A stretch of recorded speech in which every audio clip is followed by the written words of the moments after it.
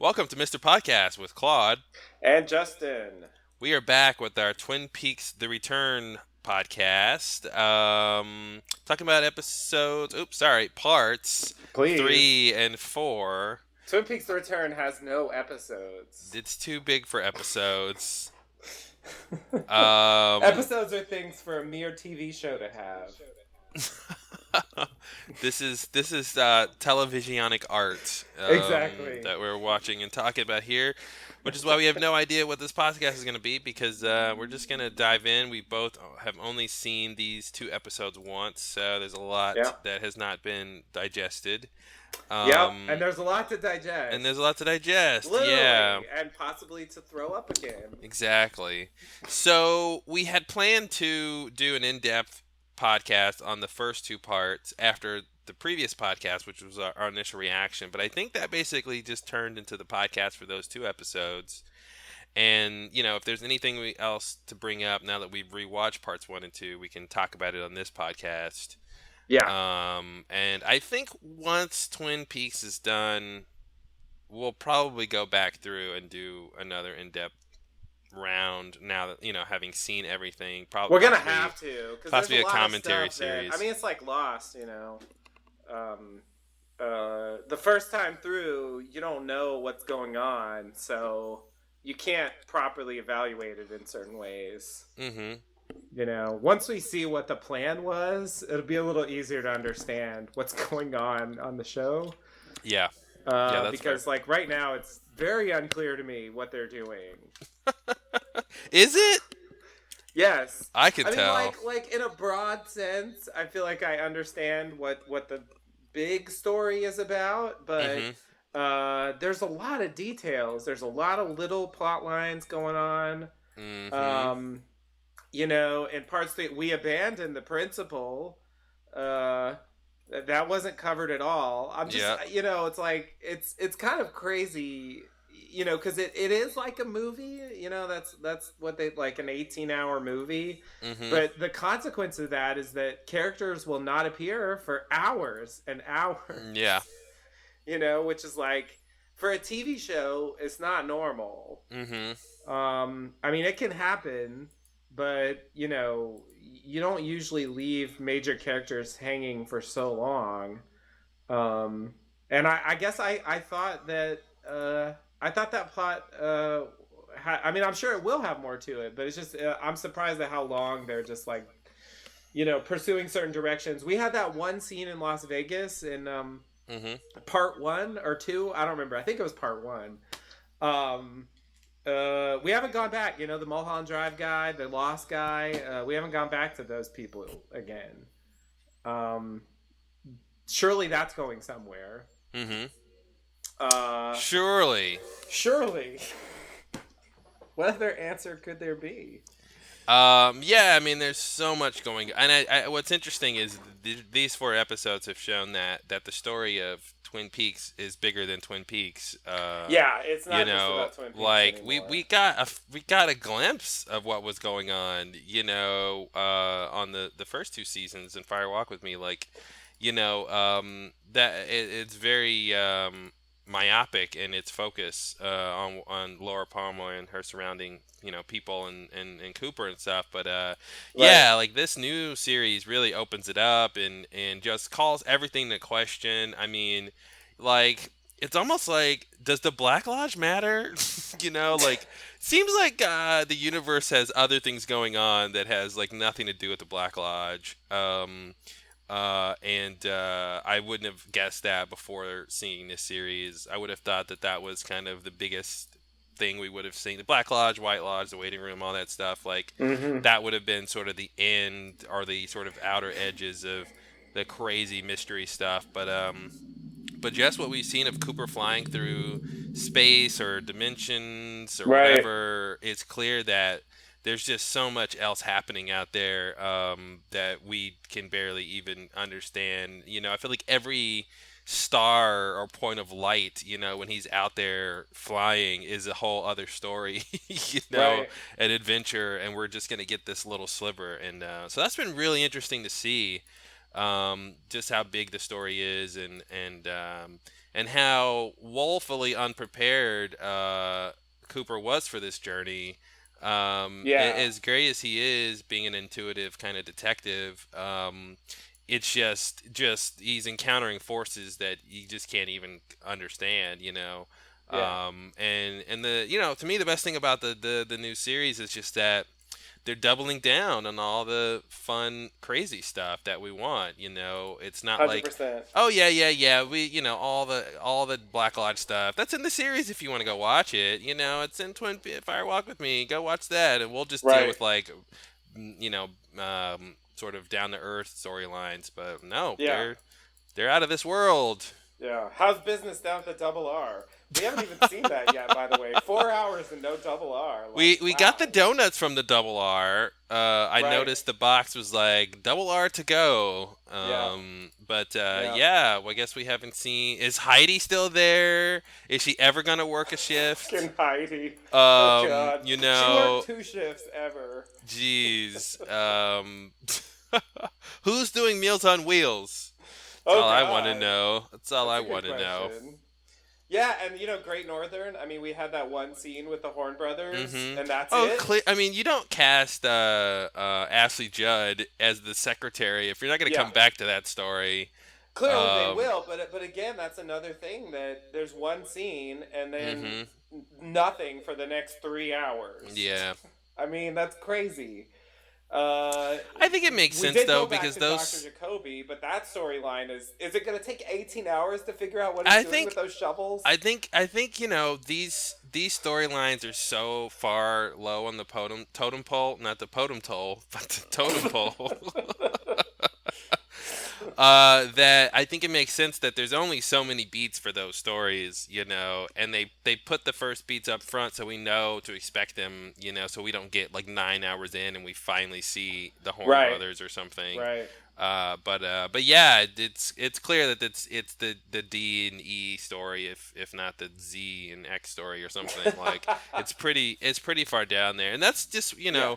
even thinking about Twin Peaks itself, like their first two seasons, all that stuff. Yeah, I think we talked about that before. All that stuff with Big Ed and Norma and all that was just it's Hmm. just so like I rewatched the finale again this weekend, and all that stuff with Nadine waking up, Hmm. and thinking she's a kid in high school and Yeah. waking up, and it's just like, okay, that's over with, like there's no really other part to that, just like, oh, she's an adult again, okay, and then like Mike is like, sorry, Ed, I think I let things go too far. And it was great because in that scene, like Ed's all happy, he's with Yep. Norma, and it's like the you've never seen him this happy, and then like of course Nadine wakes up to ruin all the fun. But that line also made me think of a line from Lost when Mike says, "I think I let things go too far." It reminds Oh me yeah. of Ben saying, "I guess I I guess overreacted." I overreacted. Classic Ben. Yeah. Yep. Totally, totally. Um. I just want to mention one more thing since you brought up that scene. That's something that's like bothered me about the show. I think it took. I think it was about rewatch number 8 or so before this bothered me. But at the end of the first series, Mhm. the episode before the last one, Annie, played by Heather Graham, wins the Miss Twin Peaks Mhm. contest. Mhm. Wyndham Earl kidnaps her and takes her to Black Lodge. Cooper follows her there. I mean, that's how he ended up there in the first place. Again, it's a question for this series if they're gonna acknowledge that or not. We'll see. Mhm. But according to the story, according to when we were introduced to that character, she's supposed to be Norma's sister. Oh So, yeah. Uh huh. and before he kidnapped Annie, he had sort of insinuated himself into various situations there, like meeting some of the Mhm. girls and like sending them these poems, and he had also like killed, I think, at least 3 or 4 people around the area by that point. You know, the chess game thing. Mm-hmm. I mean, basically, so and Norma was a judge in the Miss Twin Peaks contest, Mm-hmm. and so she watched her sister get kidnapped by a serial killer, Mm. and in that scene, I mean, Big Ed is really the one who seems the happiest. You're right; he's like snapping Yeah. and stuff. But Mm-hmm. but Norma looks happy too. If you look at it, and it's like I think they forgot. Yeah. You know, like that reaction is totally inappropriate Mm-hmm. for what happened. Like the fact that they're even bothering with that, you know, and I would think Big Ed would be, you know, a little more sensitive. Given that that just happened, I mean, it's crazy what just happened. Yeah, I feel like in the chaos they didn't catch what actually happened. That seems to be how it's coming off. I Like they feel like she just should have realized Annie was missing though, yeah. Yeah, I think because she yeah. supposedly won the contest. There's commotion and chaos, and they don't see her again. I mean, Mhm. even if no one told her, you know, it still should at least be somewhat alarming. Yeah, I agree. I agree. That's an oversight. So yeah, anyway, that's something about that scene that like now when I watch it, I'm like, man, that's it's sort of like that plot line just continued without acknowledging the rest of the story happening. Mhm. But I think a real question for me going forward with this series is, you know, aside from nostalgia and like maybe some of these scenes will be fun, which I mean maybe that's enough. Like, what's the point of bringing back the old characters if they're not going to do anything relevant to, you know what I mean? Because like in the original series, obviously there were degrees of that, but some of the storylines, and it does look like the sheriff station, the Hawk storyline, sort of Mhm. is leading in a direction that actually ties in with the plot. But you know what I mean? Like, I don't know. It's almost like maybe they shouldn't have bothered, or like it's you know what I mean. Could it have been like a couple hours shorter and more focused? If Well, they just did the main story. maybe, but I personally like seeing all the characters. I really don't care if their storyline intersects with the main story. Every time, I mean, it's like your old friends coming back. You know, like every time somebody shows up, I'm just, it just, the show like gets a, its wings. I don't know what the phrase should be there, but you know what I mean. There's like a level upping or something that happens. Like every Hmm. time a person comes on, it's like, oh man, this is even better than it was 2 seconds ago. And Right. I don't care if Shelly does anything or James or Hmm. whatever. Just it's cool that they're back and they have more to do and we'll see whatever their lives are at this point and kind of have this kind of like last chapter. But that's kind of how I feel this whole series is like, it's like the last hurrah. you know Right. it's like this incredible opportunity to revisit these characters and these actors and this situation. And yeah, I think the more the merrier. I think the main plot line will be as good as it is, and I don't think having these smaller characters on the periphery will damage that at all. I think it's just cool to see these people again. Yeah. I um, see what you mean. yeah. So speaking of seeing people again, I mean, I guess the biggest reveal in these two episodes, part 3 and 4, Naomi Watts. Oh yeah. I mean, I was saying that last podcast. I I was know. like, I was really hoping that these people, Naomi Watts.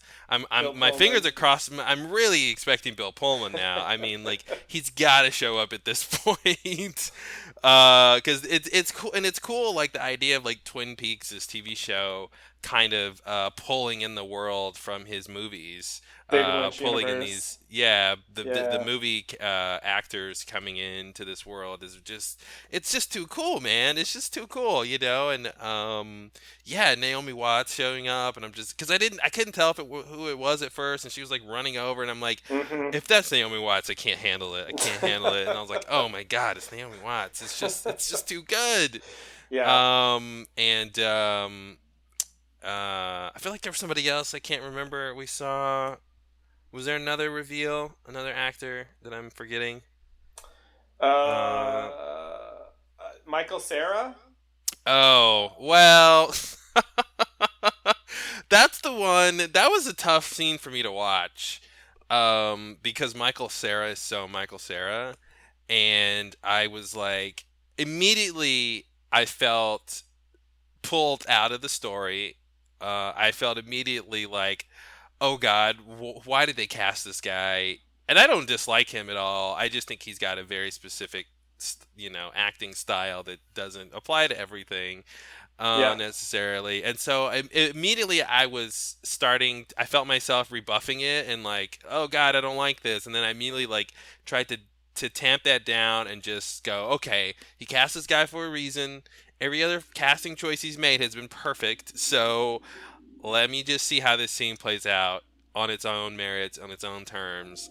And by the end of the scene, I still didn't like it. I still didn't like Michael Cera as this character. I tried to give him a chance. He's just weird, and I don't know why he's weird. And I don't know if he's weird because he's Michael Cera, if he's weird because he's playing a Lynch character. But it was an odd thing to just to. I mean, I guess it makes sense. We would see Lucy and Andy's kid, and it Yeah. kind of made sense that Michael Cera would be their kid, in a Hmm. weird way, but like not actually cast him. Right. I don't know. What did you think about that? Uh, yeah. I mean, I enjoyed the scene for what it was. I do think it was kind of a waste of time, but Mm-hmm. but yeah. I mean, it was awkward, and yeah, very Michael Cera scene. I know he's not really a Lynch person, but just in terms of like surprising actors that show up, Sure. Yeah. that I that's mean, sort of what I was that's thinking. that's the thing. I just didn't. I don't know. He's not in the same class as those other people to me, and it was just a weird of all the people to show up. I'm like, that's just weird, guys. Yeah. And there was no like build up, maybe if there was some like build up to it, and they eased us in or something. Mm-hmm. Like we saw a picture of the sun first or something, Right. or but yeah, like he just had a very strange personality, and I didn't know how much of that was just, he was like had a weird affect with his dialect or something, and Yeah. Yeah. Yeah. um and because this is a character we don't know, it's hard to know, is this just him normally? Is he putting on a front for something? He seemed like he was. I guess we'll get to it. We'll talk about that when we get there. But yeah. Anyway, there's so many cool moments in these two parts. I mean, clearly the what I was dubbing the purple place before he went inside and it was like red. But the place he goes with the woman with no eyes, and then Right. the whole space adventure, That and initial then sequence. Yeah. yeah, I mean that whole thing was just, my mouth is just dropped, and I'm just like, what am I watching? This is great. And then all the stuff that happened with, however, Cooper got tricked. We got to talk about. It's confusing as fuck. I, Jacoby painting shovels gold. yeah, yeah. It's Um, like episode 18. Are they gonna like have some? I mean, it's a weird plot line. the golden shovels. When you need golden shovels, that's the best way to paint them. I mean, Um, I did think it was kind of an impressive and useful contraption if you're gonna paint mhm, shovels. mhm, And it did answer the question because I was like, what's he gonna do with a bunch of? I mean, you can't really use more than one shovel at a time. mhm, He seems to not necessarily intend to use them all at once. He's painting them first, so maybe he's eventually gonna have other people come use them. But it's just like I don't even know what to think about that. It's weird. It's weird to bring back Dr. Jacoby and like he's not even talking on screen. He's not really doing the mhm. stuff he was known for from the series. You know, it's like I don't know what they're doing with that plot line. It's Mhm. very very very strange. Very strange. It'll make sense. He's doing some gold shoveling. I'm sure it'll make sense eventually, but just right now, like I really don't have a clue. Mhm. Yeah, they're gonna go dig up something. I mean, what? Why? Mm-hmm. Is this just a thing he does? I Like feel like it's like a eBay business where he eBay sells business? gold shovels. And or Etsy maybe. Yeah, he's just Mm-hmm. selling gold shovels, and this is the fastest way to make a bunch of gold shovels. Right. Right. But yeah, it's very very strange. The thing I thought he was doing, which didn't, I don't think it turned out to be it, but I thought what he was doing was like looking at the like reflection of the sun from the shovels or something, like trying to catch light in a certain way, and that's why he was moving them and painting them and turning them. But it, as the scene kind of played on, I'm like, well, I don't think that's what he's doing. But I Mm-hmm. was trying to rack my brain around that. Um, Speaking of Annie, a while ago, we were talking about numbers. There's been several numbers on this show, and Indeed. I think the Giant said remember 430. Right.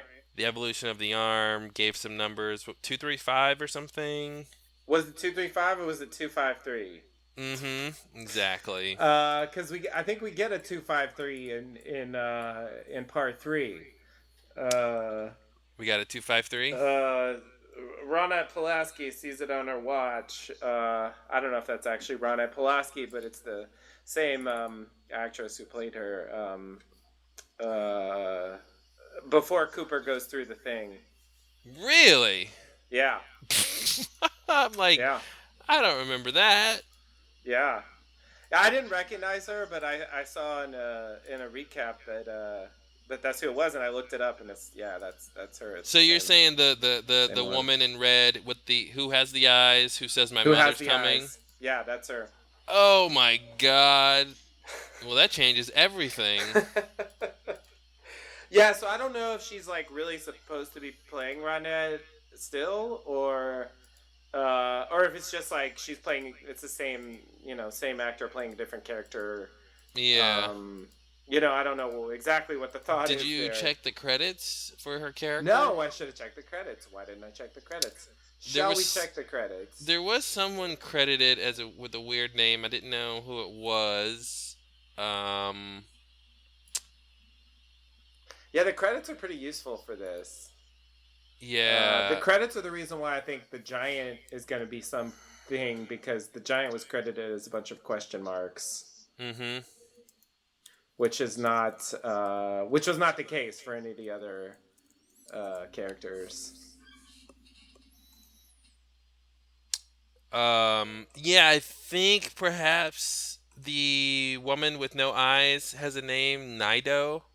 I think that might be who they're crediting. Okay, she's credited as American Girl. Oh. For what that's worth. So the actress who played Ronette Pulaski is credited as American Girl. Yeah. Yeah. Okay, that didn't help. Nope. Nope. And the fact that they didn't call her Ronette Pulaski. He didn't. Yeah, and he didn't like recognize her either. No, I guess he didn't recognize her. Which makes sense. It's been 25 years. And True, I didn't recognize her. To be fair, she looks kind of different. Though when I knew, I was like, oh, I can see it, but it's always like that. All right. Do you want to? I don't know. What are we doing? You got a recap, right? Yeah. And we're just gonna kind of go through the episode recap with some things. Sure. Okay. So let's see. Cooper disappeared. Right. So we last left him off. He disappeared into the. Meanwhile, the Tesseract? Was that a Tesseract? I don't know. It better not be. The thing that happened in the box, he like phased out into oblivion. Anyway, he's back in space, and like you said, he's going towards this pinkish thing. Milk cloud. It's really It's really hard to describe some of these things. So then he ends up in this like place, The purple place. the purple place. There you go. Yeah, so I think you're right that like a part of the idea here is that the Black Lodge is one of many strange locations in the metacosmos. I Out don't really there. know what it's supposed to be. Yeah, there's this whole world of strangeness, Mm-hmm. and I think eventually someone speaks in this location, and it's still with the backward speech. So Mm-hmm. they Which I do still found speak the backward interesting. speech. Yeah. I didn't necessarily think that would happen. Mm-hmm. So anyway, um, in there, there's a woman with flesh over her eyes in front of a fireplace, and she moves in a strange way. I guess, sort of like Yeah, glitchy. this whole reality here sort of, I think, is just time is sort of overlapping on itself in a way or something, where it jumps ahead a little bit, it's falling behind a little bit, it speeds up, like it's just I think the idea here is just that time is very strange here. Yeah, yeah. That makes sense. Um, let's see. Cooper asked, "Where are we?" Doesn't really get an answer. I don't know. Maybe she answered, but let's just say I have no idea what the answer was. There's someone's banging at the door. There's a door in this room, and someone's banging at the door. And the woman wants him to be quiet. Like, Mhm. don't alert whatever that thing is. It's like, this is so weird. It's like introducing this whole thing that. Mhm. Okay, so I just it's really getting me like describing this because it's not a normal TV recap here. So yeah, so someone's at the door banging. Um, there's a machine on the wall that says the number 15, and there's a little like circle thing in the middle. I guess Mhm. it's a machine. Um, so I guess again like a bit of this interpretation like it starts to pull him in. Is that what happens? I think he walks towards it, but there's a barrier. Okay, he walks towards it. There's a barrier, and then the woman steps in. Mhm. Um, and leads Cooper up a ladder, and then they emerge. They're on this like metal box floating in space, and um,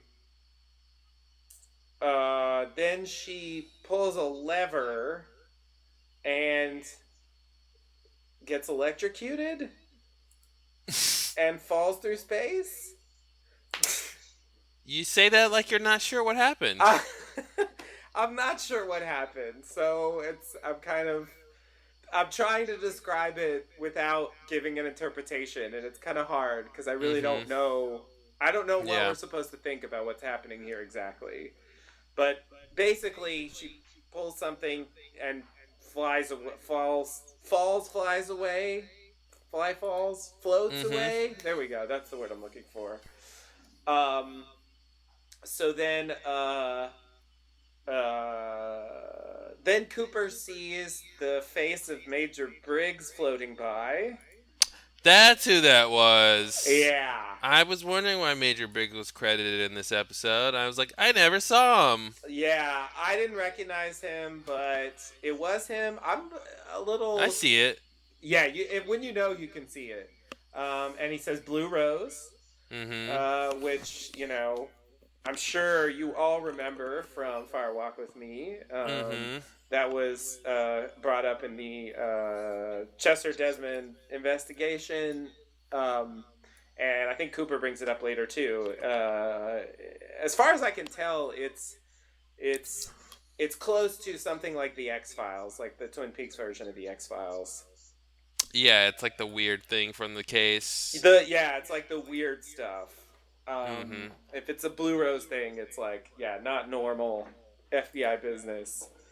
Um, so yeah, I'm curious about that footage because, like you said, they credited him. I mean, the actor died several years ago. So I wonder if he actually filmed that for Fire Walk with Me, and they didn't use it. Mm-hmm. And that's what they used for that footage. Like, I'm just curious how they even got that. Yeah, that's Um, interesting. Cause yeah, like he wasn't available to shoot it certainly. Um, so let's see. Then Cooper climbs back into the box, um, and the original woman with the eyes, well, with the eyes covered, I guess, and the banging has stopped. Um, uh, and there's a new woman there, and this is American Girl, according to the credits, played by the same actor who played Ronette Pulaski. Um, and at 2:53, again 2:53, if that's what he said, this would be the reference. On her watch, there's a humming, and the machine starts to do something, and but it's worth saying that it says now 3 instead of 15. So, you know, You that know, I means had something. the contrast on my monitor turned up, so when she showed the watch, I didn't see anything. I Oh. thought it was blank. Oh, yeah, yeah, yeah. You can see the time. I completely missed that. Um, I'm like, okay, cool, close up of a blank watch. That makes sense. That fits into the rest of this craziness. Right. Okay, I see it now. 2:53. It looks like is it Saturday? Oh, It did says it say the S date? is well, it says SA. I Yeah, that's don't know, probably or Saturday. 5A. I don't know what that is. Okay, interesting. Yeah, it says 3 now. The machine says 3. Yeah, so the number changed while he was outside somehow. Um, uh, let's see. So then American Girl says, when you get there, you'll already be there, which, Mm-hmm. presumably means there's another Cooper there already. Mm-hmm. Um, Although it's not 100% clear specifically what that means, but generally that's what that should mean. Yep. Since actually turns out there's 3 Coopers. Yep. Oh boy. Uh, Nobody expected third Cooper. Nobody knew there was a third Cooper. Why would there be a third Cooper? There Yeah. really shouldn't be a third Cooper. Yep. So uh, so then he kind of gets sucked into the machine, um, and his shoes fall off. Yeah, he gets fed into the machine, but his shoes can't come. Which reminds me of Lost with the a person traveling in a weird circumstance and the shoes being important or not. Um, like Locke's body has to have the shoes on it. Oh right, he had to have You the special know that. shoes. Yeah, it just made me think of shoes. Right, With a person traveling and shoes being an issue. I forgot Um, about that. yeah. Right, and the shoes hanging. There was that whole story of Christian shoes. It was Mhm. weird. There was a lot of shoe. Yeah, you're right. I forgot about the shoe plot. Yeah. It's a good one. Um. Okay, so uh, So one then thing we need to talk do we want about, to which pause is here? this, yeah, yeah. I mean, yeah. There's a lot to Because it keeps really. going. This is kind I of an mean, I don't extended have anything to sequence. say about what he's just experienced here. I mean, I have no interpretation really. What I think happened is what we saw, which was madness. Right. When they get out of the box, when she climbs up the ladder and the box is floating in space, I'm like, just the best. This is just the best.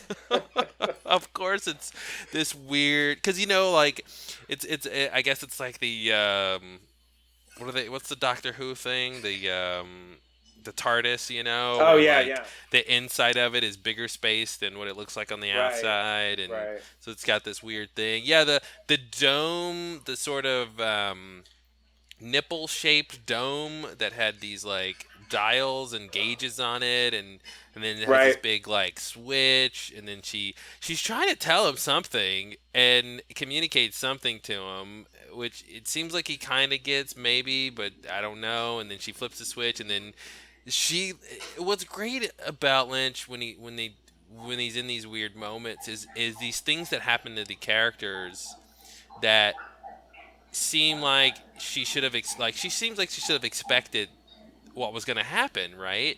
Yet like when she Yeah, flies away and she's falling, it just seems like she did know that was going to happen, or she doesn't like it. The same with like right. when Laura like goes through Mm-hmm. the curtains, it's like that might be a good thing that's happening, but she looks like she's in agony. Right. The same with the lady flying away. It's like I don't think Yeah. she's gonna be okay, It but didn't maybe seem she that way. is. Yeah. Maybe she knows where she's going, and like that's the way to get out of that place. And Cooper was supposed to like repeat it too, or something. Right. Or maybe that's why the machine turned to three. Like she enabled the machine in the room to go to where he needs to go. Who knows? Well, yeah. I mean, it's a big question. Like, I mean, for me, like the basic question is, who are these people, Mm-hmm. Mm-hmm. and what are they doing there? Yeah. Um, and so like my interpretation now that I think about it is that the number switching, um, maybe has to do with the fact that there's two different Coopers out there. In terms of what? Like maybe 15 was a path to Evil Cooper, but 3 is a path to, I don't know, Dougie. Well, yeah. I mean, that's that. I get that idea, but even when it turned to three, though, it seemed like it was still affecting It Evil was still Cooper. affecting Evil Cooper, but somehow, well, I guess the question is, how did he avoid it? So I mean, I guess that's what I'm asking. Like, then if it's not that, why did the numbers change? And also, are these people in on it in any way? Are they in on the plan? Is anything they're doing helping Evil Cooper, or are they actually trying to help? I don't. I think these people have nothing to do with what's happening. I think they sort of know how their world works, so they kind of know what to tell Cooper what to do. But um, yeah, I don't know why. It seems like if you are sort of dead and in these weird places, you kind of have this knowledge of people and situations. Why does she know what's going to happen when he goes through the thing? When you get there, you'll already be there. Why does she know that? Right. Well, that's why I'm saying, like, if they have knowledge of this, could they be in on it, or maybe they're actually trying to stop Evil Cooper, and they know this is the best way to do it. I mean, it's just like it's a question of like what Yeah, their I motivations agree. are. It's a valid question. It just to me, it seems like it's just random that he even came across these people. But Um, it's the re-entry chamber here. I mean, it can't have been random, right? well, I don't know. I mean, the doppelganger evolution of the arm called him non-existent and sent him flying through space. Well, I I think mean, it's I don't worth know it's worth if that noting was that he's the a one that sent him on this trip. And again, I wonder if these people are, on his side or not. yeah. I think it's just I'm trying to imagine these beings and their existence, and I feel like sides isn't really a thing here. I don't know. The way it comes off to me is that he could encounter any number of beings that may or may not know what's happening with him, but like they're just doing their own thing. Um, they definitely don't. I definitely think they're not there. They don't exist to help him. But it could be that they are trying to help for some reason. But why would they care? I mean, if that's Ronette Pulaski, I would get at that because she, has some connection to Right. Cooper. But why would the other lady care? Yeah, I don't know. I don't know. I mean, it's either, I'm not discounting that they're specifically trying to help him for some bigger reason, but it seemed a bit random to me where he ended up. But maybe this was a predefined path he got sent on. There's some kind Um, of rules about how this place works. It's definitely getting into lost territory with some of that stuff. But like well, I I agree I that think he sides aren't really the right way to necessarily think about it. But it does seem like there's some sense of like this is the way things are supposed to be, and Evil Cooper is violating that. maybe, I mean, supposed to even seems a bit too strong of a word. But I think Cooper could have gone through the machine when it said 15.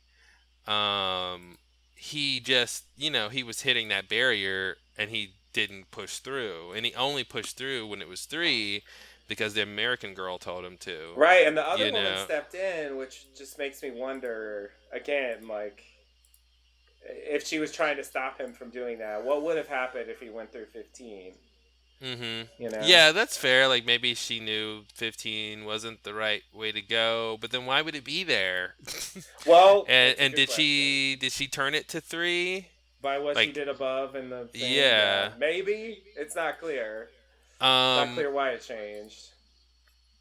yeah, it's very weird. I guess we'll get to it in the next scene. So one thing I wanted to talk about, because I didn't really think about this until after we had podcasted about the first 2 parts, and then I rewatched some of Twin Peaks and Firewalk with Me again.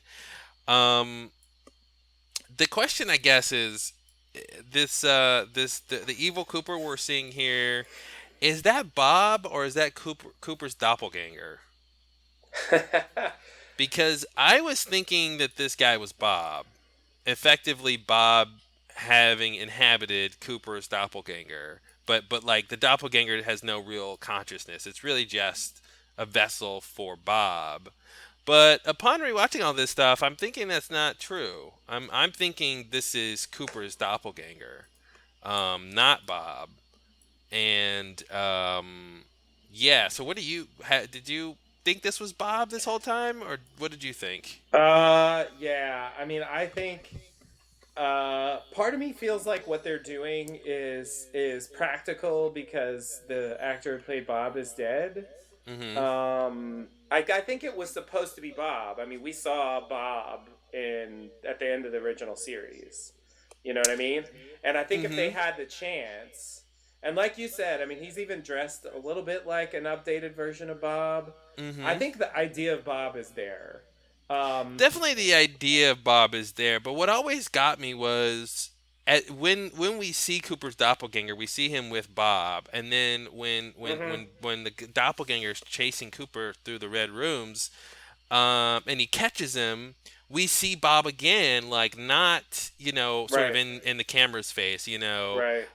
which is this kind of I don't know. I always thought that was strange. Like it seems like they shouldn't show him again if he's the doppelganger and he's He attaching isn't. I agree that himself. he's not the doppelganger in the lodge. It seems like they're separate. Well, okay. I mean, I guess like this is this is one of those like age old Twin Peaks questions that Because like here's may the or may thing. not get a resolution. Just like, is he controlling them?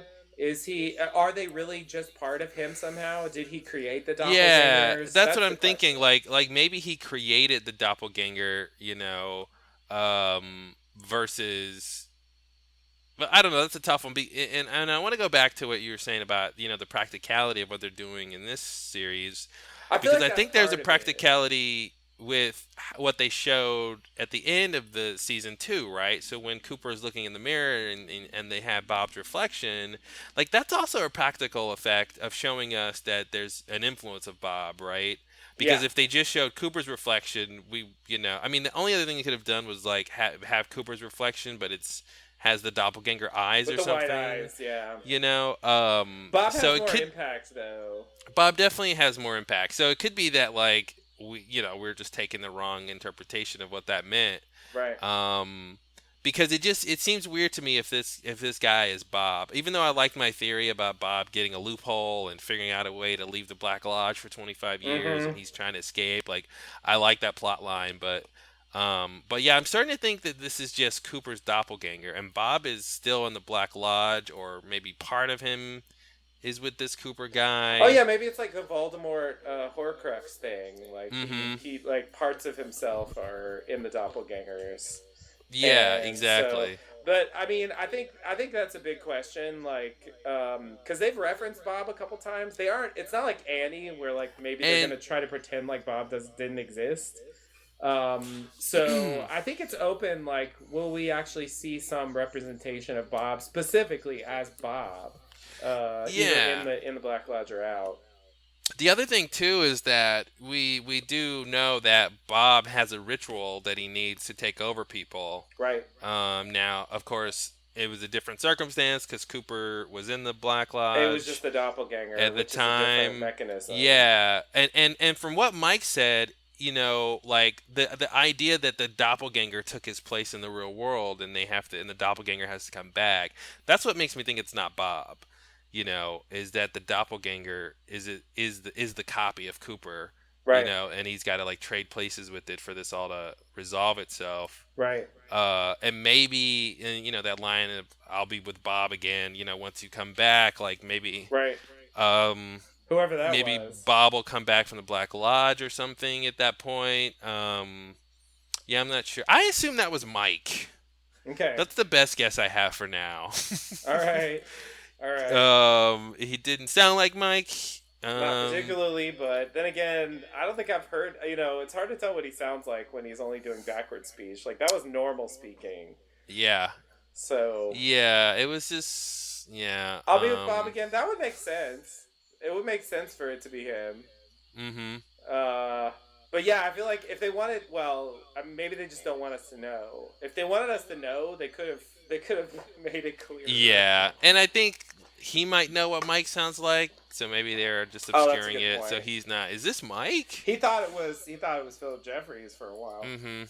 which is a whole thing. Which is a whole other thing we got to talk about. That Philip Jeffries is still going on. Yeah. It's still that still, which is why I think we're gonna get something with Agent Desmond. I feel like that's if Jeffries is still going on, Desmond is still going on. Mm-hmm. You know. Yeah.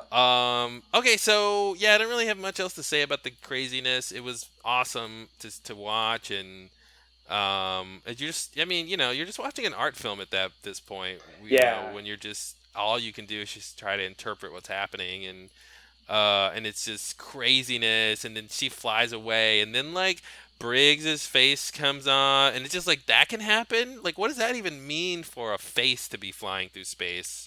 What does that mean? Like, is that just a vision? Is he really there? Right. Um, yeah, it's craziness. That brings me back to one of the loose ends from the final episode, which is Sarah Palmer coming into Double R and going to the Major and speaking, having something from the Black Lodge speaking through her, saying, "I'm in the Black Lodge with Dale Cooper." Mm-hmm. And it's implied Yeah. that it's implied that it's the arm. Yes. By what we say next, like "I'm waiting for you" or something like that. I forgot what the Mm-hmm. next line was, but Yeah. I know that in the original plans for season 3, Major Briggs was going to play a big role, a major role, if you will, and now it seems Not a like general role. exactly. um, it seems like they're sort of working that material in, similar to what they're doing with Philip Jeffries. Like it seems like they have plans for Philip Jeffries too. Mm-hmm. That they're just having to work around the fact that they don't have the actor anymore. Yeah, I think it's possible they recorded what they needed for David Bowie. I think it's possible. I guess it's possible, but it was close. It was Yeah. close, but I mean, they did get a couple actors who died shortly after, so Mm-hmm. you know. Yeah, I think it could have been close. We'll see. We will. We will. But yeah, yeah, this sequence, I guess like the thing about this sequence is that uh this sequence together with the box thing is sort of like, you know, a new thing for Twin Peaks. I mean, obviously the Black Lodge is a well-established Mm-hmm. bit of strangeness um Yeah. that I guess feels less strange the more you see it. Um, it's just like that's the place. Mm-hmm. That's where those people hang out. Um, but yeah, this sequence was like, you know, one of the lynchiest things. Yeah, yeah. It's super everything down to how the machine was designed, the little Yeah, machine on the wall. yeah, What's the box thing you're talking about? the box thing. You said the machine in the box or something was really weird. You mean Uh, the room that they're in? Is that what you meant by I box? don't really even know. I don't know what I said. Oh, okay. Yeah, you were talking about things being weird, and you mentioned a box. Maybe you meant the box they're in.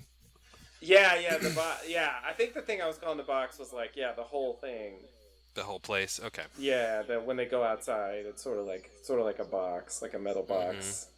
Yeah. I think that's what I meant, though I'm not sure anymore. um. Yeah. So. Yeah. I mean, it was very cool to get more, like you're saying, more lore and mythology for the magical places connected to Twin Peaks and um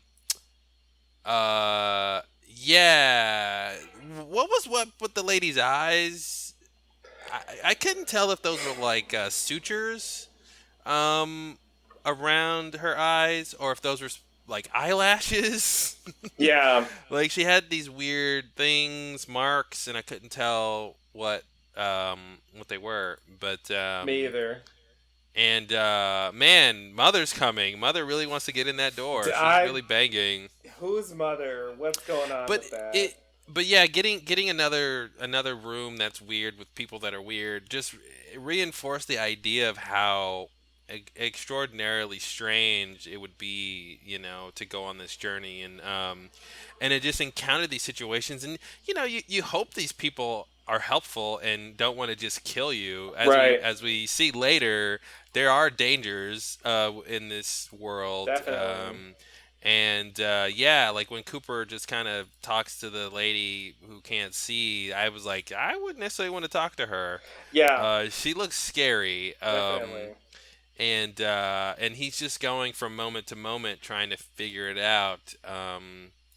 And one of the things, and we'll get to it later when he's Dougie, but one of the coolest things I think they did was bringing him back to the real world but having his mental state not adjust yet, Right, really, really did a cool thing, which is to show how strange our world is, and how if you didn't know the rules of our world, it would come across just as strange as the Black Lodge and the Purple Place and all that stuff, right? They even went so far as to like have characters repeat a couple of things we've heard from the weird characters from the other places, right. right? So I thought they did that was a really cool thing. Like when Cooper's just still in that dazed state, spending 25 years in a place where time is just different, and he's just hasn't caught up yet. I thought it was really cool just to see him experience the world in that same kind of way, and how our world would be fucking weird. If you walked into a room and there's all these machines with flashing lights and numbers on them that meant nothing to you, and then like people were putting a small piece of metal into part of the machine and then pulling a lever and saying a word. You know what I mean? Like that whole thing is weird unless you know what it is. So I thought it was cool to kind of get that juxtaposition by bringing him back to the real world and having him, still be dazed. It made an interesting point about our own world and how confusing it would be, and how it's just as confusing as any other place Cooper's been. You know what I mean? It's just that we know the rules, we understand it. Right. Yeah, that's interesting. I didn't really think about it that way. Hmm. That's Yeah, that's kind of what I thought the whole point of that was, was to be like, yeah, that's why he doesn't even know he's back in the real world, because everything he's experienced for the past 25 years has just been a weird place with weird people, and here's Las Vegas, another weird place with weird people. Right. Right. Yeah, yeah, yeah. Um, yeah, it kind of just reminded me of being there. Mm-hmm. Uh, like that whole thing of like The movie. the movie, yeah. Like Peter Sellers' character like going out in the world. And it was actually a similar idea. Like the setup for the movie was that he was um he was a gardener uh for some rich person, and he had just like lived in this, you know, giant compound, in like the, you know, servants' quarters or whatever for his Mm-hmm. whole life, basically. They said they found him as an orphan or something. He lived his whole life there. He never really went outside, didn't know anything about the outside world. Like, the only thing is he had seen, like, television. Mm-hmm. And so he would go out, and then, so eventually, the person dies, and he has to go out in the real world, and, like, he does a lot of stuff, just repeating stuff he saw on TV, and then, like, repeating things that people say to him. And it's like, a part of the movie is like how far you can get, like, seeming to interact with people without actually Mm-hmm. contributing anything yourself. Yep, that's exactly what's happening with Cooper. Yeah, like is it enough if I just repeat the last thing you say? Is that a conversation? You Yeah, know? and sometimes he can repeat things that people said before, and it Mm-hmm. seems like, it's almost like Like he's you get it. a Yeah. little bit developing like an ability to communicate, but it's very slow and very ineffective because he can only say something if he's already heard it. Mm-hmm. So his vocabulary is very limited in that Yeah, way. yeah. Well, I feel like he's repeating things, yeah, to try to seem like he's communicating. Like, oh, that thing, yeah, I can say that back to you, Mm-hmm. and they take it as, oh, okay, he's communicating, but he doesn't know what these words mean. Just like the other crazy stuff he's heard is even though there was that point when he was like, I understand, in the first episode, when he Oh used yeah, the sounds. But right. yeah, yeah, it's a. I thought that was really cool that it wasn't as simple as, oh, when he gets back to the real world, he'll be normal. He'll be like, get me Agent Cole, Right, or right, right. I got to get back to Yeah, DC. yeah. I Get me mean, back to Twin Peaks. he Like, wasn't that out of it in the Red Room. I mean, he didn't say a whole lot, but he did speak a few times, and it seemed clear that he was sort of there, mm-hmm, to whatever extent you can be there in that world. mm-hmm. And so it seems to me like the trip. I mean, he even, I where think are we? it's He asked, before he got sucked in. So I feel like it's the shock or somehow of like being inserted back into the yeah. real world that somehow I like messed up his brain. Yeah, I do think it's part of the being in there for 25 years though, and like not because what he's doing is he's repeating, and it's an interesting acting exercise. Is he's playing all of his scenes like he's in the Red Room, like he's like that slow pace that happens in the Red Room, like he's Right. keeping that pace while the rest of the actors are in a normal scene pace. Um, and that's how it comes off to me, where he's still expecting, like, after somebody says something, like, I'm just not going to say anything for a while because that's how I am in the Red Room most of the time. Somebody says something, the camera cuts to him, he doesn't say anything. So I feel like he's 20. I definitely agree that like the trip blew his mind too, but like I think like 25 years of like these random beings showing up to you at random times and saying things, because most of the time he was there, I would imagine, no, it was silence, and who knows how much time he actually experienced. If you asked him how long he was there, if he would say 25 years, if he would say 2 minutes. um but yeah, it's interesting, that when he's back in the real world, which I guess I expected it to be soon, but I didn't necessarily expect it to be this soon that he would come back. Right. um But I guess the compromise is that he's back, but not exactly.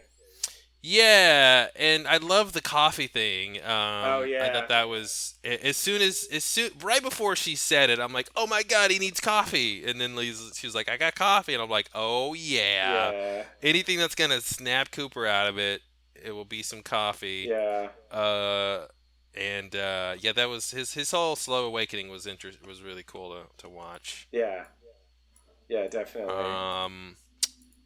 Um, I had something I wanted to bring up.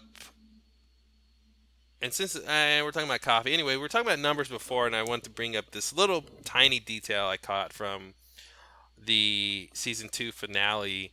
When Cooper's in the red room, and I don't know if this means anything. Cooper's in the red room. The giant brings him some coffee. And like the Yeah, giant is like the old man, and he's walking yeah, over, and he says coffee, yeah. and I noticed he said the word coffee 6 times. Mm-hmm. And then I noticed, and I was kind of trying to think, like, why six? Does it matter? Is this, is this supposed to be a thing? Is just this for, to make it interesting or what? And I just noticed that, the word coffee has 6 letters in it. So I was like, oh, maybe he's like, he's saying it for every word in the letter, some weird way he's trying to communicate or something. But Mm-hmm. anyway, but then I noticed, the last scene when Cooper is Bob or whatever, and he hits his head, and he's like, "How's Annie?" I noticed he said that 6 times. So I don't know if that means anything. I just thought it was interesting that they both said this thing It's the six right number of times. times to repeat something. That's Yeah. weird. Anyway, just keep a lookout for maybe 6 or 3. Mm-hmm. Maybe it'll be a thing. And yeah, the other thing that reminded me of Lost was the oil in the grove. Reminded me of the ash from the volcano. Oh yeah, That whole thing from yeah, Lost. yeah, And definitely. and then I had a note from episode the second part of this season 3. We were talking about that figure covered in black in the jail Oh yeah, that like vanishes. yeah. I was thinking maybe that was the spirit that inhabited Phil that made him kill the lady. Maybe. Oh, oh, okay. And he's like leaving now or something, or I don't Phil? know. His name's Phil? Is his name Phil? I wrote down Phil, and I'm not even sure if that's his name. Okay, okay. But the principal, right? Yeah, Yeah. Just to make yeah. sure. Matthew Matthew Lillard. Matthew Lillard's Yeah. character. Yeah, okay, Yeah, okay, okay. I don't remember what his name was, but Hastings, I think, is the last name. yeah. Philip Um Hastings. That Okay. sounds. William Hastings. Sorry, Will, not Okay. Phil. Will, Okay. William. Will, not Phil. There you go. Anyway, Um, yeah. You think so? You think it's connected to him? well, it should be connected to him, right? Should it be? Sorry. When you get there, you will already be there. How Sorry to about just that? throw it out there, but I don't know. It was two cells down. It didn't strike me as being necessarily connected, but Well, it's connected because it's in this gel with him. I mean, right? yeah, I mean, it's connected location wise, I think. sure, So that's a sure. connection. I mean, now that's Well, I all we guess have I to mean go like on. directly, besides the fact that they're in the same place. Yeah. I don't know. That's the best guess I could come up I with no, was it that's better than was anything I got. Just for the record, it's just like I guess I think it has something to do with the stuff that's going on there, which obviously, uh, Will's gotten involved in some craziness. Seems like it's connected to Evil Cooper. I don't know if he's doing everything or if there's like something beyond Evil Cooper. clearly I Um, think Evil Cooper I don't even think again, I think that's another reason I think he's not Bob is because, Bob proper at least is because he doesn't seem to know what's going on.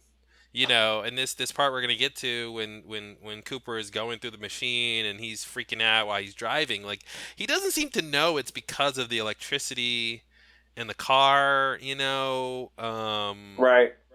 but he does seem to know that he shouldn't throw up the whatever Garmonbozia or whatever Mm-hmm. that's supposed to be that's coming out of him. Yeah.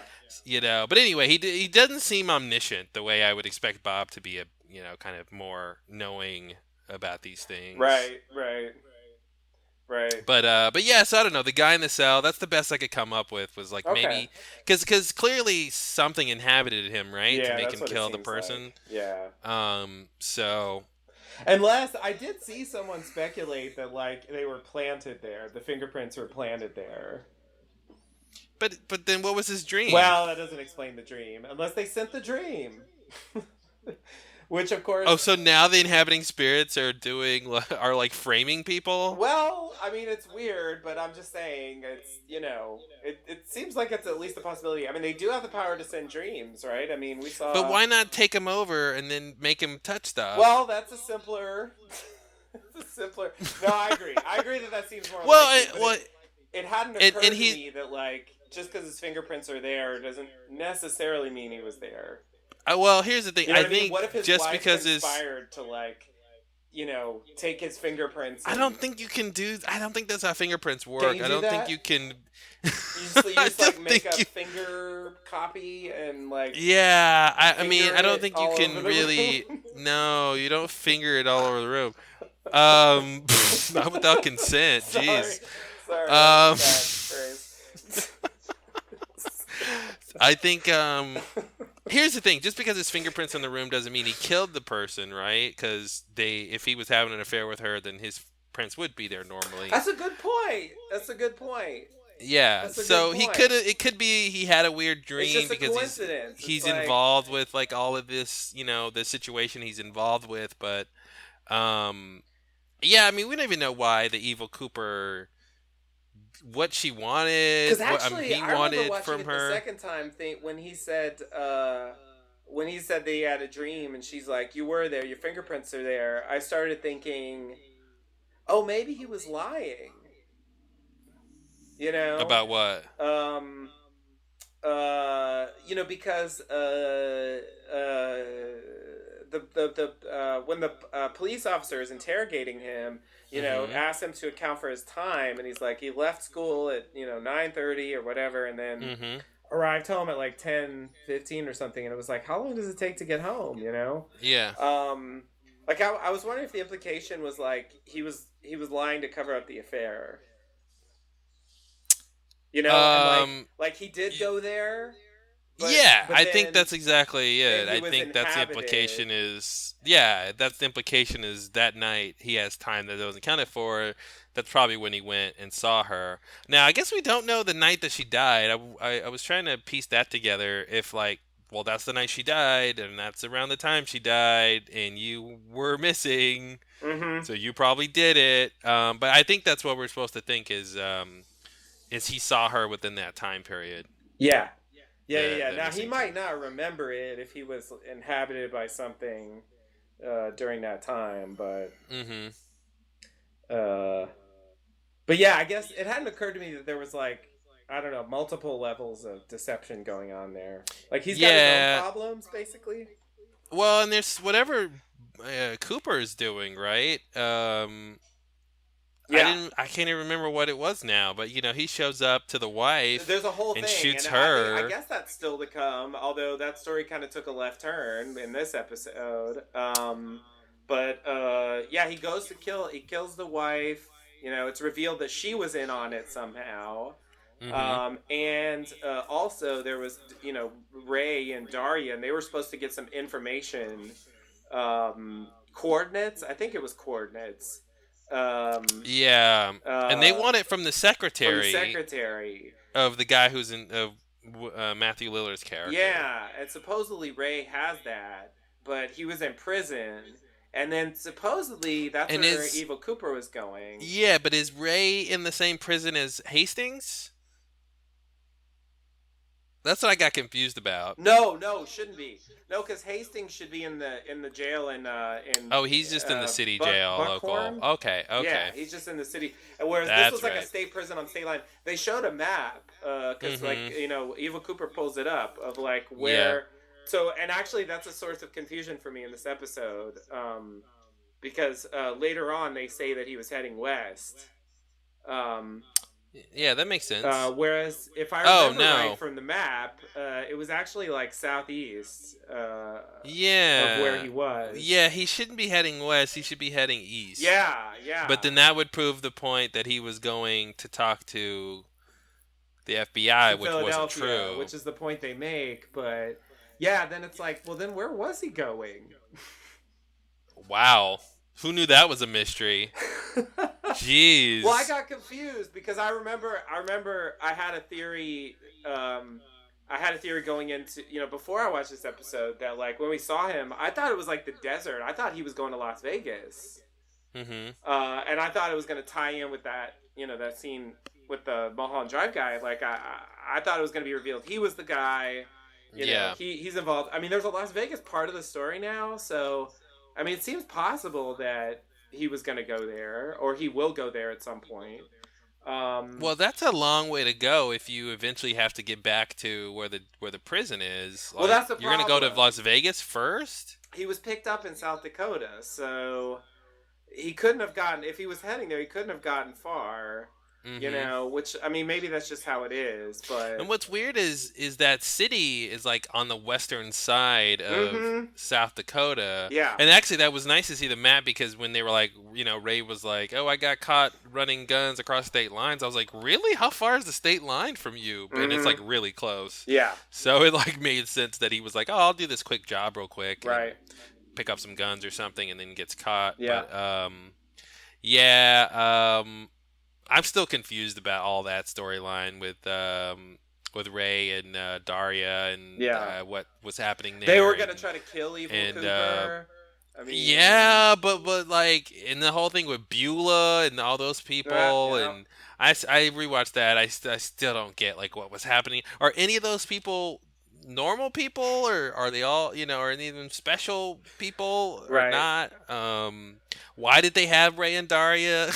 you know, I guess they were just hiding out there and then like when Ray and Daria leave, they kind of say hello to like those two people in the corner, then this little guy in the chair, and then like the Right. the tall guy. Yeah. But then they both give like a card to the little guy.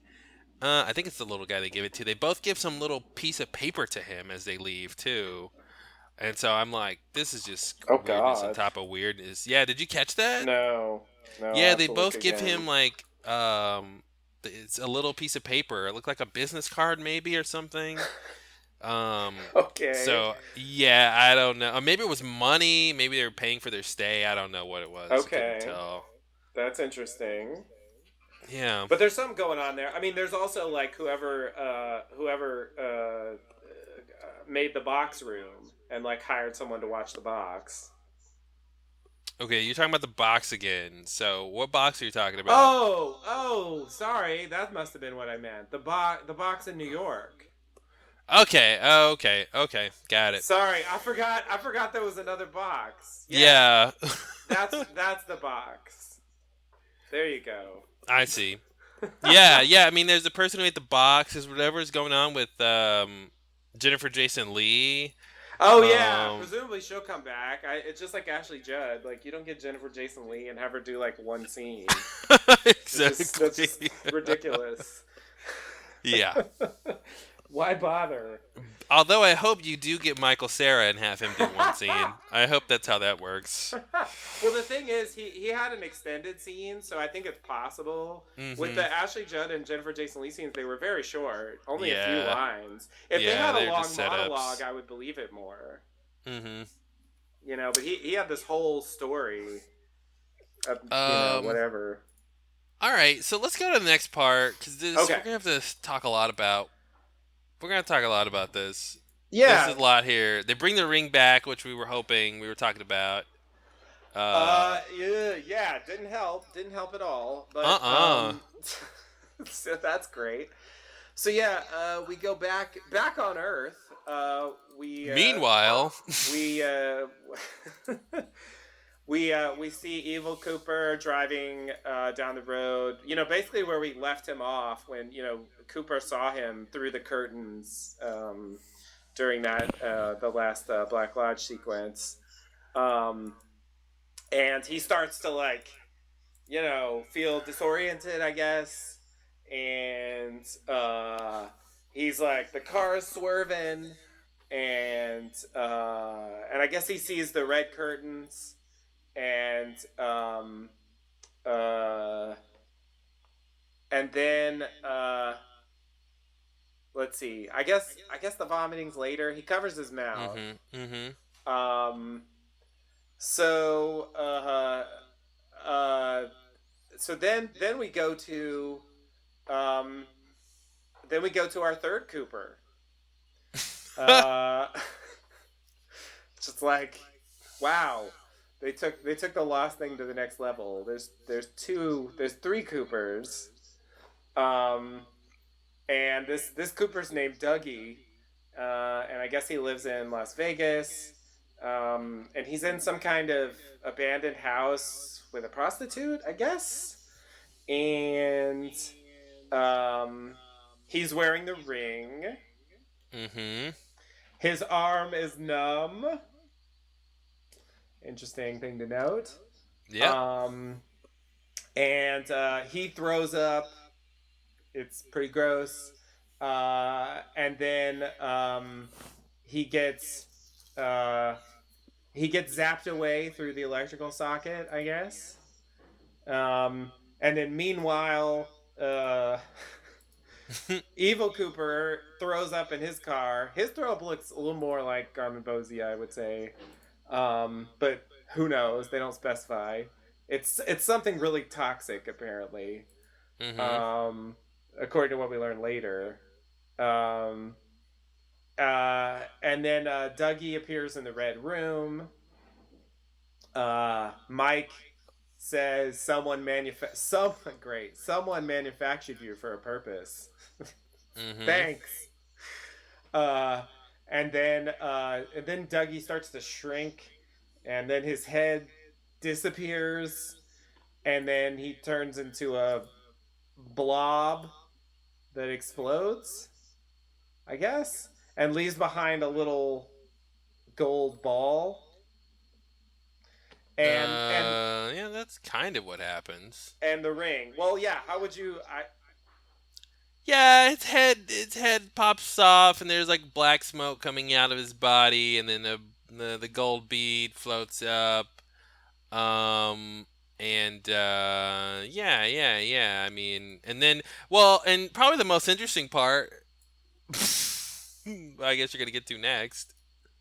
Oh, so he leaves behind this little gold ball, and the ring's there. Mike puts the ball in his pocket, and then meanwhile, it's a lot of this. The real Cooper goes through the socket into the house in Las Vegas where Dougie was just there with the prostitute, and he's, you know, he didn't. They made this really clear in multiple ways, but he it's not like he inhabited his body. Mm-mm. He actually replaced him with his own original body. I guess, still the same from 25 years ago. I mean, he's aged, but Mm-hmm. you know what I mean? Like, he's wearing the same clothes they established later that he was wearing 25 years ago. Yeah. Um, Judging from the decay of the suit, I think it's been about 25 years. that sounds about right. I agree. Yeah. Yeah, that's. um, okay, and so then the prostitute is named Jade comes in, and he's clearly not with it. So she has to kind of help him get up and leave. And they also, sorry, did you have a Yeah, let's talk. go Let's for talk it? about what we've seen. So the real question is who manufactured Dougie That's a and huge question. how. Yeah, Um, and this gets back to the doppelganger because I always wanted to figure out did Bob manufacture the doppelganger? Did he yeah, create it somehow? Um, it almost seems that way, but we do know that other people have doppelgangers. So it seems like that's in the Black Lodge or through the Black Lodge or right. however it works out. Seems like they just They just doppelgangers can be accessed or happen. they can visit this place. Yeah. It does seem like they just it just happens. You know, in the finale of the second season, when we see the doppelgangers, they're all I think the first time we see them, they're all in one room, which made me think they all kind of came from the same place. But then you kind of see different ones later, different rooms and stuff, so they can Mm-hmm. kind of travel. But this whole sequence was again just like so cool and crazy, you know. First of all, this is the first time we've seen the curtains show up outside of the Grove, Right. which I didn't think was possible. I didn't think that was a thing. Right. So I'm not sure if you know, you can access the Black Lodge anywhere, maybe. Right. Or maybe just because of what's specifically happening here, it appears. Um, Right. but yeah, I found that this in the whole. So the part I think you kind of skipped Oh. that I thought was most interesting was when Dougie turns into the bead, which was crazy enough. Then this form appears, and then Mike knows to cover his eyes and not look at it, and then the form kind of grows a mouth and does some weirdness, and then flies to the seat. So there's this interesting thing I here don't think that I saw Mike, that. That doesn't even sound remotely familiar. you didn't see. This is like I said, almost the most interesting part of this I think I series of missed it. interesting parts. Yeah, like Mike shields his eye. He almost dabs basically, but he like shields his eyes from being exposed to this creature in the brief moment the creature exists. Okay. Yeah, Yeah. yeah, it's at about at about 240. I'm sorry, 2440. 2440. Okay. Let's see here. Okay. Okay. Yeah, I guess right before that is when Mike shields his eyes. But I found that to be just 2440. again a Okay. cool beat that this would have been cool without it, but the fact that like Mike knew not to let this thing see it or him look at it just adds extra intrigue to what's going on. Is the golden orb related to the golden Yeah. shovels? Is it related to the shovels? Oh Because it's right, it turns gold. into oh right. I remember. Oh yeah, right. He shields his eyes. It's like a creature. Mm-hmm. It's like It's not unlike the creature from the box. The face looks sort of similar to the creature, yeah. but it's really hard to I tell. remember at first I thought it looked like the head on the arm tree. Yep. But Yep. then it had a face, so then it looked really different. Yeah. Then like he shields his eyes, and then it grows a face, and it Yeah. has kind of a mouth, and then it vanishes with the bead. Right. And it was great because like it's not just the bead, like it's like the bead is something, but the face is something else, and uh Yeah. It was a and then it separate goes thing. away, but where'd it go? Right. Is it coming Right. back? Right. And he oh, and he puts the ring back on the ring table where the ring That's where the goes. ring goes. That's the table where the ring goes.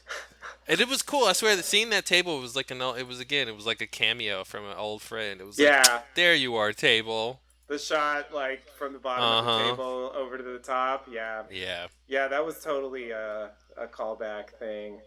And Um the base of that table is like a clamshell, yeah. which makes me think of pearls in an oyster sort of a thing. Like the ring is Mhm. kind of like the pearl. Oh yeah. That makes sense. Pearl Station, Pearl Lakes. Pearl. So it's connected to Lost. I don't know. That's all I got.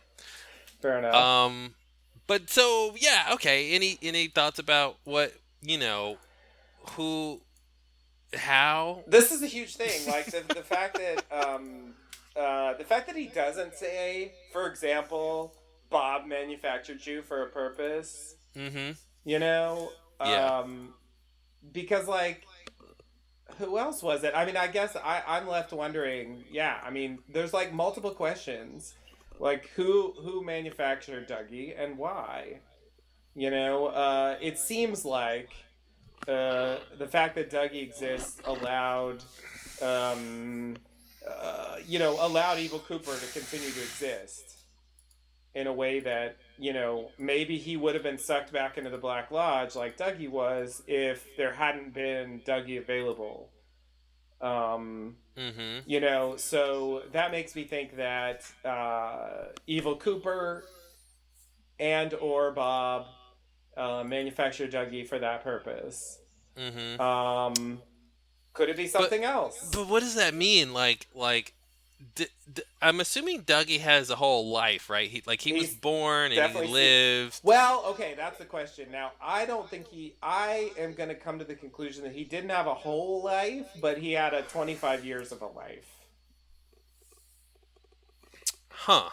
Now, he probably thinks he had a whole life. He probably had Mm-hmm. some, like I guess what I would imagine for this is like Cylons, the Cylons that were planted various places that he thinks he has memories. He does live there for a number of years. He forms relationships. He even has a kid, Mm-hmm. seemingly. And I'm assuming that all that stuff's real. He knows people and so on. He has lived a life there, but I don't think he was born. Okay.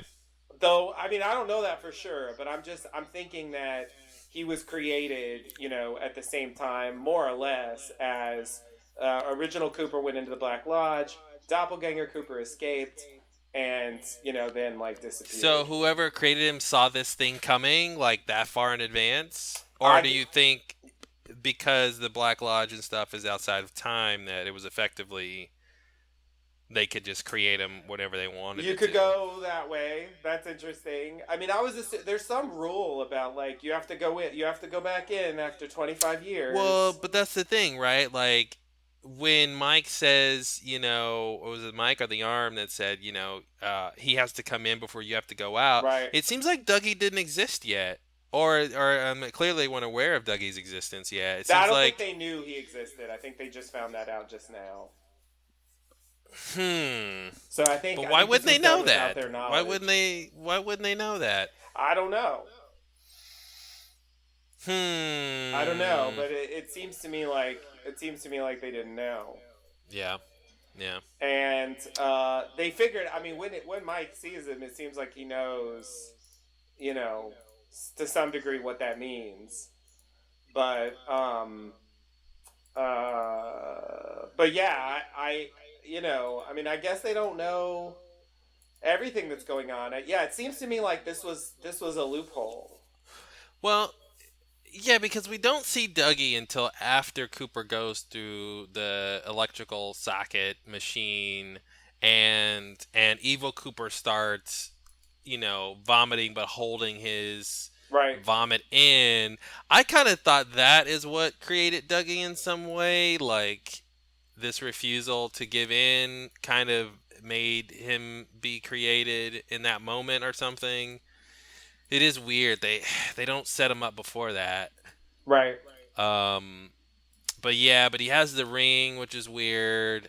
Yeah, I don't know. I don't know what I think about Dougie. I guess yeah, the 25 years makes sense. He had that comment about like I'm supposed to go into the Black Lodge, but that's not going to happen. I feel like there's an insinuation that he had a plan, and that this is probably part of that plan. It's sort of like Huh. a weird loophole that if there's another Cooper, then I don't have to switch places with him if Cooper tries to come out. He can Mhm. take the place of this other Well, Cooper. and it's weird that Cooper was able even to come out, right? Because they said like he has to come back in before you to come out, but he kind of went out in the same moment Dougie went in, I guess. Mm-hmm. Yeah, it's just weird. I don't know why it picked on Dougie. Why didn't it? Why does it default to Dougie? Is it whoever throws up first goes in the Black It Lodge does seem first? like the fact that he held it in, yeah, allowed it to be Dougie and not him, and he knew Mm-hmm. that he had to do that, Yeah. and Yeah. Dougie didn't know. So yeah, maybe that's it. Whoever throws up first goes to the Black Lodge. Yeah. Yeah. Yeah. That's what I just wanted to. connect it to his, like, Dougie was sort of created in that moment, and like Dougie didn't exist before that. But that's a weird one. Yeah, I mean that would be crazy. I mean that would mean that all of these memories and so on were implanted. These people, Mm-hmm. um, suddenly. I mean, it's possible. I wouldn't say it's impossible at all. But I'm Well, assuming the it's a idea little that like simpler than it that. necessitated his creation, and so like it like everything that needed to happen like filled Hmm. itself in. But yeah, it's a tough one. That's a tough one. I mean, I think we'll find out an answer to something like that. Um, I don't know why I'm betting on answers, but it seems to me like that's something that we should understand at I some wonder point. if Bob is not the main villain for this season. Like you were saying, Mike doesn't say Bob did it. Uh, right. Yeah. No, I mean, I think there is another villain involved in this story. At the at the very least, the box guy. Like, I don't know if he's a villain, but it's definitely You mean the monster that was in the box? well, not the monster. Those whoever set up the box, Oh, whoever knew to like put a box there and have someone watch it. mm-hmm. I'm not Whoever putting. possibly hired Ray and Daria to kill Evil Cooper. You Mm-hmm. know, it does seem like there's another force there that isn't just Yeah. Bob. I don't want to put any money on the billionaire being a person of interest. Um, just because I think it could easily never go explain the whole box thing, and it was just like, here's a weird thing, and this is where Cooper came through, and that's it. Um, and the fact that like I was thinking that somebody would investigate the monster that killed uh the guy watching the box and the girl, Mm-hmm. Yeah. but that seemed to just dovetail into them going to look for Cooper. So it doesn't look like they're gonna get back to that. In terms of investigating that place, that room, like who owns it and all that. But yeah, I don't know. There seems like somebody's out there who's got some game plan. I don't know who else would know about all this stuff. Yeah, that's a Um, big question. Who could it uh, possibly be? And I feel like it just can't be anyone we know. It mm-hmm. just has to be a new character because I just don't think there's any candidate from Twin Peaks, the original show, that you know that it really could be who would kind of know all this stuff and care Yeah, uh, to go to all this trouble. I mean, it's not even clear what the goal is. Like, what is the box supposed to do? Even I think they have a few lines about the box later where it's just like, what's that room? Who put that stuff there? What mm-hmm. is this thing that appears? Like, nobody knows. Yeah, and that's the thing with Cooper's line about who paid you guys to try to kill me. Are they trying to kill him because he's a Cooper doppelganger? Or are they trying to kill him just because he's a bad guy? Doing bad things in the world. And like he crossed somebody. You know what I mean? Is it like a real world, or I should say like Mm-hmm. normal issue? Or are It they could trying to be kill him because they're trying to help Cooper or something? You know what I mean? right. Right. Yeah. Yeah. It's not clear. It could be a very simple thing. Actually, I have the same question about something from this episode. Okay, you should ask it. Okay, so yeah, I was just gonna uh, let's Oh, see here. any Oh, any thoughts of why Dougie has the ring? oh yeah, we should probably mention the ring. Uh, yeah. So yeah, the ring, huh? Yeah, Mm-hmm. that's a Mm-hmm. good thing to bring up. So the Cause last like time we saw the ring, the nurse had it, who was helping Annie. yeah, so I mean, I still have a very real question, because of the book, and because of like some, general, um, rumors or whatever. There's a real question about whether they're gonna try to retcon Annie away completely, like pretend like she never existed. Hmm. And you know, it is worth noting that the scene with Annie having the ring is from the missing pieces, you know, which Mm-hmm. are not necessarily official, true parts of the story, I would say. Mm-hmm. You know, because he did cut it out from the original movie, and no one even saw those until a few years ago. I mean, the Yeah. only thing anyone ever saw was, you know, what was in the original cut of the Well, movie. I have a theory about Annie. I think that's who Cole and for blanking on his name, the sarcastic guy, Albert.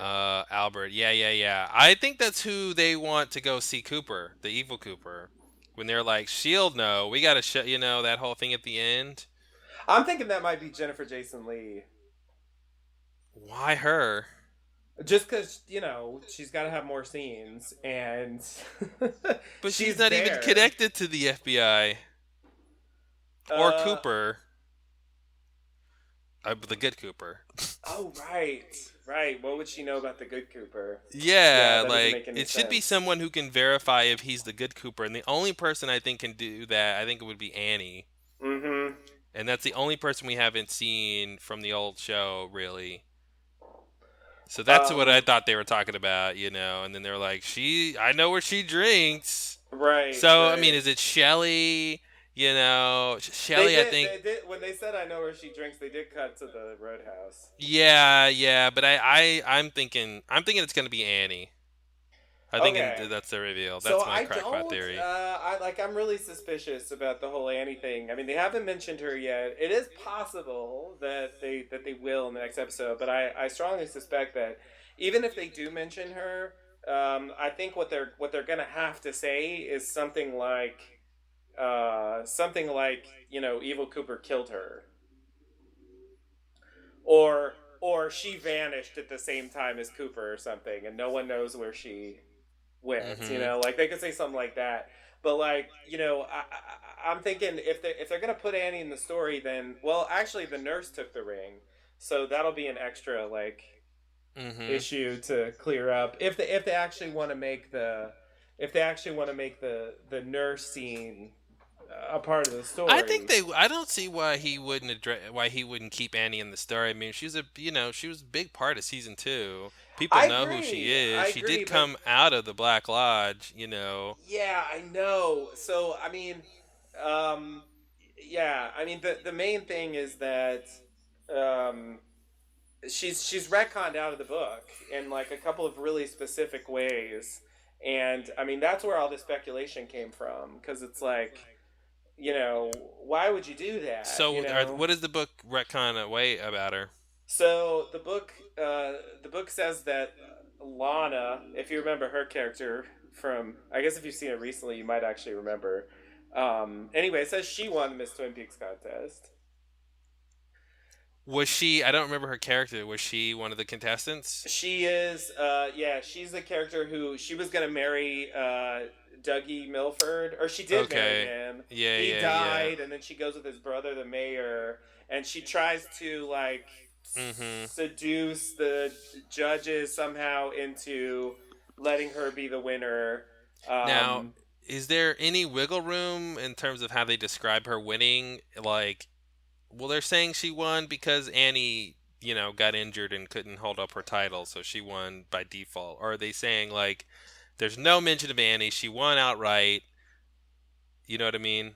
Like, so there's okay. So that's one data point. It is possible that it has explanations. Yes.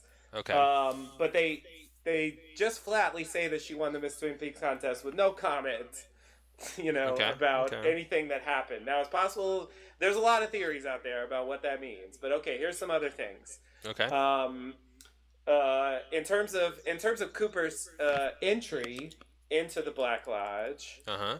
um, which isn't described in any detail. So I mean, it's too vague to be helpful, but it's not mentioned the reason why he went in there. And then the third thing is there's kind of an extended history of Norma and her family and stuff, and it's specifically not mentioned that she has a sister at all. Mm-hmm.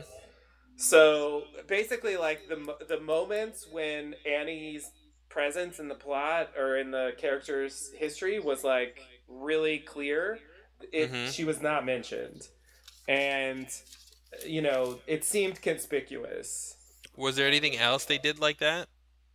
No, I mean there's no other characters they erased like that. I would say Hmm. there are some inconsistencies. Some of they say some things about Big Ed and Norma, Nadine and Hank that are kind of inconsistent with what they say in the series, but only in a detailed sense. I mean, the basic concept of the story is still there. The characters all still exist. The Mm-hmm. relationships are all still the same. You know what I mean? There are inconsistencies with the series, but there's nothing on that scale of like there's this character who played a major role in the later part of season two, and the book doesn't acknowledge that she exists at all, not once. Hmm. And so that's hearing that like fueled this idea in my mind that they were gonna try. I don't know why either. I mean, Heather Graham's still out there. It's not like she's dead. Like some of these other characters, the actors, they're dead, and so they have to do something else. Mm-hmm. Um, I don't know why, but I don't know. Maybe they decided they didn't like the Annie story or the Annie character, um, and they thought they could just get away with forgetting about it completely. Like hope that you know people don't mind if they just don't mention it again. I don't know for sure if that's going to happen, but it's just that the book kind of fueled that line of thinking because it specifically did not. Um, Maybe something happened. Maybe that's a clue to something that happened to Annie that we'll get to. Like maybe yeah, she got erased from existence or that's something. what people think. That's what people if they think that Annie's still in the story, then yeah, something crazy happened to her. Mm-hmm. And yeah, she got exactly erased from existence somehow. There was a cover up. Non-existent. Exactly. Exactly. Something happened. So yeah, I guess I would change. So if that part of the story is true, then I would assume that Evil Cooper killed the nurse and took the ring and gave it to Dougie. That would be my best guess. Now, I have no idea why he gave it to Dougie because we were Yeah, talking about the ring recently and the purpose it serves here, which it's not clear that it serves a purpose here. The purpose that it serves here doesn't seem to have anything to do with the stuff we were talking about being like the main function of the ring in Fire Walk with Me, Mm-hmm. which is the only place where the ring exists in the story of Twin Peaks. Yeah. So seemingly there's been other people who have had the ring and they didn't all get killed by Bob. So Right. presumably it has some other function. His arm is numb and it seems like it just went numb. So presumably he got the ring recently. Could Um, be. because I assume your arm goes numb for the first 3 days you have the ring. I assume that's how it works. Could be. If you are whatever kind of person. Um, so yeah, I don't. Yeah, I guess. I mean, the ring was in the town, was in Twin Peaks at the hospital last, and Bob could have gone, or Evil Cooper could have gone to pretend to see Annie, Mm-hmm. and then looking for the ring. I'm gonna assume the ring just kind of vanishes, like not like mysteriously, but like the nurse has it, and then she doesn't, and then somebody else gets it, and it just kind of makes its way through people Mm-hmm. until it gets to Dougie. It's just a Um, coincidence. yeah, I would say not a coincidence in the sense it went back to this version of Cooper. There's something there. Mm-hmm. But I assume if we were supposed to believe the history of the ring that it just kind of goes from person to person, and you know I assume that's what they're just trying to say. It just kind of went from person to person until it got to this to Dougie. Um, but I mean, the fact that he was manufactured and he's got the gold bead and there's the gold ring. I don't know if that means anything. Like that helped him be manufactured or something, or like if he didn't have the ring, he wouldn't exist, or I don't Right. know what we're supposed to think about that. Um, or he was given the ring so that evil Cooper could target him or something, you know. Yeah, yeah, yeah. Yeah, that's what I was wondering, if he was like, if his plan, again, it doesn't add up at all, but I remember thinking the plan was like, uh once real Cooper like re-entered the world and replaced Dougie, he was going to kill original Cooper. Like, I assumed that was the plan. So you think like he was on his way to Vegas to kill? That's what I thought, but like, I mean, it doesn't quite add up. Like I said, it's Yeah, it you. seems like he should have been there sooner, or I guess maybe he didn't know how much time he had before Cooper would come out. Because Right. it, I think he's thinking he's still got another day, right, before he goes to the Black Lodge. Yeah, I'm not sure what the date count was. He did seem to know it was going to be on a specific day. Did it Yeah, and happen early? I thought he said the day after tomorrow. I'll Day need time after by tomorrow? myself. I thought he said Okay. that, but it's hard to keep track of the time. Right. How many nights have passed since Um. then? Mhm. Maybe just one. So yeah, he would have had another day. Because I thought he was going to the prison, but then there's that whole east-west confusion. Is it just an inconsistency? Was he really driving to Vegas? Like, it's. Is Vegas west of? I guess it's west, It better be. southwest.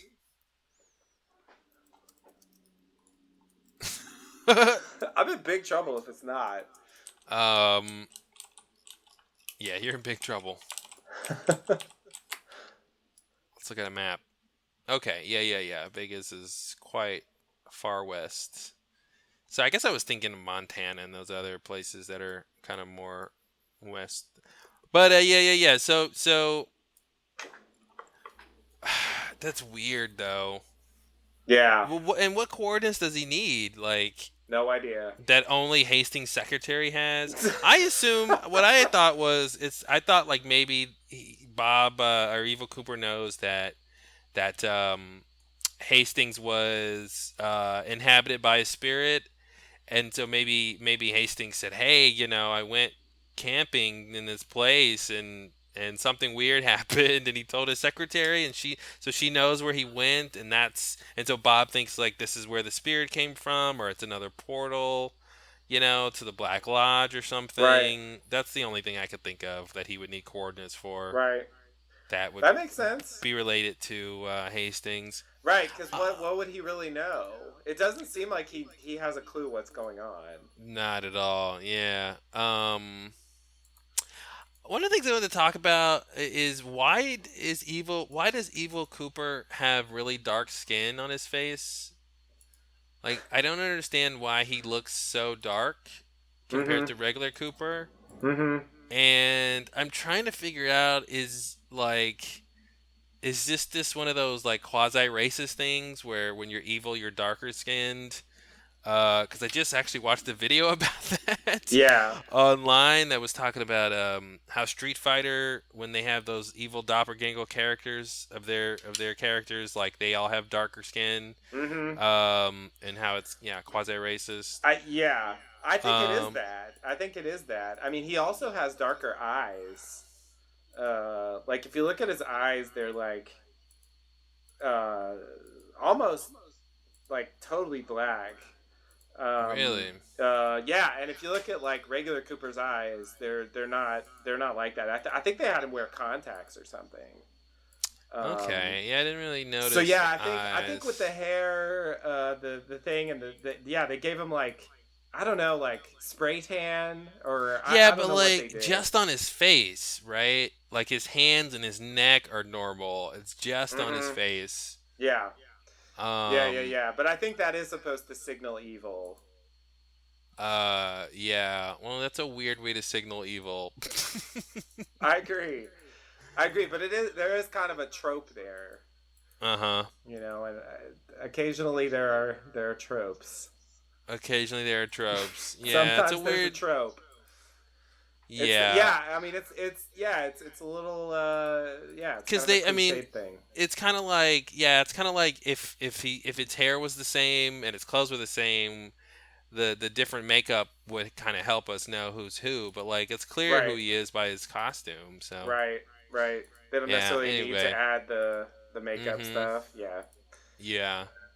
I agree. And in a world with so few non-white characters, Mm-hmm. it comes. That's the only. Honestly, that's the only sort of negative thing I can say about Lynch and his world that he creates is they're very white, Yeah, which is, I think, completely understandable from his upbringing and background and the world he's trying to reflect.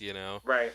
That like 1950s America gone Mm-hmm. wrong thing. But yeah, Yeah, that's the only thing. And then like the only black character we've had so far is a prostitute. right. And Yeah, it's 2017.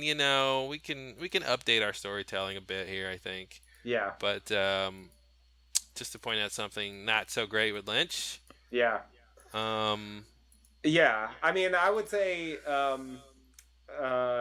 say his portrayal of women is somewhat problematic as well. If yes, we're yes, going down and that road.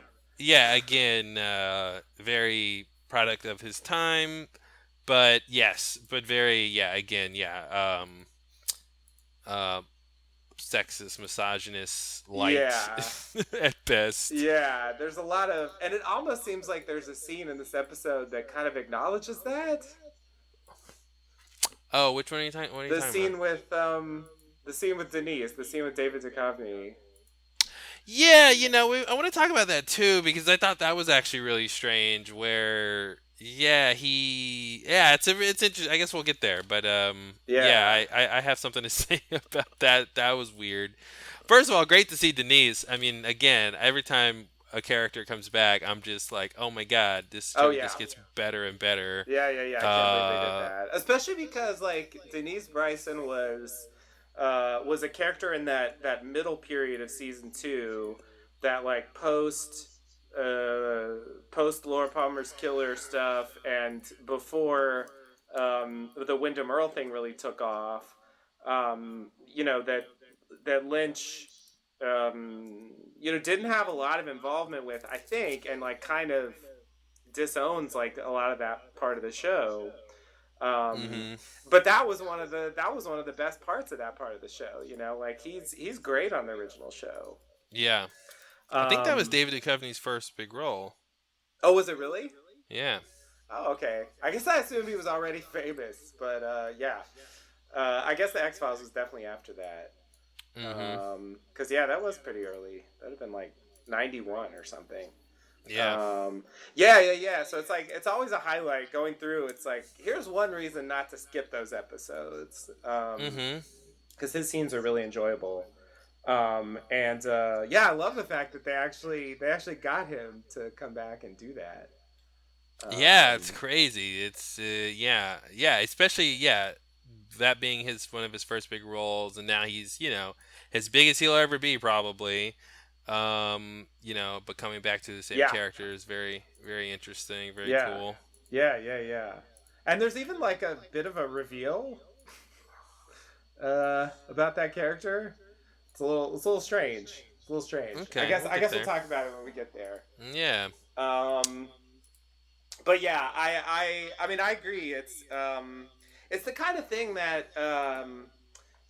watching the original series. Not that I think like um, not that I think it's okay because it was old or something, but cultural shifts happen, and I mean when you watch old stuff, you encounter like certain Mhm. ideas and attitudes that do seem like pretty out of date and old fashioned, routinely. It's just kind Yeah. of to an extent. I mean, the people making it are responsible for what they put in there, but some of that just I bet they didn't even think about consciously.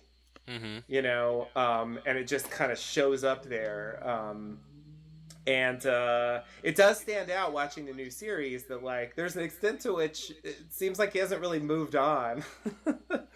you know, Yeah, I from mean, those days. yeah, he's got his viewpoint and attitudes about things that I don't think will ever change, Yeah. and He's 70 years old. yeah, exactly. And I mean all of Lynch's stories are really kind of start with a woman in trouble, right? Yeah. So that's, There's a lot of that. that's a thing, and she's usually in trouble something with sexually, Definitely. There's something there. So he's got this like, whatever Fixation. his sort of meta story that he's telling from his own sort of perspective of his life, has something to do with these kind of situations and these kind of archetypes of the woman in trouble and the innocent man who gets Yeah. involved trying to Yeah. save her from herself and Yeah. probably gets corrupted and by trying to save her and Right. so it's all very interesting, but yeah, I think it's hard to go sometimes, especially now that the sort of style of the show is being contrasted with the era that they're telling the show in now. So like this 90s 80s style of the show Hmm. being portrayed in 2017, you kind of see that juxtaposition of, oh, huh, okay, this is interesting. Yeah. um It stands out more in 2017 than it does in a show from 1990. You know, yeah. because Hmm. like shows are being produced now with like a lot of these cultural shifts in mind, and the portrayals of a lot of these things, diversity of cast and stuff like that. It's definitely come a long way. I mean, like on Leftovers, like they did have like, and maybe it's still a bit of a problem, the magical black character or whatever, like Hmm. that's a thing, that's a trope. And they called it out, yeah. They called it out, so at least they knew, but they still used it. Hmm. But it is, at least to me, like somewhat mitigated by the fact that they have non-magical black characters in the show. Hmm. So it's sort of, it at least doesn't completely tokenize that character as being this exotic magical thing that Yeah, um that is there to save the white person. exactly, exactly. It, Yeah. there's a bit, and that character was given some personal history, the weird like uh child abuse stuff, there was a bit more there. I think Hmm. it's not, I don't think it's there's still a problem with it, but it has progressed, I think, in a Yeah, way that you yeah. can see. And you get kind of, I think, stuck between a rock and a hard place when you do try to avoid tropes that are that may not be racist, but are problematic because Mm-hmm. they pigeonhole actors into certain roles or whatever, Right. whatever the situation might be. But I think you do get because you don't want a situation where, oh, okay, I have a character who's magical. Well, you can't cast a black actor Right. Right. Because because then, yeah. yeah, so you Yeah. can't, or like we cast this actor and we decided we're gonna take this character down this road. Right. But oh, okay, can't do that because he's black, and we don't want to do the Right. black magical black guy. That whatever. Yeah. Yeah. So Yeah. yeah, it's all tricky. It's Well, definitely all that's why I say it's tricky. helped if you have other black characters who aren't magical in the cast, because then it's not like, Yeah. then it's not like, well, the only time you thought of casting a black actor is when it was a magical character. Mhm. Mhm. Like that's where it starts to seem like, that's kind of a problem. Not just the fact that, because I mean, Holy Wayne even was a little bit in that Oh yeah. category, even though Mhm. like it's not clear if he was actually magical or not. He was at least But portrayed as he's being like yeah, he's pretending got to the be same magical. thing. Yeah, exactly. It's The other calling thing on the. Lynch always does is whenever there's like police or law enforcement, there's always like two male cops that show up. Mm-hmm. And the only real um time he doesn't do that is like Denise, Mm-hmm. and then this other new female FBI agent that they have on the show. Right. But in terms of like regular police officers, like anytime they show up, there's like two white guys show up, Yeah. and that's his version of police. That's what police That's is. what police are. Yeah, you're totally right. It was that in Mulholland Drive too. Mulholland Drive, they did it. What Yeah. was it? The second episode Lost of this Highway. season. Lost Highway has two sets of Yep, cops like that. two sets of cops. Yep. We see it in this episode. We see two cops, the two You're cops who right. find That's Cooper's totally a car. thing. I the didn't two even cops notice. who go to Ruth's apartment, in the previous Right, episode. right. It's always like two white male cops. Yeah, That's his team, his yep. cop team. That's just what you need. Yeah. Yeah, yeah, you're right. That's weird. So he's got his, he's got his thing. He's got his thing. It's yeah, it's a specific formula, and I guess it's the kind of thing where I think the thing that bothers me about it is that uh, a lot of what he does is so uh, Mm-hmm. unique and so different from what you see from anything else, anybody else making Yeah. stuff. It stands out as being like really special, and then he goes for these like really old fashioned like Mm-hmm. standard things that like a million people have Yeah. done. Yeah. It's like it's disappointing, I guess, that he's not a bit more open minded in other ways. Because I love the atmospheric stuff. It's great. It's still great, and Mm-hmm. and I enjoy the show. But yeah, it's like when it goes down those roads, it's like, ugh. Mm-hmm. Really, you have to do that? Yeah. Yeah, like, when we're introduced to Dougie and the prostitute, like she's completely naked, but Mm-hmm. he's not. Right. Right. Weird misogynist standard there. Yeah. Yeah, it's just these little things that you go, oh, okay, all right. Yeah, yeah, yeah. And the first couple episodes that stood out, it's like you had a couple of female characters, getting naked or semi-naked and then being killed. Um, Yeah, the whole Jennifer Jason's Lee whole thing at the end was yeah, awkward, and yeah, you yeah. know, That scene got creepy quickly, and then yeah, even in this episode, or I guess it's the next one with the new FBI agent, like they're kind of weirdly objectifying her. It's like, yeah, ugh. yeah. I want to talk about that scene too because in the moment they objectify her, which is kind of lighthearted, then it turns dark and they have to like have this real conversation Right. and it's like, yeah, I don't know what he's saying. What is he saying something about men? Mm-hmm. That this is just what they do all the time and they can't help it. I mean, there's that idea, right? I mean, obviously the whole Laura Palmer part of Twin Peaks is like her sexuality Hundred corrupted all these percent. men around her. Yeah. James and Bobby Yeah. and Yeah. Jacoby and Harold and Yep. like Ja, all Yeah. these men just crumbling at her feet. Yeah. Van Yeah, I Horn, forgot. I'm Leo, sorry, Leland. Leland, let's of let's say the course. first number one. Yeah. So I don't know if there's like a more interesting point he's trying to make. Again, it's that, yeah. Even in this episode, later, the clues for the case. Half of the clues are like half naked women, pictures of half Right. naked women, and it's Yep. like, why is that part of the what are we Yeah. getting out of this, David Lynch? Yeah. Yeah. And like, what is he? Yeah, again, like when they are objectifying the female FBI agent, like, what is he saying there? Um, what is he telling us? Because that's the first time I think we've seen um Albert and Agent Colby do Yeah. something like that. Definitely. Like the closest thing I can think of from the original series is that weird moment from the pilot when Cooper sees Josie and he's like, "Who's the babe?" Uh huh. Uh huh. Which like now that I think about it, that's such a Lynch thing. Yeah. I didn't Well, really. and she I was took it as being clearly kind of like out of character, that because was Cooper doesn't really act like that in most of the series. yeah. Um, I took that as like that's the trope of the like exotic Asian woman well, trope, yeah, that's definitely in there. Yeah, and that's what Josie is playing the whole time, and so I feel right, like that's why he had to say that because she was that character. right, right. Yeah, He yeah, can't go. Who's that smart businesswoman? Like she right. looks like she owns a sawmill. Like no, no.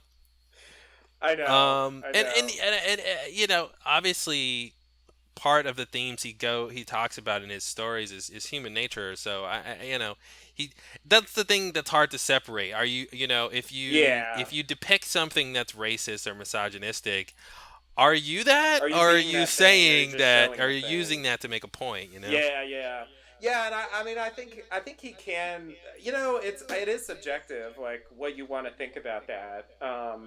I think he definitely like for me like lands on the wrong side of that line sometimes, and other times I think it kind of works. I mean, I think Far Walk with Me like has its problems on this front, but I do think in large part it is a fairly like empathetic portrayal of Laura, Mm-hmm. um, that like cares about her as a person, as Yes. even though it's showing her naked several times. There's Mm-hmm. plenty of scenes that are just about her state of mind and stuff like that. You know what I mean? Yeah.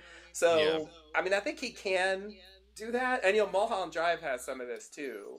Mm-hmm. Um, where there's a focus on a female character that it doesn't feel so like it's just completely coming from an outside male perspective. Yeah. So I think he can do that, but he does often choose not to. Mm-hmm. Mm-hmm. you know, and so far in the series, it hasn't been good on that front. It's been pretty extreme in the other direction. Yeah. Yeah. And Yeah. I'm, It's I'm waiting interesting. for the day, I guess like some of the old characters from Twin Peaks like stand a chance of being good on that front. Um, but yeah, it's I wasn't expecting it to be so strong in that direction. Mm-hmm. Yeah, it's very palpable, and it's tough to know what the point is. Yeah, exactly. Like, is it really just like I want to see naked women on screen, so let's Mm-hmm. put them in there?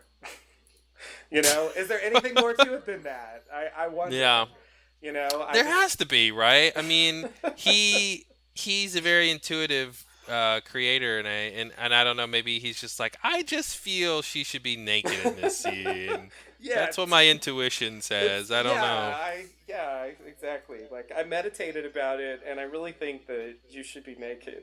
Hmm. And Okay. there's sometimes like with this Jade character, her introduction, she's completely naked, but it's not, and then we see her take a shower, Mm-hmm. but it's not like titillating in any sort of overtly sexual way. You know what I mean? Like, it's just kind of matter of fact. She just doesn't have Yeah, I clothes on, agree. So it's I interesting that agree. sometimes it's just sort of a matter of fact titillation, and then Mm-hmm. sometimes it's explicit. Right. And so, yeah, I don't know if we're supposed to think anything differently when it's like one or the other, but Right. yeah. Right. Yeah. I mean, I'm not. I guess he might have a point in mind, but he is drawn to that sort of imagery in various contexts, and Mhm. he does use it in different ways. And yeah, in this case, it was much more just kind of a matter of fact thing. Yeah. It is weird that he had his clothes on though. Now that you pointed out, Yeah, right. Like, I and he didn't really wasn't take even that like, in, but like, oh, his shirt was off and whatever, and he was just getting. yeah, It was like, no, he's just kind of fully he's clothed, and fully whatever, clothed. whatever they just did, I think his clothes were on the whole time. that's that's very strange. Yeah. Yeah, that's the thing. Like, nudity is fine. Just be equal opportunity if Right, unless you're trying to make some kind of point or something. right, right. Um, because the scene would have been just fine with her having clothes on. Yeah, Like, yeah, it yeah. doesn't change anything. So No, yeah, it's no. interesting. Which makes me think like he wanted her to be naked for some particular reason. Mm-hmm. Um, and yeah, it could be as simple as I like how it looks. Mm-hmm. And maybe there's some other reason. But yeah, I agree. Like the scene could have played out in a number of ways I mean, she didn't even have to be a prostitute. Like there were other Mm-hmm. there were other ways this scene could have played out, because basically the point is he's with some person he doesn't really know that well, Yeah. and she has to like kind of get him out of there, bring him to the casino, and send him on his way for the rest of the story. Like, and Mm-hmm. that could have happened in a lot of different ways, and like, yeah, doing it this way is like Yeah. it's a little disappointing. All right. You want to go to the next part? Yeah. So I guess that's the discussion of that stuff. Okay, so are you ready to just go on to the next bit Let's here? do it. Yeah. I want to say next scene, but there's a lot of scenes. So let's see. So Jade and Dougie. Well, I guess it's real Cooper now. Are get in the car and they're leaving. Um, and we find out there's some like guys waiting there to kill him. Mm-hmm. Uh, and he just happens to drop his keys to his room in the Great Northern from 25 years ago. Yep. I And hope he checks back in and that key still works. I feel like that's gonna happen. Cause yeah, that's crazy. Like, like it's there's something surreal about the idea that that's actually the key from the same room. Yeah, and the fact that he had it this whole time, like I didn't know Mm-hmm. that he had the key the whole time on Me him. either. It You makes know, sense though that he would yeah, it have totally to makes carry it sense. around. Because like they didn't. I don't think they made a big point of it in the series that he was carrying the key. Mm-hmm. But it's like, but yeah, he goes to. I mean, that's where he's living, so Yeah, presumably he would have a key. yeah, And and he that's had it three with him fifteen. when he went in the Black Lodge. So, So we see the numbers 315 on the key. oh really? Yeah, which is the 315 we saw in the machine. Mm, The 3 and the 15. that's So weird. 3 is Evil Cooper and 15 is Dougie, and they combine Uh, to form regular Dale Cooper. no, I Like think what is? 15 is Evil Cooper and 3 is Dougie. Oh, the opposite. The opposite. Yeah, yeah, Yeah, yeah. yeah. 15 is a Maybe multiple of 3. 15 is a multiple of 3. Yes. If You that know what means else is a anything. multiple of 3? What'd you say? You know what else is a multiple of 3? Yeah. What's a multiple of 3? A lot of things. Yeah, a lot of things. I can't really list it Uh, all. No, I was gonna say also.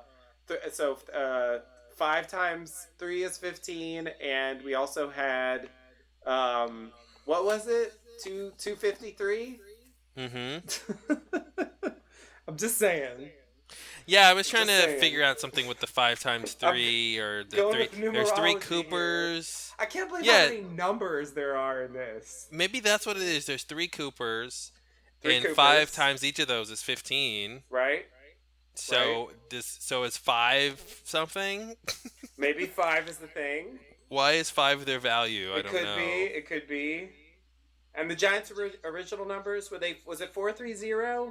Yeah, Yeah. yeah. So like maybe they got to change the 5 to a 4. God, I'm just making shit up. And the Uh, 30 to a from 15 to 30. there you go. They gotta double 15 that. times 2 is 30. Mm-hmm. It just seems ridiculous. Like, This whole show is just a math problem. are we actually supposed to think about these numbers? It's like it's just so strange. I feel like I don't think Lynch has ever done this much with numbers. I don't think Lynch is a numbers guy like this. I would be surprised if the numbers line up to anything logical. Oh, they're each 5, and when you add them together, they're 15, and Mm-hmm. that whole thing. I just it seems too logical for something that's more metaphorical. I'm guessing. Right. Right. Um. I agree. I agree. Although it seems like we'll see. We'll see. But I agree. Um.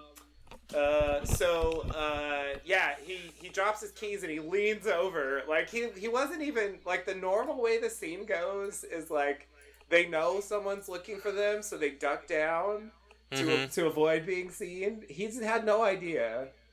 He does the opposite, where they have no idea someone's trying to kill them, and he just Yeah, so happens to drop his thing at just the at the right right time. moment. And the fact Yeah, that the first guy wasn't quite sure there was 2 people in the car, that was the other thing that they needed to happen, right, because he was like, I think there was 2, right. but he wasn't sure. So he kind of misses it to begin with, and then the second guy looks at them at the exact wrong time, Yeah, and then he avoids getting killed right then and there. right, right.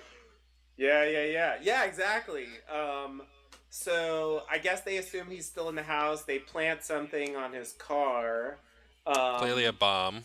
uh, Presumably a bomb. That's usually how that works. And there's a little kid across the street watching, and his mom, I guess, is in there taking a pill and yelling 119 for what that's worth. Yeah, pretty standard. I don't know what that scene was about. I guess at some point they'll come back to this car, and like maybe the fact that the kid witnessed it will matter. Mm-hmm. Um, Otherwise, this is just a complete non sequitur. Um, I guess just a quick pause here. Like, who are these Okay. people, and why are they trying to kill Dougie? So, did this billionaire guy who created the, who owns the box in the room in New York, did he put a hit out on anyone that looks like Cooper? And so, Daria and Ray were trying to kill the Right. evil Cooper, and then like these two guys are Interesting. trying to kill this Cooper. Yeah. And that's the only thing I can connect it to is this is just another hit out on a Cooper. Now, why they know that Dougie looks like Cooper, I think, is an interesting question. Right. Like why would they know that alias? Well, it's not really an alias from Dougie's perspective, but why would they know that name? Why, how would they have tracked him down? If this billionaire or whoever is behind the hits even knows that there's a third Cooper, Right. how does he know where to find this guy? Right. That's an interesting question. But that's the only thing I can connect it to. Was somebody wants these Coopers dead? Um, and who could that be? And why does Somebody this wants these person Coopers dead. even know about all of this? Right. Um, you know, Jeez, and maybe it has something. Maybe the what's his name? I should figure out what the guy's name is. He's one of my favorite actors. I have no idea what his name is. The guy from Mulholland Drive that was in Las Vegas. Oh yeah, yeah, yeah. I think his name. I should find out his character's name. I think the actor's name is Patrick Fischler. Okay. I think that's the actor's name, but I don't know the character's Um. name. Yeah. Let me see what the character's name is, Probably so I find can that call out. him the character's name. Yeah, presumably the character has a name. Just like the guy sitting and watching the box, like Yeah, Duncan Todd. there you go, Duncan Todd, the well-known Yeah, Duncan Todd. good old Dunky Toddy. Um, so maybe he's connected to the hits. Maybe the billionaire is there in Vegas, not necessarily Right. in New York. Yeah. Could be. And maybe this is the guy who's in his life that he shouldn't want in his life that Right. he was telling the dude about. Um, Could be. yeah, the thing about Mulholland Drive is like this too, where you would just get these scenes and you just have no idea how they connect to the story. And there's so much of that here on Twin Peaks, where there's just these, like you were saying before, about some of the original show characters kind of having these one-off scenes and being gone for a while. Like, yeah, just Mm-hmm. just this guy, and he gives his assistant some money, and then Mm-hmm. gives him the stern warning, and you don't want a guy like that in your life. And like that's it. Like That's that's it all for we the next get. 4 hours. That's all we're gonna get. Yeah, and you're just like, I don't know how that connects to anything. Now we are in Vegas, so Mm-hmm. presumably this will come back into play. I would think Is so. maybe Duncan Todd is gonna see Cooper, Dougie Cooper, and think Right. he's evil Cooper? If Because if he knows that's who he's I a Cooper. assumed he was talking about Me was the guy too. in his life you don't want in your life. Yeah. But I don't even know what he was doing, and like I Not forgot the clear. lines in that scene. But like somebody took the job or I think something, it and he was gave tell her she got the job. tell her she got the job, which was another Mulholland Drive callback. Yeah. Yeah, And definitely. It yeah, doesn't help and that it's the guy from Mulholland Drive. doesn't help it's the guy from Mulholland Drive. It doesn't help that Naomi Watts is gonna show up later. Yeah, exactly. If Yeah. she's like, I got an audition, Oh Dougie, I God. have Oh to, God. yeah, I want to move to Hollywood. Even Ruth, the name Ruth, Ruth, Aunt Ruth. Yeah, that's and what I Ruth thought got that of. got me too, and the idea that she was on vacation, Mm-hmm. but that she really died, I was like, Yeah. oh God, that's so close to Mulholland Drive. Definitely. Um, Definitely. Yeah, so an alternate theory occurred to me later in the episode. If I heard this right, and again, like, I've only watched this once, so I'll have to review the tape. I thought that something Naomi Watts said insinuated that that Dougie owed people some money. Yes, she said this is enough. She's like, this is enough to, and this is enough to. I could with this much. I could, she kind of had Right. these fragment sentences, but she did say this is enough to pay them back. I think that was the Yeah, line. yeah. So it made me think that like maybe they were just there to kill Dougie because he owed money. It's like the He owes some mob or money. That's a something. good point. Like Yeah, it's yeah, just a yeah. simple, you know what I mean? Yep. Like It's nothing bigger than just a simple thing. yeah, exactly. It's not even connected to the larger plot. It's just like something about Dougie, like a detail about his life. Mm-hmm. Which I Yeah, he wouldn't have probably, thought without and that it's line. yeah, you know what? It's probably gambling because she Yeah.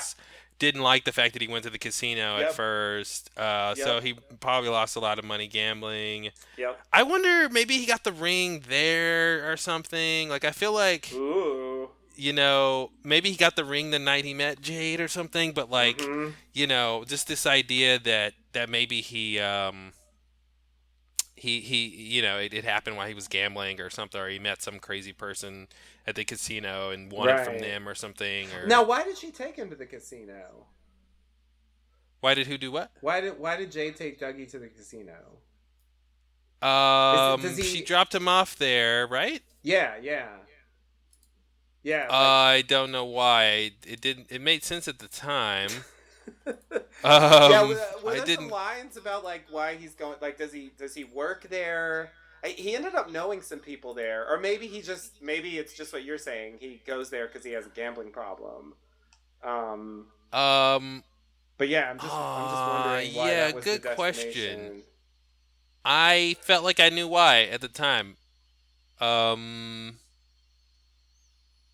But maybe I just thought she knew why, and I was like, "Oh, okay, she knows what she's doing this for, and that's good enough for me." Right. And then I realized, like, yeah, I don't actually know why she thought that. Maybe they don't I even think say.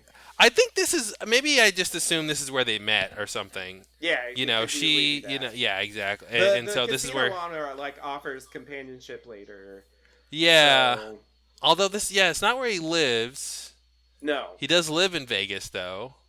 Yeah. Um, yeah, good question. I think it was one of those weird things where I assumed I knew or something, and then I forgot that by the end of it, I didn't actually get clarification of that. Because I was too Yeah. busy watching him win the jackpots. Right. Right. Right. Um, Which is a big uh, thing. Clearly. yeah, I don't think he works at the casino. He clearly doesn't work at the casino. Um, Yeah. Okay. You're right about that. so They yeah, they because would the they would guy have would have been recognized him. like, yeah, they would have known he's an employee or Yeah. something. Yeah. That's a good point. Yeah. So I'm assuming Yeah, he just goes there. yeah, and it wasn't. Yeah, it's weird. Yeah, and his car because they met at the empty house, Right. and that's why his car was there. Yeah. But she knew that that's where he was going, because that's why she took him there. Right. Yeah. Wow. Yeah. Why did she think he was going there? That's so weird. Yeah. Yeah. Without her saying like, "Hey, you still want me to take it to the casino, right?" Right. Because if that was their plan before, the fact that he's like weird now and lost his keys, seemingly, Yeah. she would most likely a normal person would, see where he wants to go, but she seems to know. Right. Right. Yeah. So maybe that was just the plan from before. Yeah. And Um. it's not supposed to be a crazy thing. So yeah. So I like the idea that maybe it's not connected to the hits, to them trying to kill Bob. Maybe it's Right. just Bob, Evil Cooper, or whatever. Yeah, yeah. Um. Okay, so the scene with the kid and the mom, the Hmm. druggy mom. Uh, I mean, if it wasn't, it's almost it's half like the scenes, the scene above the convenience store, Hmm. where it's just like a weird character and there's weird stuff on the table Yeah. and she's saying numbers. She seemed like a Red Room character almost. Yeah. In like a real world context. So yeah, I don't know. Right. What I got from it was she had like one last pill. She was like out of drugs, and this was her Oh. last pill, Okay. and she was, I guess, savoring the moment, before she takes this last thing. Yeah, that's what I got from it. Okay. Okay. That makes sense. That makes sense. But I mean, sure. But why? Yeah, why are we seeing this? Why Yeah. does it matter? I mean, this isn't like across the street from Dougie's house. This is across the street from the model home or the The empty house house where that his car yeah, is. yeah, where he was just hooked up with the prostitute. It makes you So, think like that somebody's gonna go back for the car. Maybe the police will investigate, or maybe somebody goes back for the car. Maybe the kid's there, and like mhm. because he saw what happened, he'll say something. That's my best guess for like why they would include Yeah. this. Yeah, but why is the mom really drugged out? Uh, I How don't is that know. going to contribute for when they come back to this, when cuz that's what I assume is going to happen, like Maybe some they series won't of believe him, or events. maybe, yeah, I don't know. I don't know. It's weird. But yeah, maybe it'll matter like what her state of mind is in terms of like how it plays out whenever they come back to the And car. I felt really bad, even worse for him when like he turns over and he's like eating a snack and it's like saltines. Yeah, I'm like, yeah, wow, it's not even like a sugary snack, It's not. yeah. It's just like the least flavored snack you could get. You know what I mean? He's Right. not even having It's fun like with this salt like and lack of, flour. yeah, with this like lack of supervision. Like he's just has saltines. Yeah. Yeah, salty flour, right? Yeah, it's weird. I want to make sense of this. Of what, like, was she killing herself? Maybe that was gonna kill her. Could be. Could be. And there's like a red balloon in the back. Mm-hmm. Yeah, he's great at characters. You just don't know why anything's happening.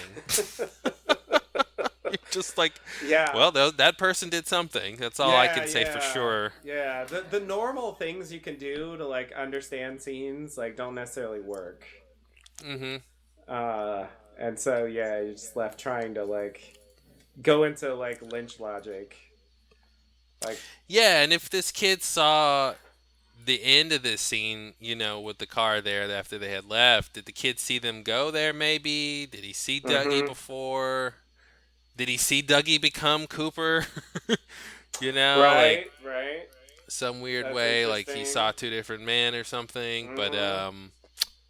I'm assuming like maybe the car will blow up and then the police will come. But yeah, I kind of feel like the car is actually going to blow up, even though the Yeah. kid saw it. I don't think you set that up and don't go back to that somehow. Yeah, I Yeah. think you're probably right that it'll blow up, but I feel like it'll matter that he saw. What's the famous quote? A car bomb in the third part goes off in the fifth part. Is Yeah, that something like that. part? Yeah. Okay. Sounds about right. You think it's going to be as soon Yeah. as part 5? I guess it's We'll possible. see. I think it could be part 5 or 6. Yeah. The story is just proceeding in a strange way. It's just like Mulholland Drive, It's just this Yeah. weird marching toward, like the story knows where it's going, Right. It appears to be meandering, but it's not actually meandering so much as there's just a lot of details, Right. and a lot of subparts to these stories, and so you have to get all this stuff, but it's marching towards its direction, and so you definitely feel that, but it's so hard to figure out how these like disparate pieces fit together. If this show ends up working by the end, it'll be a miracle.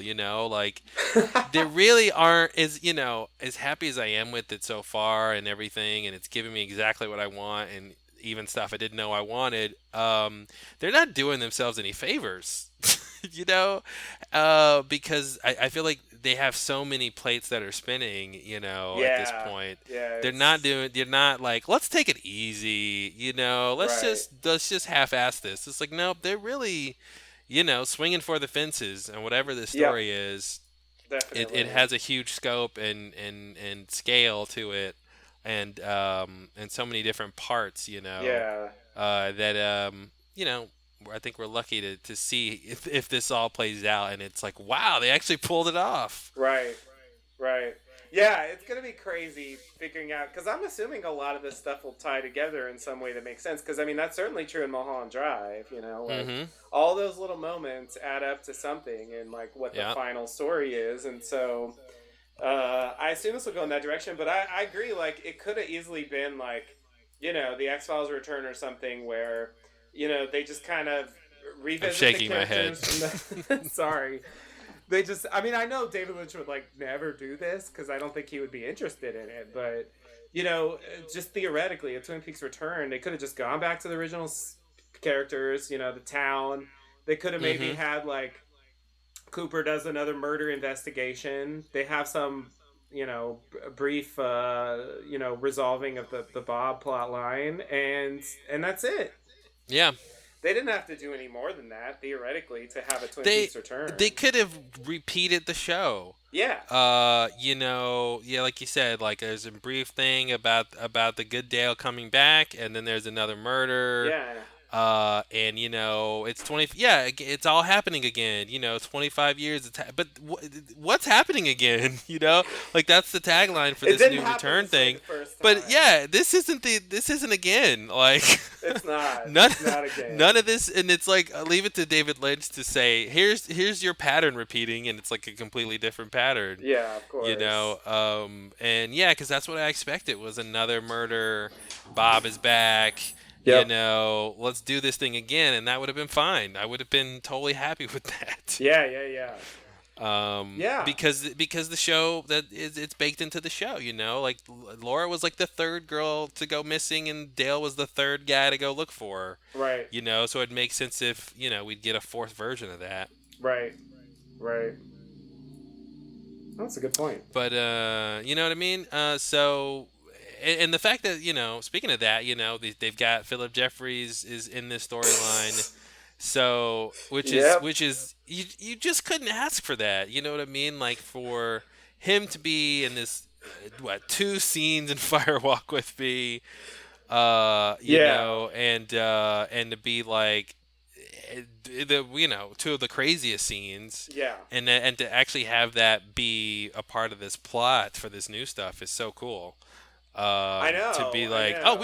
we might give you some more information that'll help you figure out what those scenes meant. You know, Which wasn't clear at all. mm-hmm. Yeah, we were I talking swear, about that recently, and like it's really be hard.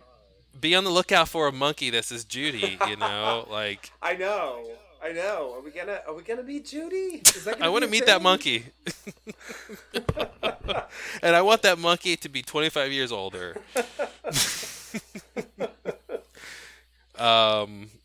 Yeah, so I find that interesting, and I hope Chris Isaac comes back as Agent Desmond. I mean, that would just be. I mean, we already have you know icing upon the icing cake and the cherry on the top of the Mm-hmm. cherry of the icing cake, and it's just layer upon layer of awesomeness. You know. But yeah, the Philip Jeffries thing is like, um, you know, it's like you go to see a concert by you know a band that you're a fan of, and like Yeah, they play that and one David song Bowie shows up. that. I Special thought you were guest gonna David say, Bowie. yeah, I thought you were gonna say it's like going to see like a band you really like, and then like all of a sudden David Bowie comes out and plays two great songs. Yeah, yeah, yeah. So actually, that's pretty good. That's probably even better than where I was going with it, which was just that you know they play this like obscure B side that maybe like never even officially released or something, but it's one of your Mhm. favorite songs.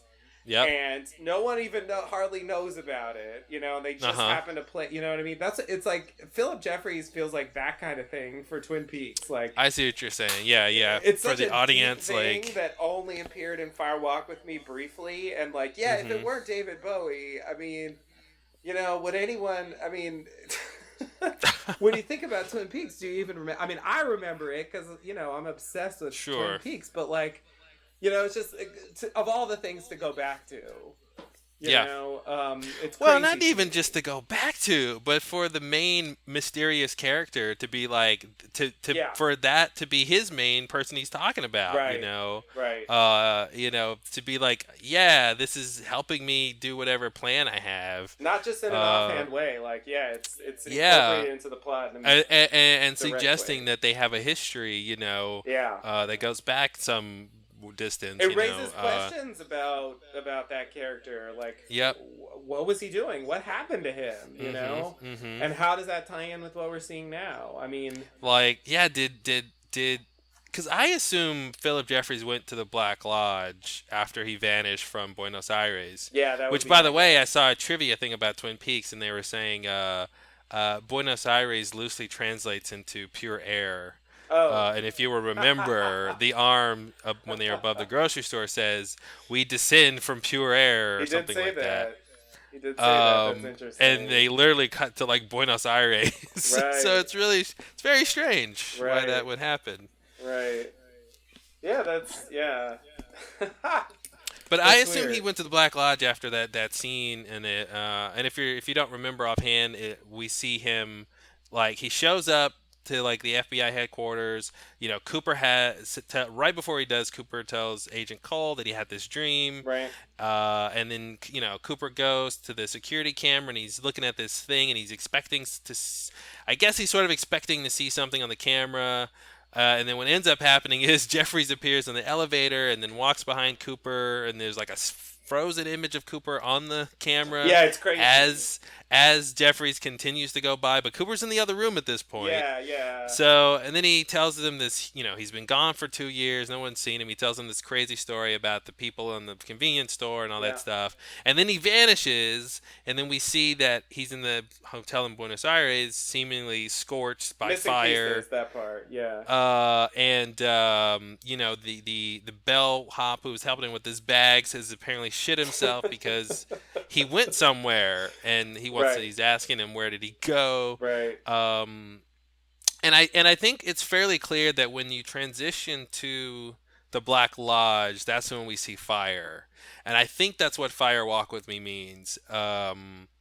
I think that's why in the scene with the arm talking to Bob, before they go to the Black Lodge, he says "Fire Walk with Me," um, Right. Yeah. and all the other times, like when at the last episode of season 2, when Wyndham Earl is trying to steal Cooper's soul, Bob appears and you see this flash of fire, and I think it's like he descended from the Yep. Black Lodge to get there. So Yeah. you see that a few times, and I even when Dougie goes to the Black Lodge, you hear that sound like a fire explosion or something, Right. and that's what scares Jade in the shower. Right. So they've made that kind of clear, like that fire thing is going to the Black Lodge or something like that. Yeah. But anyway, so I think that's why Jeffries was like on fire there on the stairwell because he just went there, he came there or something. Right. So my theory, so that's a long-winded way to tee up my theory, which is perhaps um, this evil Cooper doppelganger dude maybe rescued him from the Black Lodge or something. Mm-hmm. Or he's just talking to him at the Black Lodge because I believe he says like the guy on the phone says, I'm sorry I missed you in New York, and then I believe he tells the guy on the phone, I see you're still nowhere. Mm-hmm. So and he's expecting to be talking to Jeffries. Right. Right. Right. So he thinks Jeffries is nowhere. So I don't, either that's, some town in middle America, I see you're it's like, still nowhere. Oh, God. or, he's in some other place. I'm not sure. Right. Right. Um. Yeah. Yeah. Yeah. Yeah, I was wondering if there was a Jeffries doppelganger, like if they were going to take it that Mm. far. I guess that's a hard thing to really like just describe off screen, Mm-hmm. but but yeah, that's interesting. If Evil Cooper like helped him somehow, then then maybe that would explain why he would be helping Evil Cooper. Mm-hmm. Or Jeffries, when he vanishes from the hotel in Buenos Aires, maybe he goes to the future. It's like that's what's weird. It's we're on a show where like anything is literally possible. Yeah, So maybe he goes to the future and somehow they connect there. So it's more of a yeah, recent time that he's been dealing with Jeffries. right. Although But Albert claims to have talked to him a long oh, time that's right. ago. That's right. Oh, I forgot about that. That I did not expect. Me either. So that's a Albert weird was one. weird. Albert was weird in this. I think rightly so. At a certain point, it felt like it made sense for Albert to be strange. I mean, Lynch calls it out, or Cole calls it out. He's like, Mm-hmm. "You're, behaving weird, Albert." Yeah. Um, but yeah, that was a weird reveal that he had talked to Jeffries. Right. Yeah. Yeah. Yeah. And he said he wanted something to help Cooper, I Yeah. believe. Mm-hmm. So again, I guess it raises the question of like, did he even realize that it wasn't Cooper? I think he didn't. I think that's the answer Oh, there. that makes Yeah. more sense then. If Yeah. he didn't know he was helping Evil Cooper, then it makes more sense that he was helping Evil Cooper. Oh, jeez. Why does that make Because sense? I thought he knew somehow. Well, No, just I the think idea it's that he like would help regular Cooper just makes more sense to me. I mean, at the very yeah. least, I don't But think he knew it was Evil Cooper, and I think it's only in that moment. I think that's why it's sort of ominous in that moment that he's like, I don't know if this Cooper is normal, and that calls into question, the thing I did before. right. Oh God, Yeah, story's getting that's how. crazy. Yeah, that's how I took that scene of like, yeah, this Cooper is being weird, isn't he? Yeah, he is. By the way, the last time I heard about Cooper, I was helping him through Jeffries. What does that Right. mean? Yeah. Yeah. Yeah. Yeah. There's definitely Yeah, something to that. the story is way crazier than I thought it would be.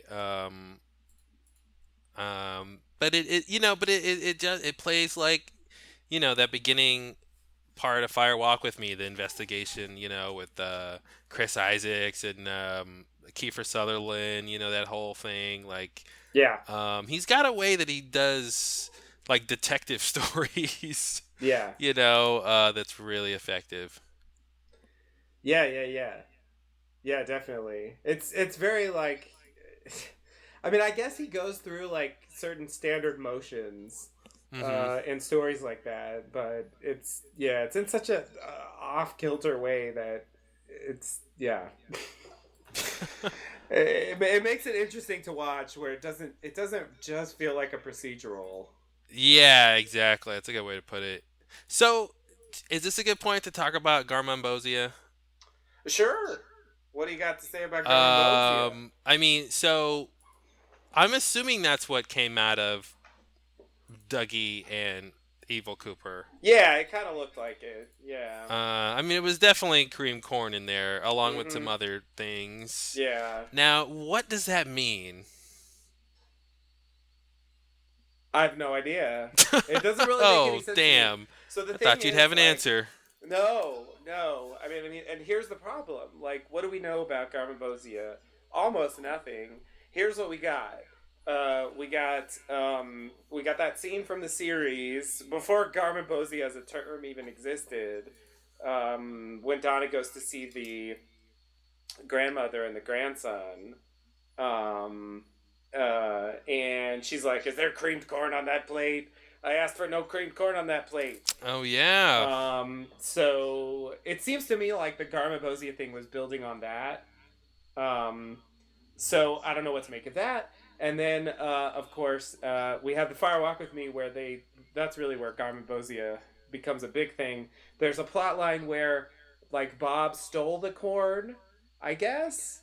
Um, and like they had it in the convenience store, canned apparently, whatever that means. Mm-hmm. And Bob stole it, and then at the end, after Leland slash Bob kills Laurie, goes to the Black Lodge and the Arm and Mike sort of combine and say, they want all their Garmonbosia, and he gives them it somehow by healing Leland's wound, and it turns into the creamed corn somehow. And then we see the Arm, the little man like eating it. Um, and that's it. That's all I can say about the Garmonbosia. So like all of the inferences that I made about the Garmonbosia from that, I don't really. It doesn't really make sense to me that it shows up here in this way. I mean, I guess like if Evil Cooper is Bob, then then maybe that's why he's eating Garmonbosia, and that's what he throws up. Um, and who knows? Maybe if Dougie is actually secretly like a triple ganger or something, then maybe he eats Garmonbosia too, and that's why that's in there. Maybe it's as simple as that. Beyond that, Mm-hmm. I mean, we don't know much about it except it's this stuff that they eat, and it's pain and sorrow. I mean, that's the other thing they tell us. Um, Yeah. So yeah, I found it very strange that it showed up this way. Um, it wasn't just pure Garmonbosia. It had black stuff with it. Um, so oh I thought that was yeah, and they interesting. they mention like so like one of the police officers. I think yeah, I think that's actually the next scene we were going to talk about. There's just a brief scene where they discover. I'll just describe it since we're talking about it anyway. Where they go up to the Evil Cooper's car, and he's there, but there's the Garmonbosia vomit everywhere, and like one of the cops like is like visibly made ill by it, and I think later they say he had to go to the hospital or something. Mm-hmm. So it's like Yeah, super it's super toxic. toxic. Yeah. So that I mean that's an extra thing that we didn't know about it. I just assumed Yeah, it was which I cream I I corn. think this is different stuff. I think it. Different stuff. I think the fact that there's all that black stuff with it, Mm-hmm. makes it somewhat different than the other Garmonbozio we saw before. Mm-hmm. It's like Garmonbosia with some additives, or it serves a different purpose. Yeah, it's got high fructose corn syrup, so it's They actually had to super cut toxic. costs. Yeah, they did. They couldn't they afford that Mexican cane sugar anymore, so they had to use high fructose corn syrup. Um, yeah, no, I mean, so what we saw was before Evil Cooper and Dougie were sucked into the Black Lodge or their waiting room there. The Garmonbosia slurry had to Mm-hmm. come out. Yeah. I, so I kind of just take it. I'm trying to think of it metaphorically as some kind of like that was their maybe their life force or something like that.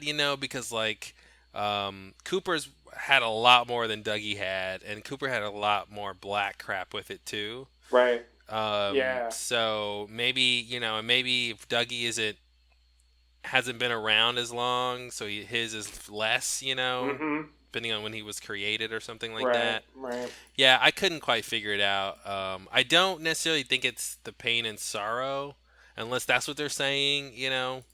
Um, Dougie only had a little bit of pain and sorrow in his life, and Right. Cooper had this evil Cooper had a ton. Right. But yeah, why it had to come out is interesting. When Cooper was materializing through the electrical socket, which as I was just saying that sentence, I was realizing what a sentence I'm saying right now. Yeah. Yeah. I Yeah. almost didn't get. I'm like, what am I? I never thought I'd say You this. say it like it's a normal thing that happens sometimes. Yeah, when you come home and you instead of going through the front door, you just materialize through the electrical socket. We've all Yeah. done it. At We all know first, how that is. before you see exactly what it is, I thought it was like a straw. I thought it was like this weird thing that was gonna like suck up the Garmonbosia. Oh. from the floor. I thought it was gonna. I'm like, oh, they're gonna suck it up through the thing, and Mm-hmm. but then the image widened and it turned out to be a person, and I was like, Right. oh, that's what that is. Yeah, yeah, yeah. Um, yeah, what a show. Yeah, so I don't really have any better ideas than that. Okay. Yeah, But yeah, I, yeah. again, much like The Ring, reintroducing this huge symbol on the show in a new way Right. that contradicts how we saw it before, Yeah. Yeah. which feels like a lost thing to me. Totally. Uh, Yeah, yeah, yeah. We thought we understood. hmm Everything was fine, and then Everything was these scenes fine. happened. Now, I will say that, to kind of add to what you're saying, that they didn't specifically say that it was Garmin Bozia, so it doesn't have to be, I guess. Who didn't say it Um, was? no one said it Well, was. nobody who saw it knows what it Well, is. exactly. But I mean, there wasn't there weren't any lines. I realize there's no Yeah, opportunity for this, but there was no mention specifically of Garmin Bozia by anyone at any point. I think in the new series, yeah. so it seems reasonable to assume that it's along those lines since it fits to some extent. But hmm anyway, I'm just saying like it's a little less clear. Like you're saying, it looks a little weird. Like there's something added to it. And I guess compared to the Ring, which like the Ring is obviously the Ring, you know what I mean? hmm Like you can tell it's the Ring, and if you really needed extra confirmation, he puts it on the ring table. hmm Like yes, that's the Ring, 100%. That's the Ring. Like there's no way to pretend like oh maybe it's a coincidence. It's just Yeah. something that looks like the Ring. But this is just like gross vomit. It hmm isn't necessarily supposed to be taken that far. And I sort of thought maybe they're throwing up just because like the process is so violent. It seems like it's Yeah, but the fact that they would be throwing up cream corn just can't be a coincidence. yeah, yeah, That yeah. just can't be a coincidence. I agree, but I'm just saying like it hasn't been specifically addressed, Yeah. so it remains to be seen like how far they want to take that in terms of the lore of Garmin Bozia. hmm hmm um, but it'll be interesting if they actually try to expand on what we know about it, Yeah. because we don't know that much about it really. Why did Bob steal it, and when did he steal it, and what did he do with it, and why? If Bob even stole it. If Bob even stole it? Oh God! Don't say Bob didn't even steal it, I baby. know, you're assuming Bob stole the ring. Mike can't be wrong. I don't think. Did Mike say Bob stole it? Oh, the Garmin Bozia, Oh, not yeah, the yeah, ring, yeah. Sorry, not sorry. the ring. Yes, he definitely said Mike he said stole the Bob Garbo stole the Buzzy. corn, but yeah. Yes. Um, I had it uh, canned above the store. exactly. No, the ring isn't clear. It's just my assumption because of the last place we knew the ring to be. Um, and it doesn't seem like Mike would have done it. Mm-hmm. It seemed to me like you know, I don't know. Either he knew or he was okay with it, or he didn't know and it was a surprise to him that there's this extra Cooper out there. But it seems to me like from what they were saying to original Cooper before, that they only thought there were two Coopers. Yeah, which I think it's either they only thought there were two or there was only two at that time. Well, yeah, they could go in that direction. So would that mean that like Naomi Watts and the kid like also just started to exist? Yeah, that's a good point. That's a good point. Because like the fact that he had a kid was the thing that told me like, oh, he's been around a while. Yeah, that's fair. That's a fair point. Yeah, that's good evidence for the former category. Yeah.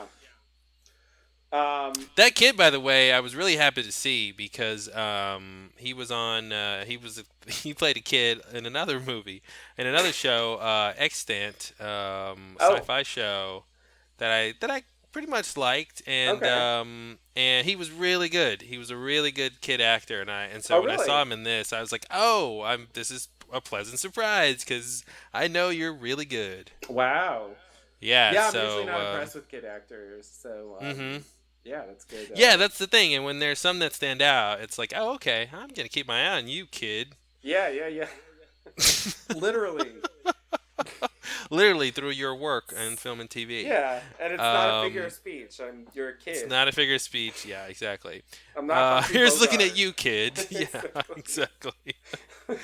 Humphrey Bogart's dead. Oh God, I hope so. Still, if Uh, anyone tells you any different is lying. Yikes. Um. Okay. So, you ready to go to the next thing here? Clearly.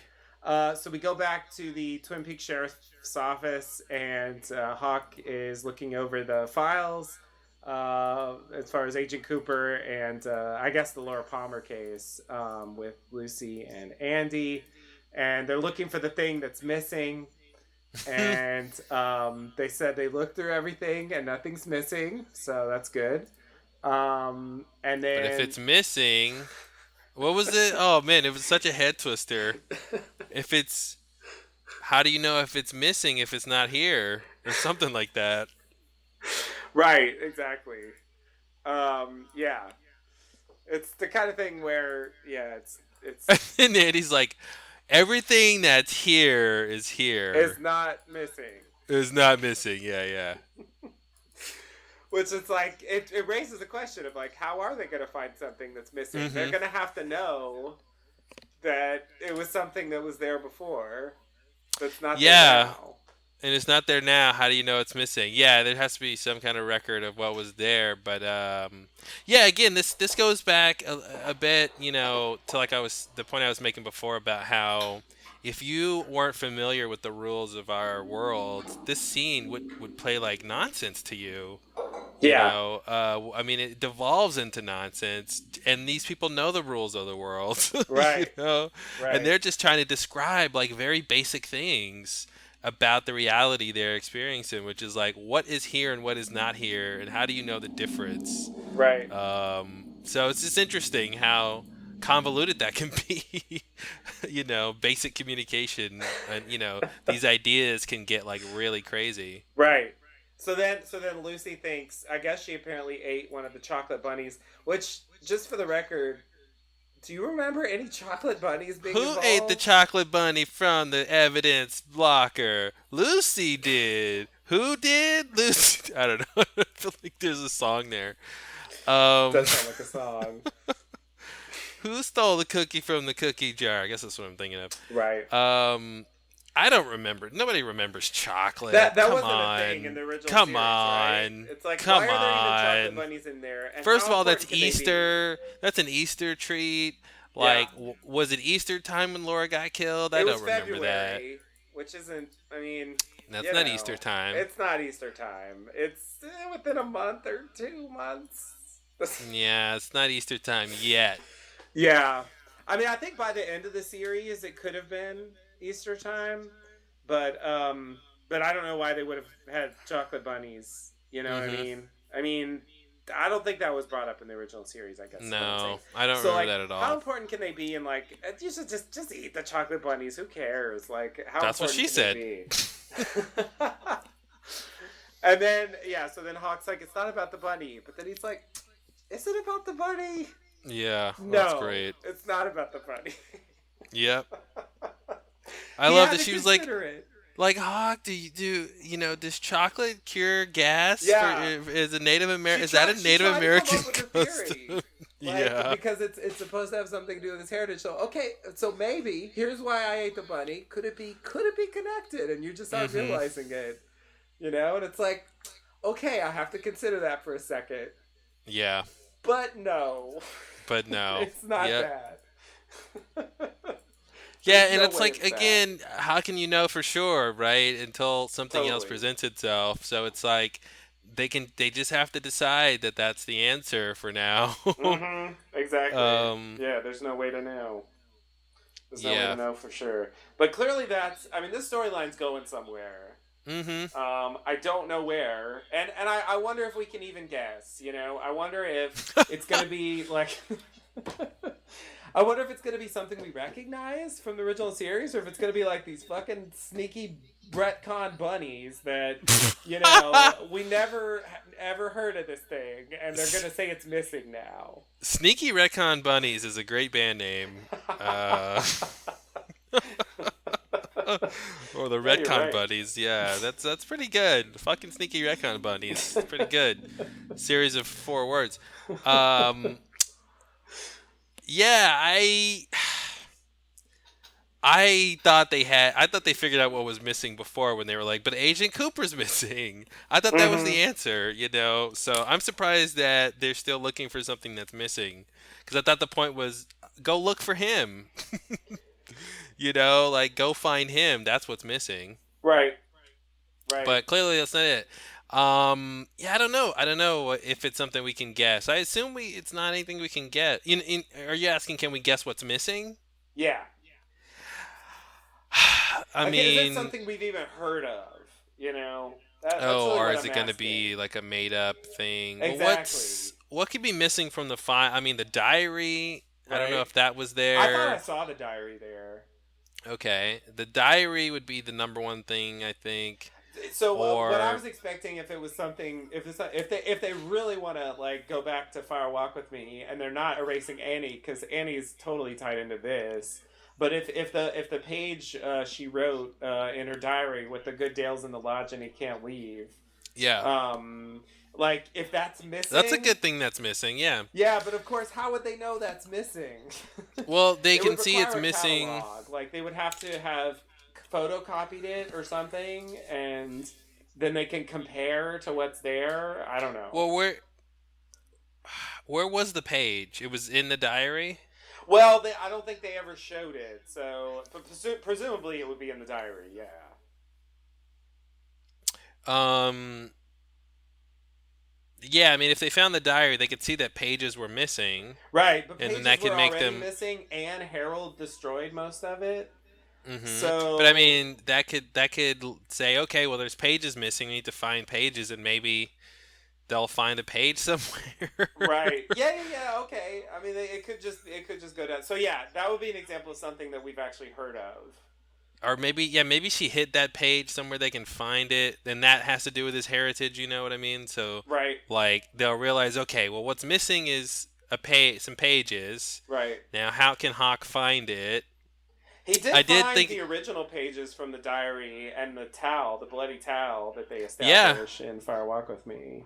yeah, that's true. So if I they did want to do notice a that. Yeah. callback, they might Um. go in that direction. Mhm. Um, Yeah, I expected Hawk to like. I thought they were gonna do a thing where like, remember when Dale they go off into the woods and Dale is like trying to intuit the next clue for the case. yep. I thought like something like that Hawk was gonna do. Like, I'll just do what Dale did and Right. like try to feel my way to like what's supposed to happen. Right. Uh, so that's what I was gonna say about this. I was a little disappointed the donuts weren't laid out. Oh yeah.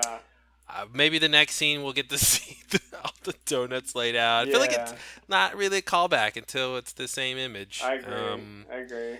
And but it's cool to see them working a case, and what we get, I guess, the next episode is we get to see all the other people who are working at the station, and I Yeah. had no Mysteriously. idea that there were 50 more people working there, Yeah. and it was weird to see all those extra people after 3 episodes. They Yeah. finally go, oh, you know what? There's more people here working here now.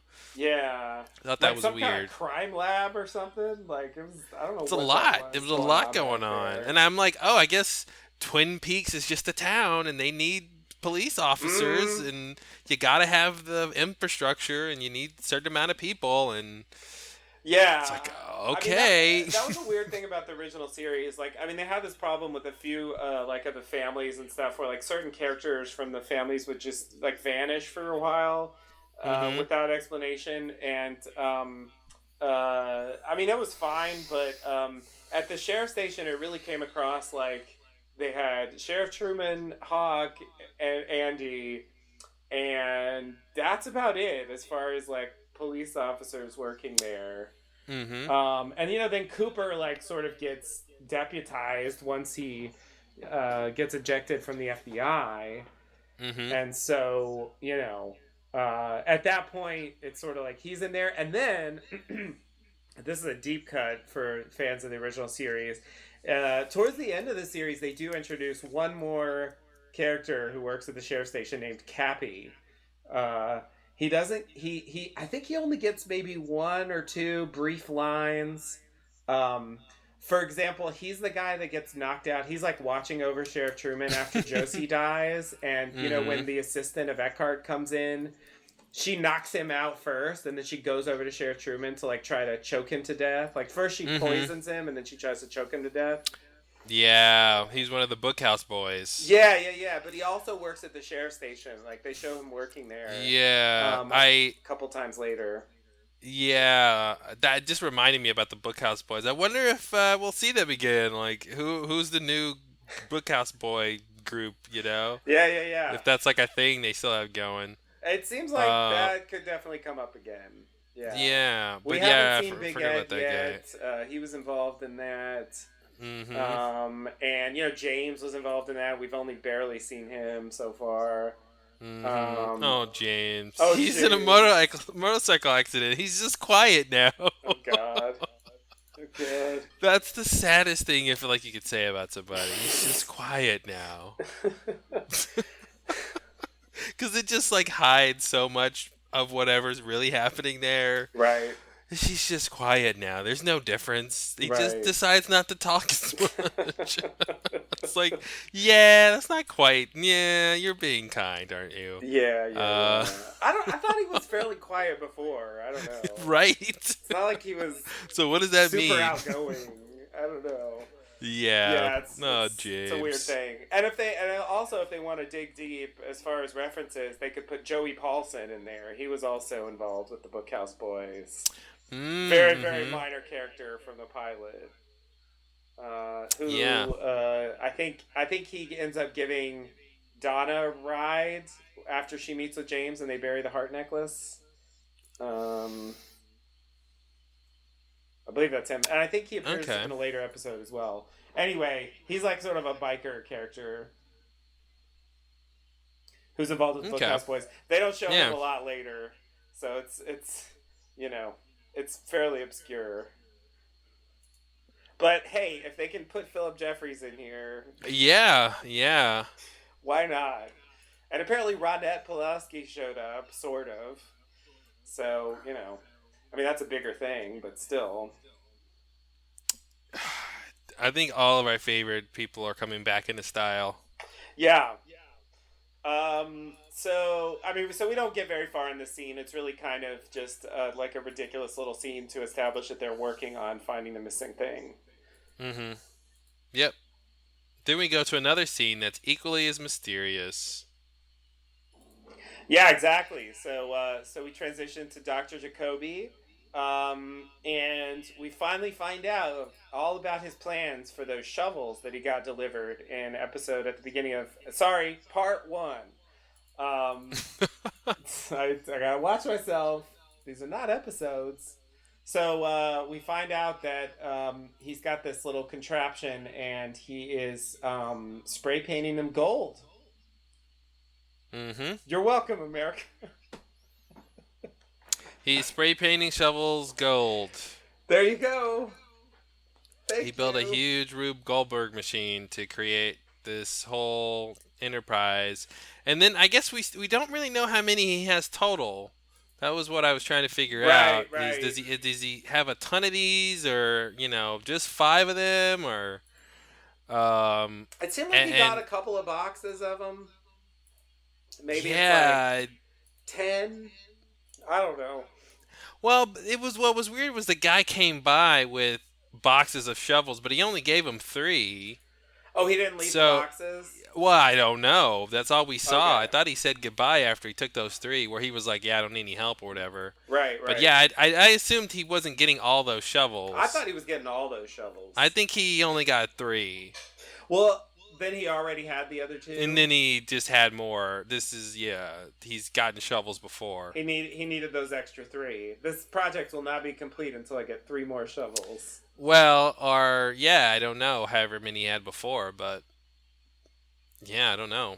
So yeah, I Maybe mean, he'll get three. Maybe he'll get some more later. I don't know. Like, I don't think. I just think he didn't get all the shovels in the boxes okay. I because there assumed was no like, the where boxes do you were want me to left. put them? Or I don't know.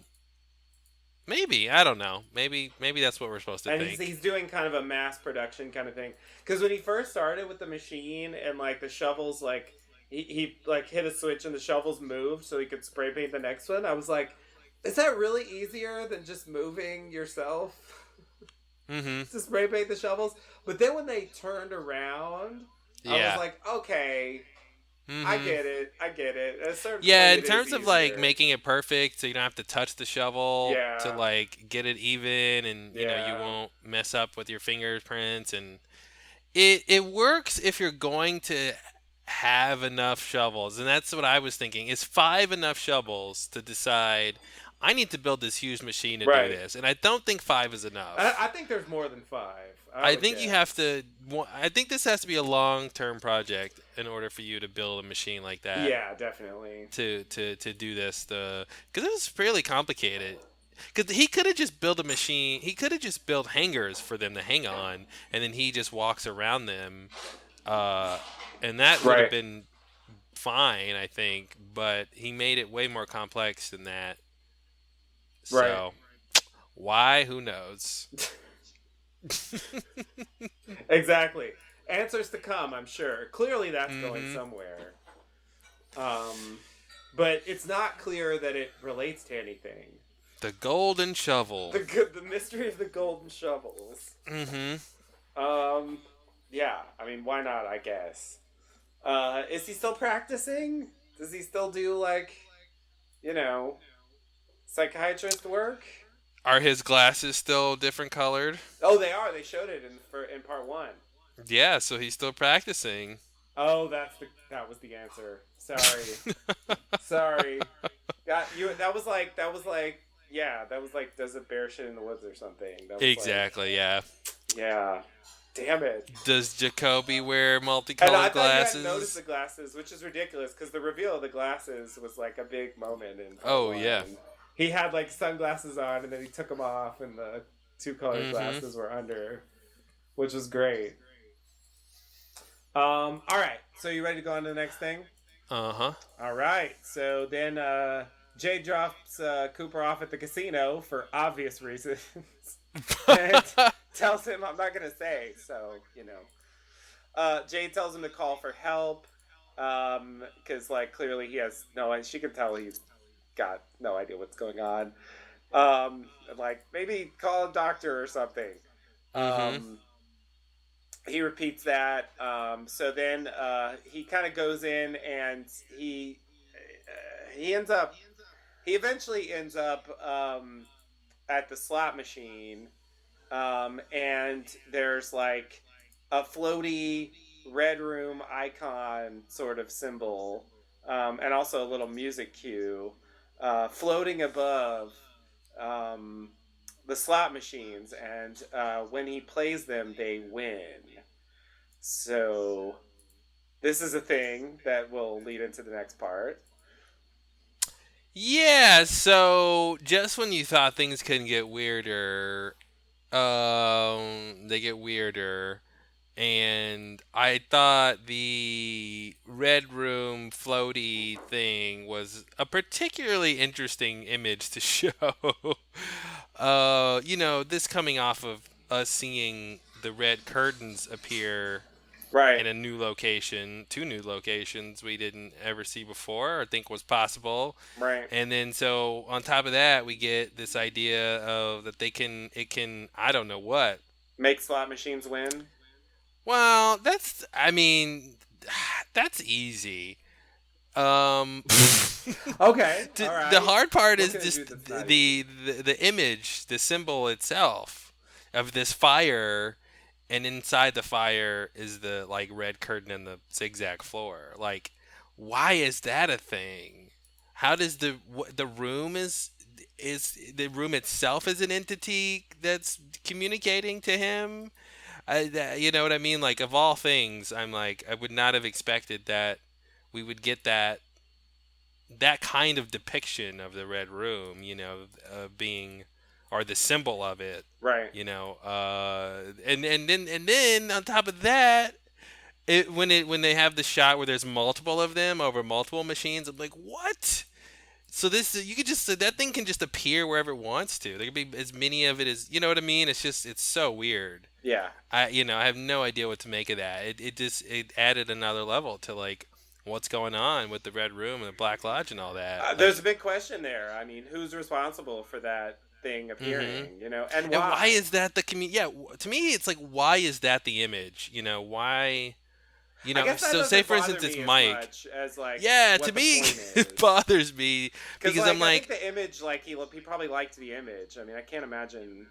well, for sure, but there's other things you could do, right? Like if it's Mike communicating with him, that could be Mike's face or Right. something. Like there's other things you could have It doesn't make done clear who's to, who's or, sending or it. the machine could glow. You know what I Yeah. mean? Like it doesn't have to be this like floaty fire red room thing. It could have been so many other things. Right. So I don't know. I'm interested in why he chose that beyond like, oh, I just think it looks cool. Like, why is that the way we should see this like communication? Right. Well, yeah. I mean, I guess like to the extent that that's connected to who's sending this thing and what's the purpose.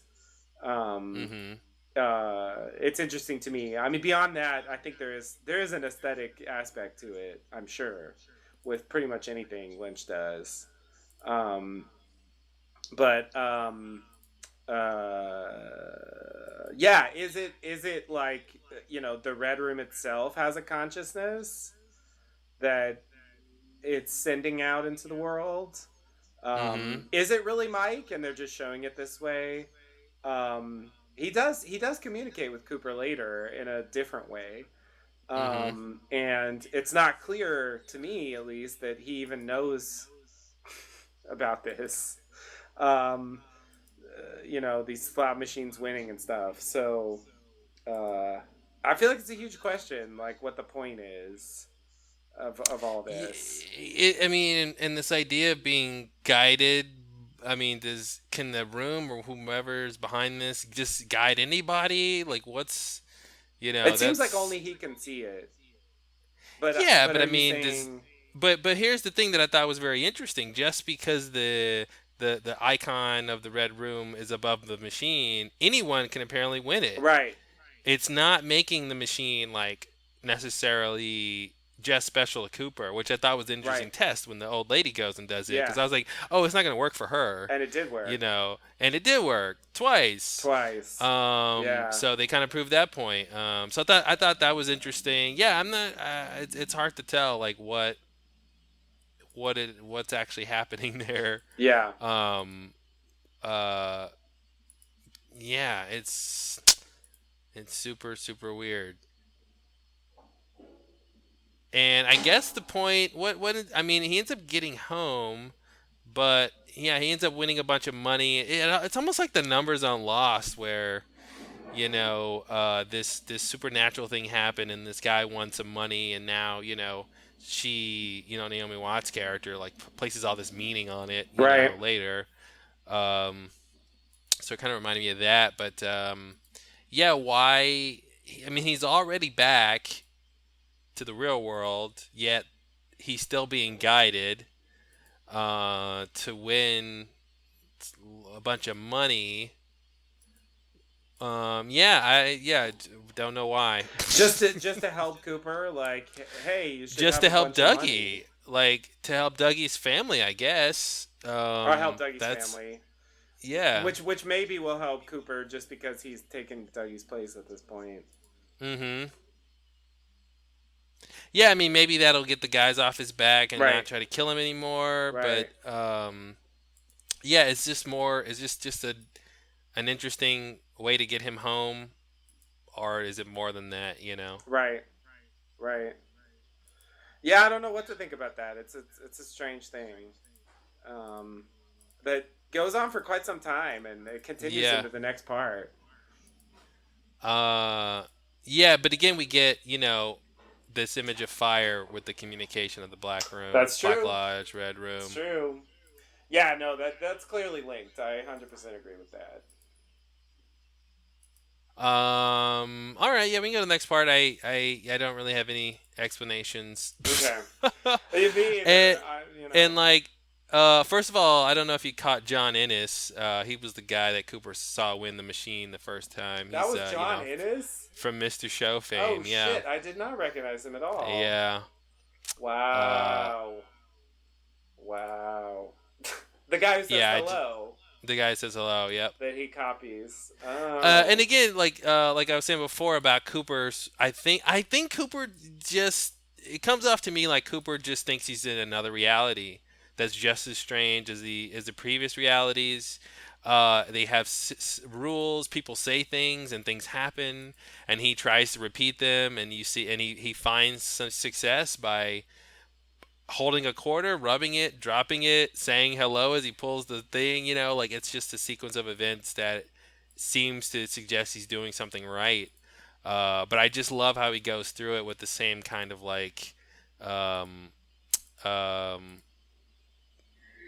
what's the word? Blankness? I don't know what the word is Right. for that he It seems to me has. like he's lost something though. Like in the scene with Laura Palmer, he asked, "Are you Laura Palmer?" She whispers Mm-hmm. something in his ear, and he's shocked by it. It seems like he has some idea of what she was talking about. Mm-hmm. Um, it seems to me like in those scenes, and another scene. Where are we?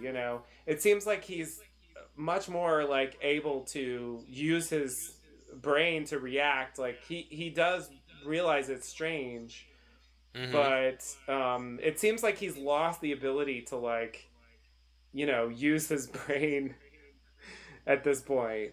Like he doesn't seem to be able to react to the world except to imitate things he sees, and that didn't seem to be what was going on in the Red Room or in the stuff after that to me. That's why it Yeah. I seems to me mean, like he's lost something in his mind in the transition. hmm. Yeah, I definitely see what you're saying. Um. Yeah, I don't Like I know. agree that what you're saying is a point that they're making, and it's definitely a valid interpretation. It just I think there is a little more to it than like he's just behaving the same way he was before. Mm-hmm. You know?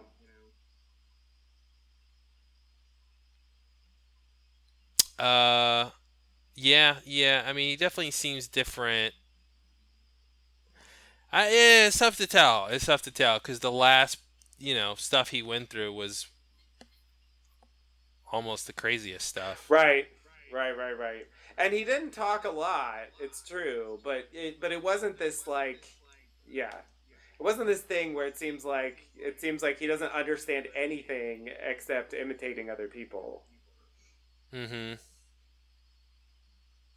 Well, yeah, it's a fine line. It's a fine line. Yeah, it's tough to tell exactly what's happening there. But yeah, I mean, presumably, well, I mean, Cooper's got to come back at some point. Maybe he'll gradually awaken. Maybe something will happen that'll help him awaken. Maybe other characters will have to help him. Like, I don't really know where the story's going. I thought once he got the coffee, he'd kind of start coming back. I think, I think that's gonna be it. Yeah.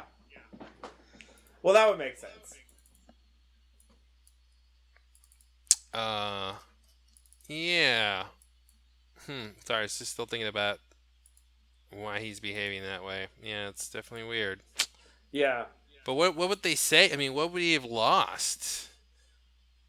And when would he have lost it? Well, uh, I I don't know, his ability to come up with his own thoughts, and I would assume in the transition, but I have no idea about that, about when it happened exactly. But it And seems then like it like, happened during that and that period. was an accident, like, and so whoever was helping him, get back home knew or didn't know that was gonna happen.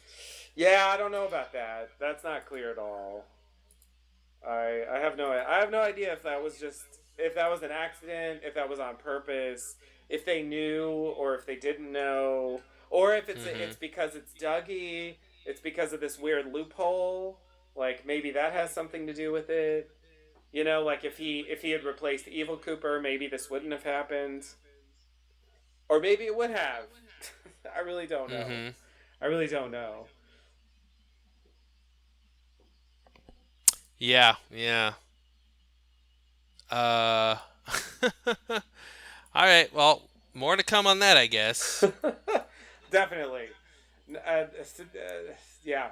The next episode doesn't really advance it too much, but we do definitely get more of that story. Hmm. Yeah, I guess he does. Yeah, it just. Yeah, I see both sides of it because he does. He is more cognizant or cognitive, or the same thing. Yeah, Um, in some of those red it's room scenes, Latin. but the scenes where he's just like following people and doing what they tell him to do is what he seems like he's doing. When he's in the casino and stuff like that. There's so many parts where he's just like when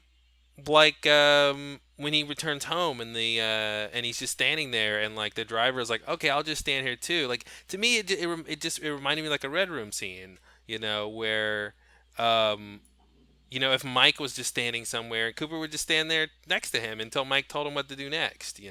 Right. So that's why I connect those things because it seems like he's just waiting to be ushered, from thing to thing, like was the bulk of his experience in the Red Room, Mm-hmm.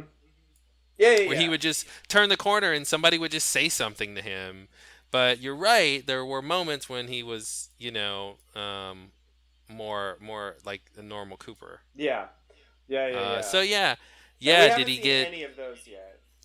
Did he get blanked out? Is he just like a empty vessel and the real Cooper's like psyche is somewhere It's else and they still have to be somewhere. unified Yeah. or Or is maybe it's that what in there happened? Or still. maybe Bob, the evil Cooper has the Cooper's Oh psyche and he's God. got to get it Oh back from God. him and No. yeah, I Don't don't take know. his That's psyche. don't think his psyche. Oh man.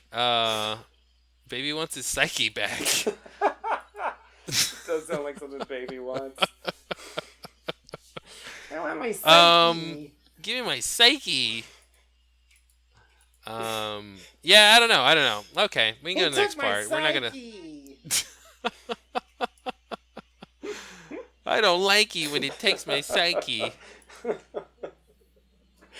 God, what a baby. Such a baby. But I totally see what you're saying. I think your interpretation is very valid. Just for the record. It's just wrong. No, no, no. I don't even think it's wrong. I just think there's a little more. I think there's a little extra thing happening besides that. Mm-hmm. If that makes sense. Mm-hmm. It's a yes and. So yes, and okay. Because I agree with the general point that for the most part, when he's in the red room, he's just being led around from place to place, and he doesn't really seem to have a lot of idea of what to do with himself. Yeah, and like for 25 years he's in that state, and then he goes on this like extra sensory journey through Yeah, the cosmos and yeah. and yeah, I don't know, maybe going through being materialized through the thing, maybe his shoes, maybe he left his brain in his shoes. Oh God, And that's a they're like, you theory. got to go back for your You gotta get your shoes. shoes. Your brain's in your Your shoes. brain's in your shoes, don't you know? Your Why left didn't the your shoes go through? By the way. Your left brain is in your right shoe, and your right brain's in your left shoe. That's how your brain Oh works, by the God, way. of course. Um, the shoes didn't. It seems like they couldn't fit, but Okay, I agree. That's what it looked like. But like, why does like that make like sense? it couldn't. And Dougie didn't leave with his shoes either. I thought that was interesting. Maybe that's why his shoes couldn't come because Dougie was in the red room Right, without shoes. right. And it was like a 1-to-1 transfer. You know, and because I think Dougie, he had a jacket on and he had basically a suit on and with no shoes, socks and no shoes, and Cooper had the same thing but with shoes. So Right. that's probably the only thing I can come up with. The best idea is that it if Dougie had shoes on, that his shoes would have come. Yeah. You know, Yeah. like maybe like a conservation of energy thing. Right. You know, from dimension to dimension, like it has to be 1-to-1. Yeah. Yeah. Yeah. Physics. Sure. That sounds like physics. Listen to physics. Sometimes shoes don't travel. Newton's fifth law. No one ever talks about that one, Mm-mm. but it's very important for Twin Peaks. um, Speaking of Twin Peaks, here's an aside. Um, I remember I was looking at something online, and they were talking about the scene where Laura's under the ceiling fan, and she kind of gets like Mm-hmm. inhabited by The Bob, or crazy something weird face. happened. The Yeah. crazy, and they were saying in that scene we see the symbol of Twin Peaks there, and I didn't understand what that meant. Do you know what that The means? symbol of Twin Peaks. Yeah, which I assume this one of Twin Peaks is the actual outline of the two peaks. The Oh, the okay. kind of Yeah. diamond shaped thing. Yeah. Oh, right. That's what it would be. But in Yeah. the image that they had to go along with that fact was just a kind of Laura, that shot of Laura looking up, and like her face is kind of blown out, the white light Yeah. and everything. And I'm like, are her eyes the Twin Peaks? Like, are Twin Peaks your eyes? Is that the point of the show? I'm like, are they saying Are they saying that? I was confused. Um. Who Eyes are the said windows to that? the soul, and Where did that come from?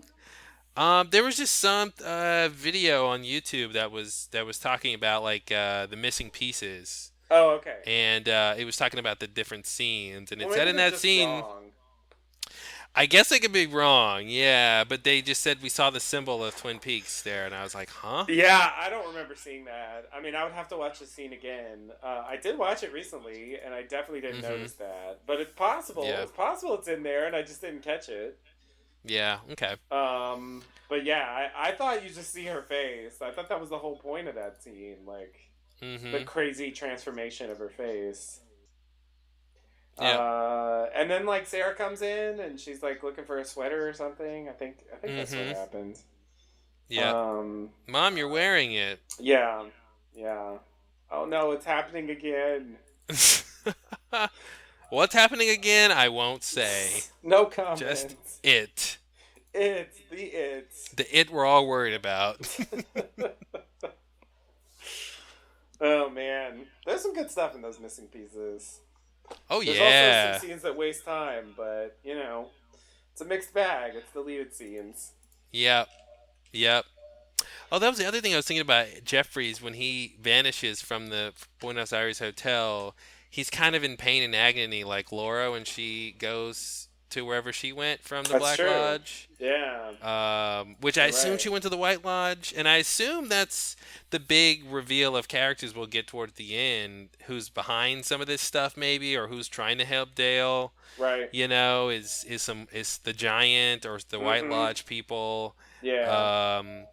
Because they made that clear in the show that it was, and that's what Briggs says. Like they were looking for a place called the White Lodge. They weren't looking for the Black Lodge, which I found to be interesting.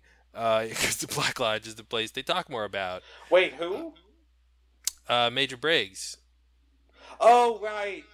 Yeah. The military thing. Yeah. Yeah, he says, yeah, they were Yeah. looking for a place Yeah. called the White Well, so Lodge. yeah, and I remember there's a monologue from Wyndham Earl about that. That like, they were looking for the White Lodge, but there's also this Black Lodge, and like that's the more interesting place, Mm-hmm. at least for Wyndham Earl. Yeah. It does seem like Major Briggs was taken to the White Lodge. The White Lodge is completely underdeveloped. You're right. Yeah. I don't. I feel like we don't know hardly anything about it. It's not even clear if the giant comes from there. It just seems possible. Mm-hmm. I feel like they've kind of conclusively established the other characters are Black Lodge characters. Yeah, and we've only seen the giant so far in the black and white room. Yeah. Uh, Now he which was in the Red Room in the final episode. yeah. But again, the Red Room versus the Black Lodge. Well, and I think it's to me it seems clear that the red room is not the Black Lodge. It's a portal to between the White Lodge and the Black Lodge in our world. That's how I look at it. Because it's clear, like when Wyndham Earl tries to take Dale's soul, like uh, Bob appear. He flashes in a flash of Yeah. fire, which seems Yeah. like he came from some other place. Yeah. So and they do say that's the waiting room.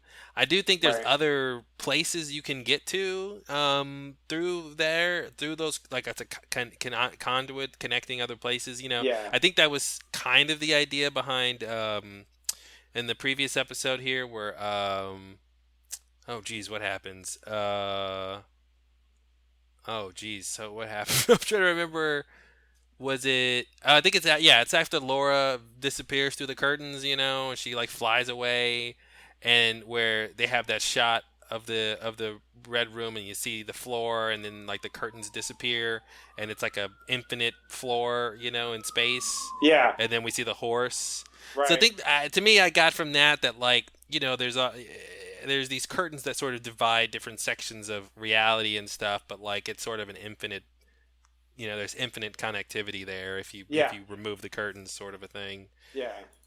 And in one of those places, the horse is there. I guess I don't know what that meant.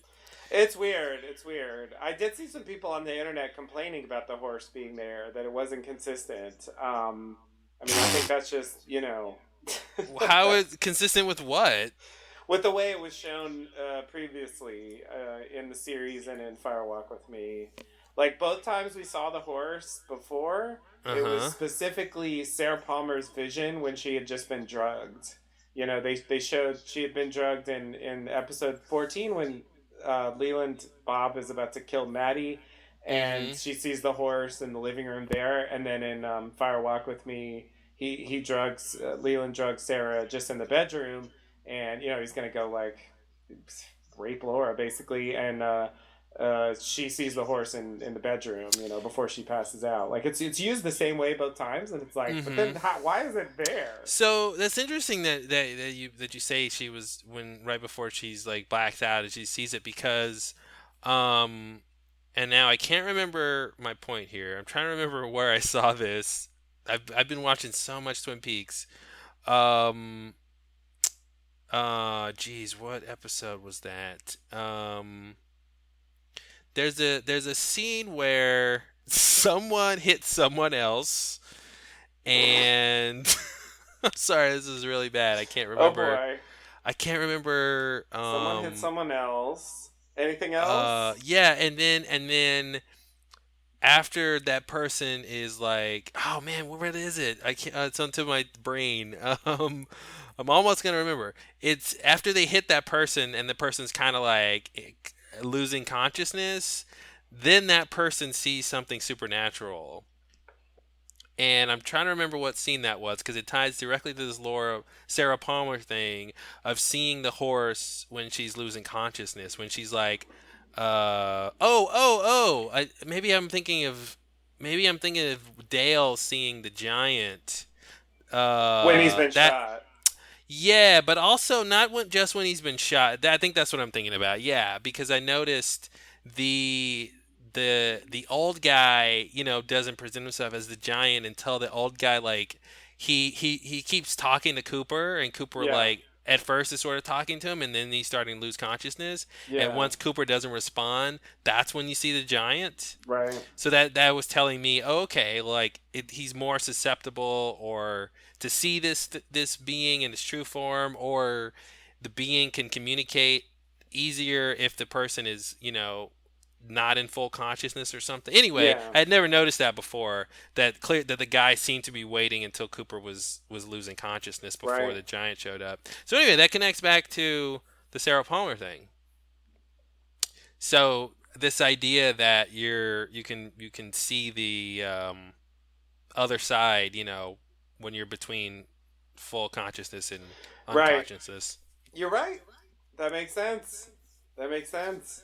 I mean, it didn't really bother me. I just, people are deeply attached to Twin Peaks, and anything that disturbs their Hmm. mental image of it can, cause certain people to get annoyed. Well, to me it's weird to, especially for that, to call that into question when clearly we're primed to get reveals about what these things mean. Yeah. Sarah seeing the horse didn't tell you what it meant. Right. So like if we see the horse again, add that to, what it means for the horse, I know. what I it mean, means that that's it what we're means. doing with the ring. Like now we know the horse comes from that place, or at least is Right. attached to that place, and Right. not something she just imagined or something. So it's Right. weird to, I don't know, to call that, to have a problem with that, I think is a little strange, Yeah. because it's an ongoing mystery. Right. Right, right. No, I totally agree. I totally agree. I mean, I feel like part of what's happening with Twin Peaks fans is like, they've had this series for years that's like totally unresolved. I Hmm. mean, 25 years of like Oh, unresolved and now they mysteries. have to like reconcile what they thought with what's being shown now. Exactly. I mean, I feel like, it happened with Lost, but it's probably even like crazier if you've been like super into the show for so long. You know what I Hmm. mean? I mean, if season 6 had been 25 years after season 5, like, Hmm. I can imagine the disappointment being even greater, Yeah. than it was. So yeah, it seems like it's that, I mean, that it's weird for me, I'm used to these questions being unresolved. Hmm. The idea of seeing Cooper beyond smashing his head in the Yeah. mirror is It's crazy. it is really weird. Because for me that was the end of the story for so long. Hmm. Hmm. But I mean, the new series is interesting. I'm fine with getting stuff, and I don't have to. Whatever the answers are, I mean, I can take them for what they are. Yeah, I'm the same way. I'm not really invested beyond of just knowing what the story Lynch and Frost are telling is, Yeah. and whether you like the end result is definitely, up for consideration. But I think like you got to take the pieces how they come and see how it fits. And there's so many parts, but I felt like that was such a cool reveal to see the horse there in that context that we haven't seen before, where Yeah. the curtains dissolve or whatever, and then you just Hmm. get this infinite field of Yeah. zigzag floor, and you're just like, oh, okay, huh? It's not just 4 or 5 rooms here. I guess is the point. Right. It's whatever. Yeah. Um, and another thing I found out, you might have already known, is the statue that's in the waiting room is not the same as the statue that's in the hallway. Oh, okay. Yeah. Yeah. Um, Yeah. yeah, one is the Venus de Milo, and one is the Venus de something else. Um, There's more than one Venus. I yeah, guess depending on apparently, who made it or something, yeah. or where she's from. No, can Venus be from two different places? No, probably not. Um, Um, yeah. Sorry, I forgot what it's called. Venus de Milo and Venus de Michi or something, or uh, something similar.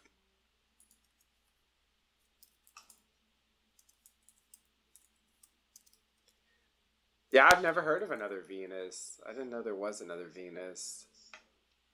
Let's see. Yeah, Venus de Medici. Venus de Oh, I Medici. see. It's called Venus de Milo because of where it was discovered. I had no Uh idea. huh. And The there's a island of Venus de Milos. Medici. So yeah, So it's just two Venuses. Can you say Venuses? Veni? Venai. Vine. Vine. That's what it should be. Thank you for the Latin correction. To Vine from two different To places. Vine. That sounds like 2 glasses of wine, please. It does. Right. I guess that'd be Vinos, Uh, possibly. Sure. Um, yeah, I'm sorry. I'm reading about the Venus de Medici now. I guess yeah, it's just 2 different statues. Yeah. I guess they're both from a similar time period, perhaps. But anyway, I didn't. I always thought it was the same statue, and it's not. Yeah. I mean, I didn't really notice, but I assumed it was different statues. Mm-hmm. If that makes sense. Like, I didn't look closely. I also thought the chairs were all identical, but they're not. Um, yeah, especially seeing it in HD now. The chairs are all different. Mm-hmm. Like the one that Cooper sits in is like crushed velvet or something, fabric, and then the other 2 chairs like are different fabric, but like one of the chairs has buttons on it, and the other chair doesn't. I don't know. Just thought that was interesting. They're not Right. just like 3. Hey, just give me 3 chairs. Right. It's like no, I need them to be slightly different. Yeah. Those details matter. Do they? The scene just wouldn't work if it was 3 of the same chair. Yeah. Well, that's probably true. All right, you ready to go to the next part? Sure. Okay, so then we go to Philadelphia. Oh, I'm sorry. Oh, Quick thing. spoiler alert. Was I couldn't tell. I guess it's not. But there's a scene at the end where Cooper's winning the money and he's sitting down and like a guy comes up to him, and I thought it was um geez, what's his name? Mullet guy from Walking Dead. Eugene, I thought the Eugene. same thing. Yeah, was that not Eugene? I don't know. I guess I didn't look at the credits closely enough to see like. Yeah, it looked like him. It did, but it didn't. It didn't look enough like him. I thought it just was somebody who looked like him. Yeah. That's probably a discoverable fact. Josh McDermott. Yeah, you just gotta find the guy, see if he's credited.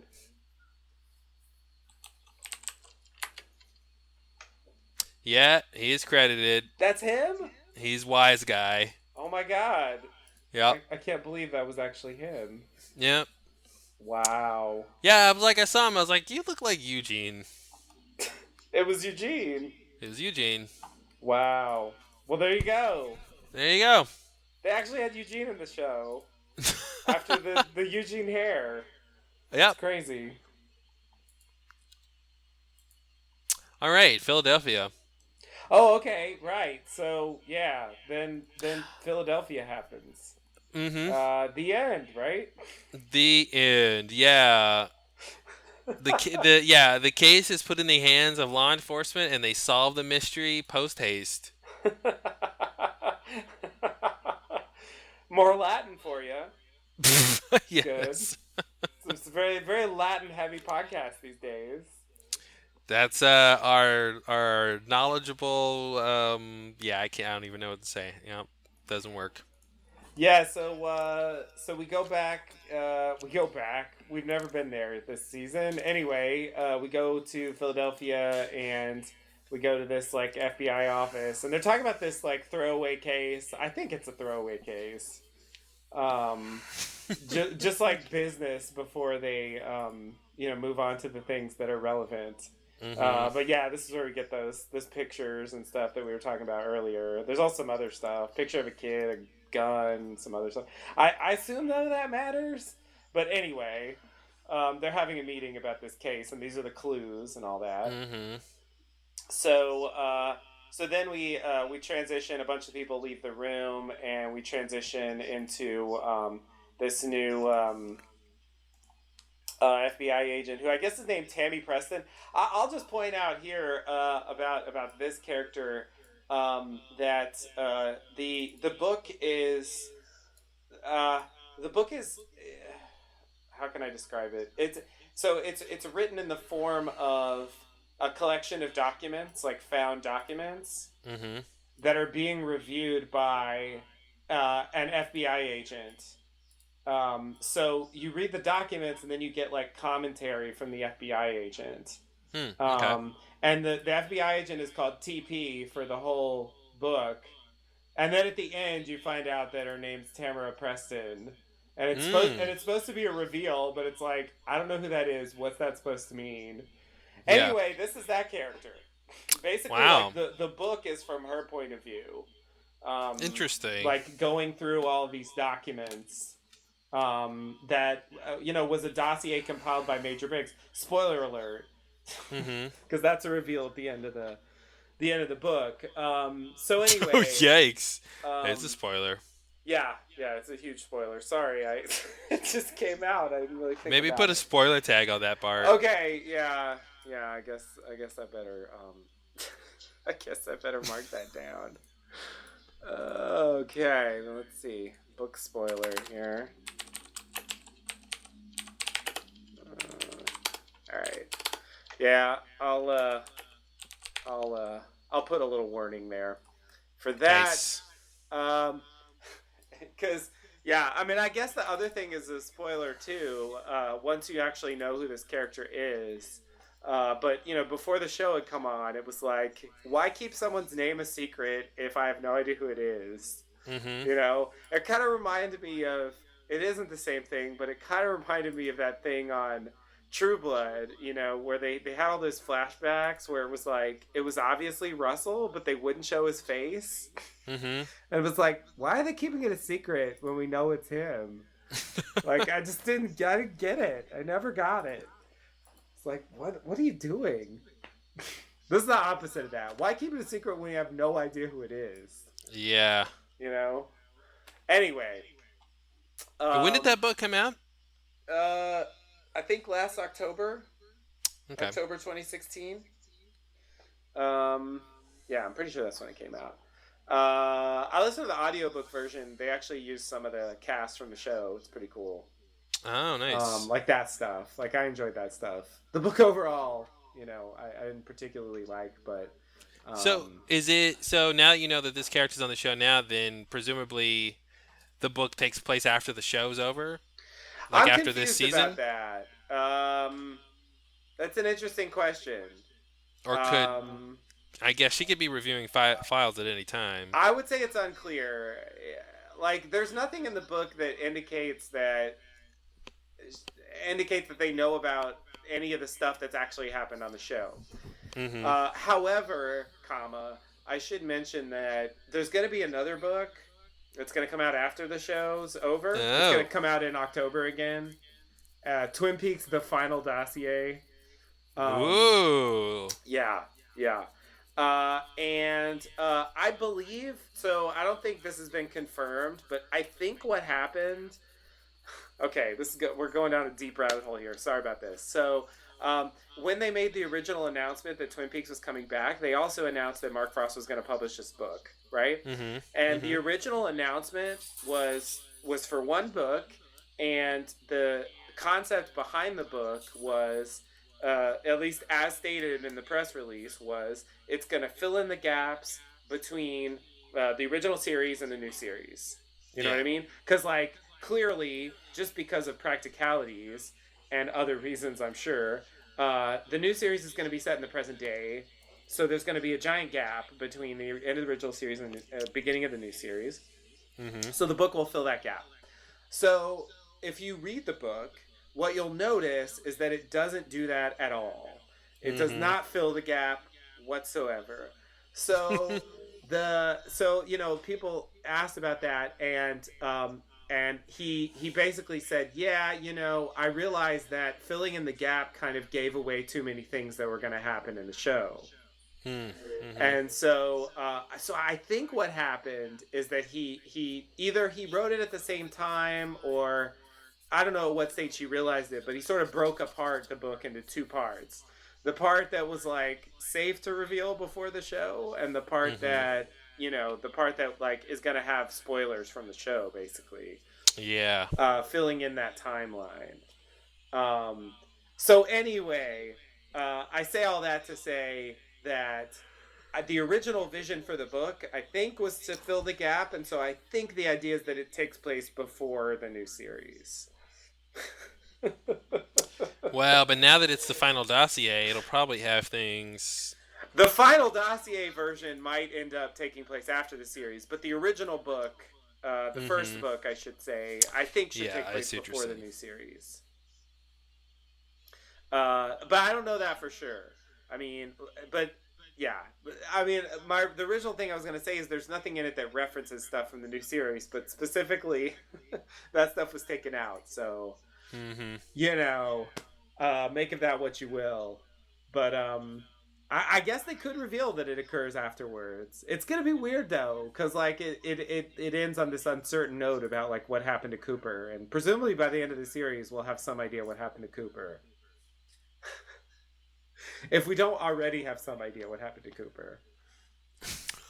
I hope we have some idea what happened to Cooper. I do think we have some idea. Good.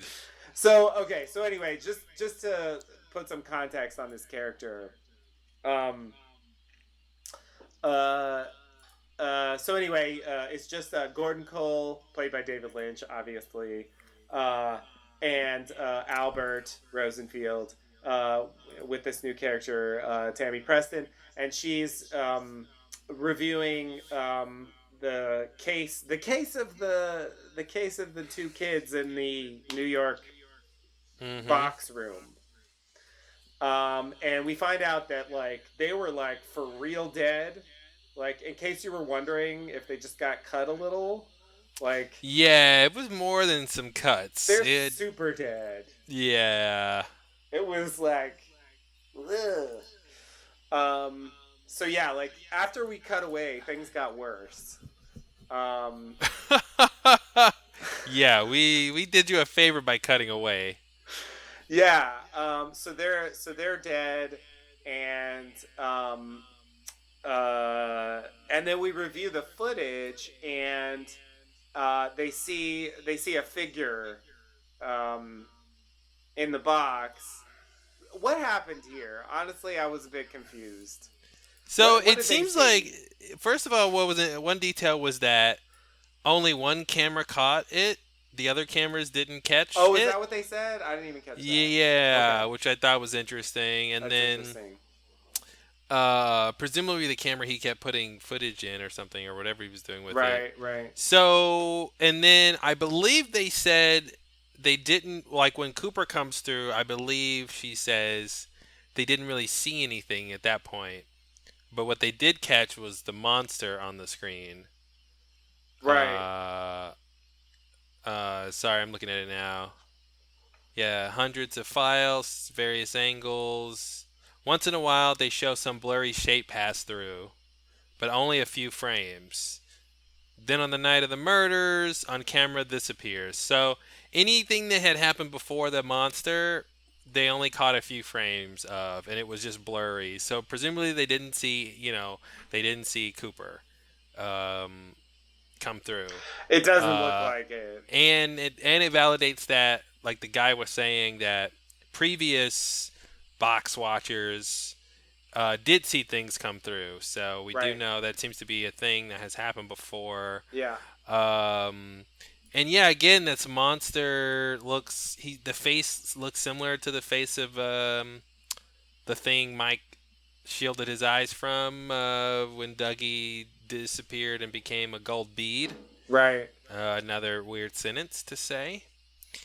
Um, and yeah, the monster left no prints, no DNA, no fibers.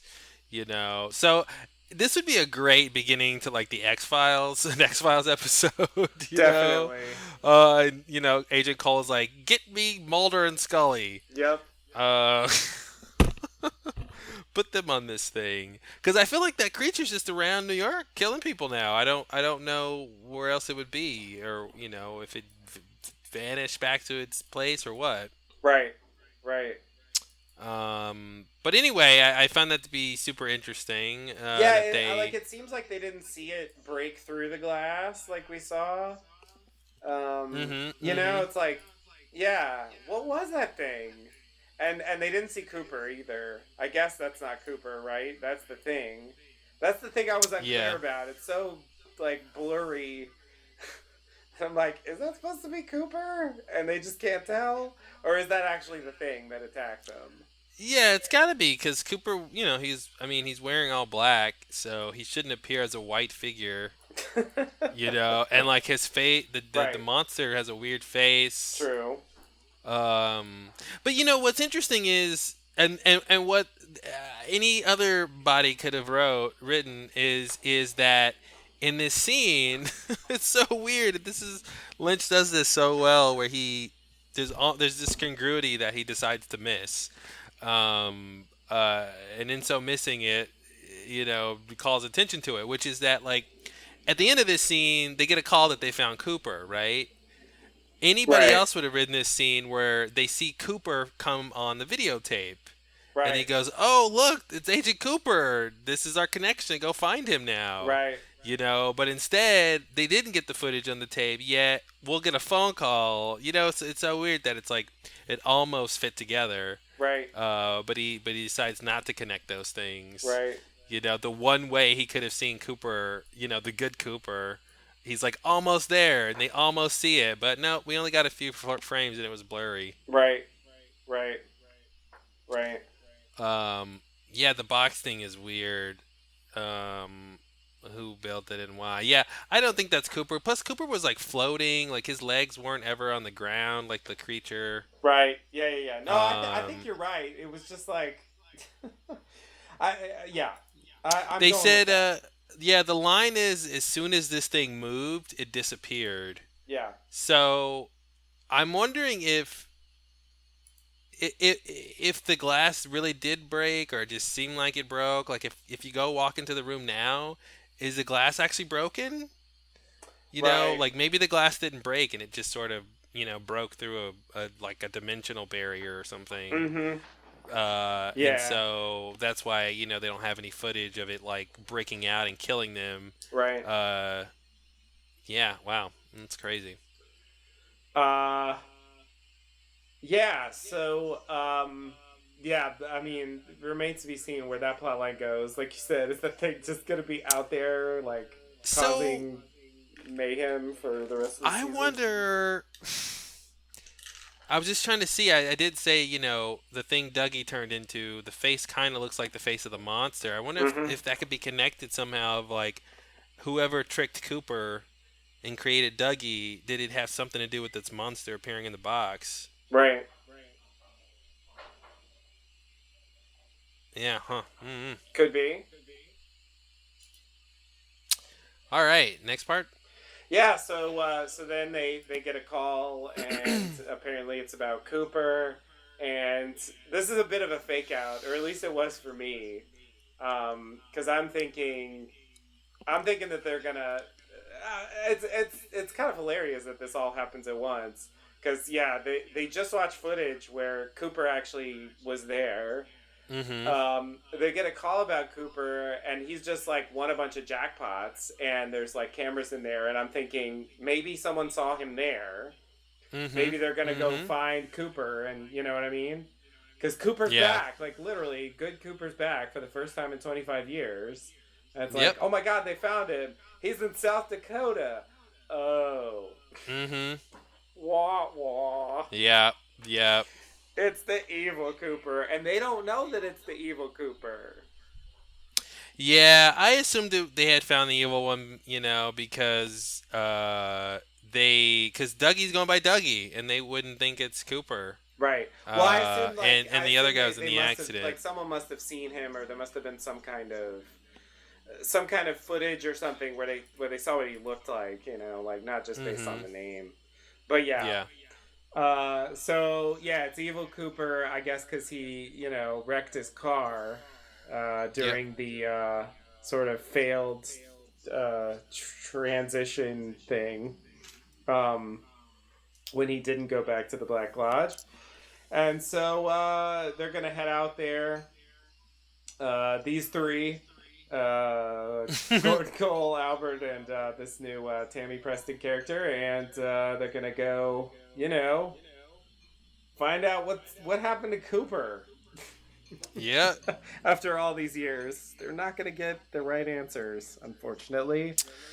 But before they find out, we get to go back to the Roadhouse and get another end of an episode with another band playing music. Yeah, I gotta say, the Roadhouse has a lot of live music. I like a running thing to me that like I thought was hilarious in the original series is that I'm pretty sure that Julie Cruz was the only person with her band to play in the Roadhouse in the original series and in Firewalk with Me. Mm-hmm. That's it. And so it was like Julie Cruz has a standing you know Yeah. invitation to play there every night forever. Like that's Yeah. how it came across. So it's been weird in the new series that it's actually been other bands playing there. Mm-hmm. And I guess it's a thing that they're gonna do, like at the end of, because they do at the end of the next part too, showing different people playing at the It's Roadhouse just- at the end. Yeah, and I think these are real bands and I their think they own are real real songs, Yeah, yeah, which I find interesting. They're not songs written for the show. yeah, yeah. It's Yeah, a weird yeah, thing to do. I don't really get it. I mean, other than going back to the Roadhouse, It's an interesting way to keep ending episodes back, one after the other. Like, it's a weird thing to keep doing. I guess like when, the first time it worked for me because there was stuff with the characters yes, first. exactly. Yep. But in these two, it's just like they just. And the show first time it band. was a Lynchian scene, like the way Right. the characters was lit and this blonde girl singing, Yeah, and yeah, like it felt like a normal Lynch kind of music montage. yeah. But Yeah. then it's just like anybody showing up now. And this really wasn't like that. This was like, just some weird. I don't know. What kind of music is this? Is there a name It's for like this? Indie folk. Indie folk. Yeah, sure. Yeah, it's like And there's a slide guitar, yeah, upright bass. Mm-hmm. It's that Bluegrass light. I Yeah, don't know. There's yeah. no fiddle, but bluegrassy kind of thing. Mhm. Yeah. It's just it's a bit. I don't know. I mean, it's just a bit strange. And the credits always catch me off guard. Like, I mean, it's very much like this is not an episode because like they really. I mean, the Cooper thing, like the Cooper thing, was the moment to have the credits. But that's not when it happens. uh-huh. It's like they could have started the credits then after like we're gonna go find Cooper and then just had them play over the credits, but they don't do that. They go to the Roadhouse and we spend like some time listening to the song before the credits come up. Yeah, so it makes it part of the scene, part Exactly. of the episode. Yeah, which is a weird thing. Yep. Yeah, I mean, I guess it's just they needed a way to end episodes that were more fulfilling than just cutting and wanting to have the credits roll over something. I think seems to be important. So yeah, they just was like, we'll just have there's people playing at the Roadhouse. It's just the Roadhouse Right. is really popular now. Right. You Well, know, I mean, they get one thing that happened in the original series is, the credits would run over the picture of Laura Palmer. Mm-hmm. And at a certain point in the series, and I would say it's more true now than ever, it was clear that like the show was not about Laura Palmer anymore. Yeah. And it just felt like, it just felt like they should have changed the credits. Like they shouldn't just keep showing Laura Palmer. But it's always about Laura Palmer. Is it? It is. Is it? It is. But is it? I think so. I think, yeah. I mean, Laura's the thing that connects everything. Is she? Yes. Okay. Yes. Yeah. I think so. I mean, without Laura, there's no Dale. Without Dale, there's no rest of the story.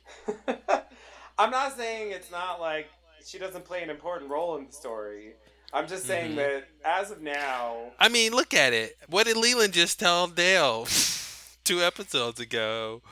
Find Laura. I So you know, and I know know. that's a thing. I know that's going to be a thing. But again, I Hmm. say it doesn't seem to me the plot is revolving around Laura in any way at all. Well, sure, if you put it that way.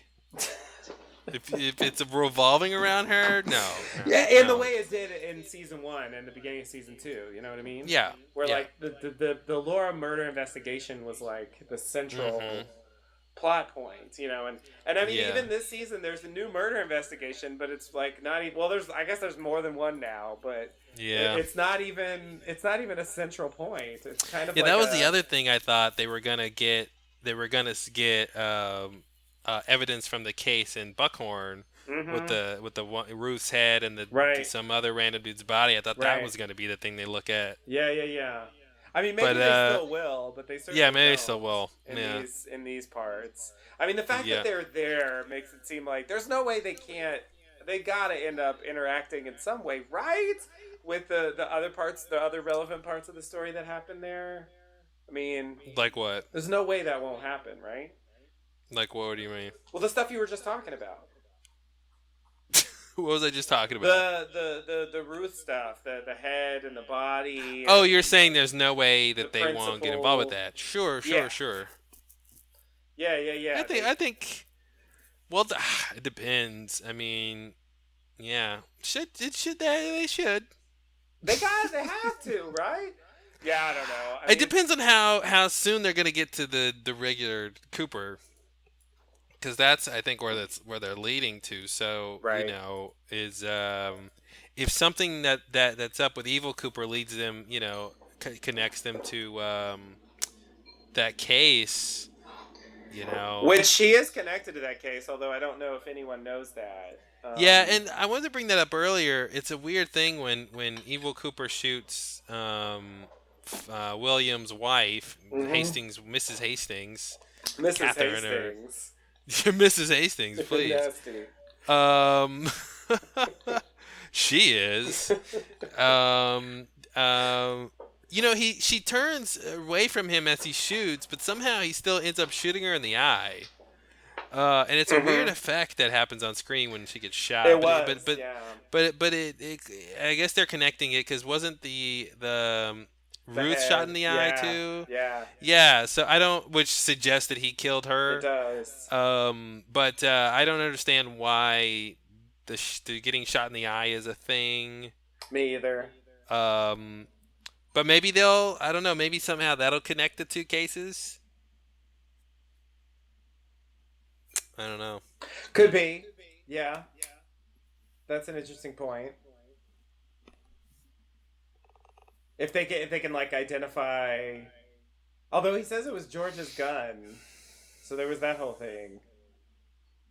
Like Does George he is gonna not get leave? framed for that Yeah, does somehow. he? Although George wasn't George at the police station when this happened. I Well, guess. George was You know, supposed to meet her afterwards, so I'm yeah, I assuming guess he's it gonna like depends show on up the timing shortly. there.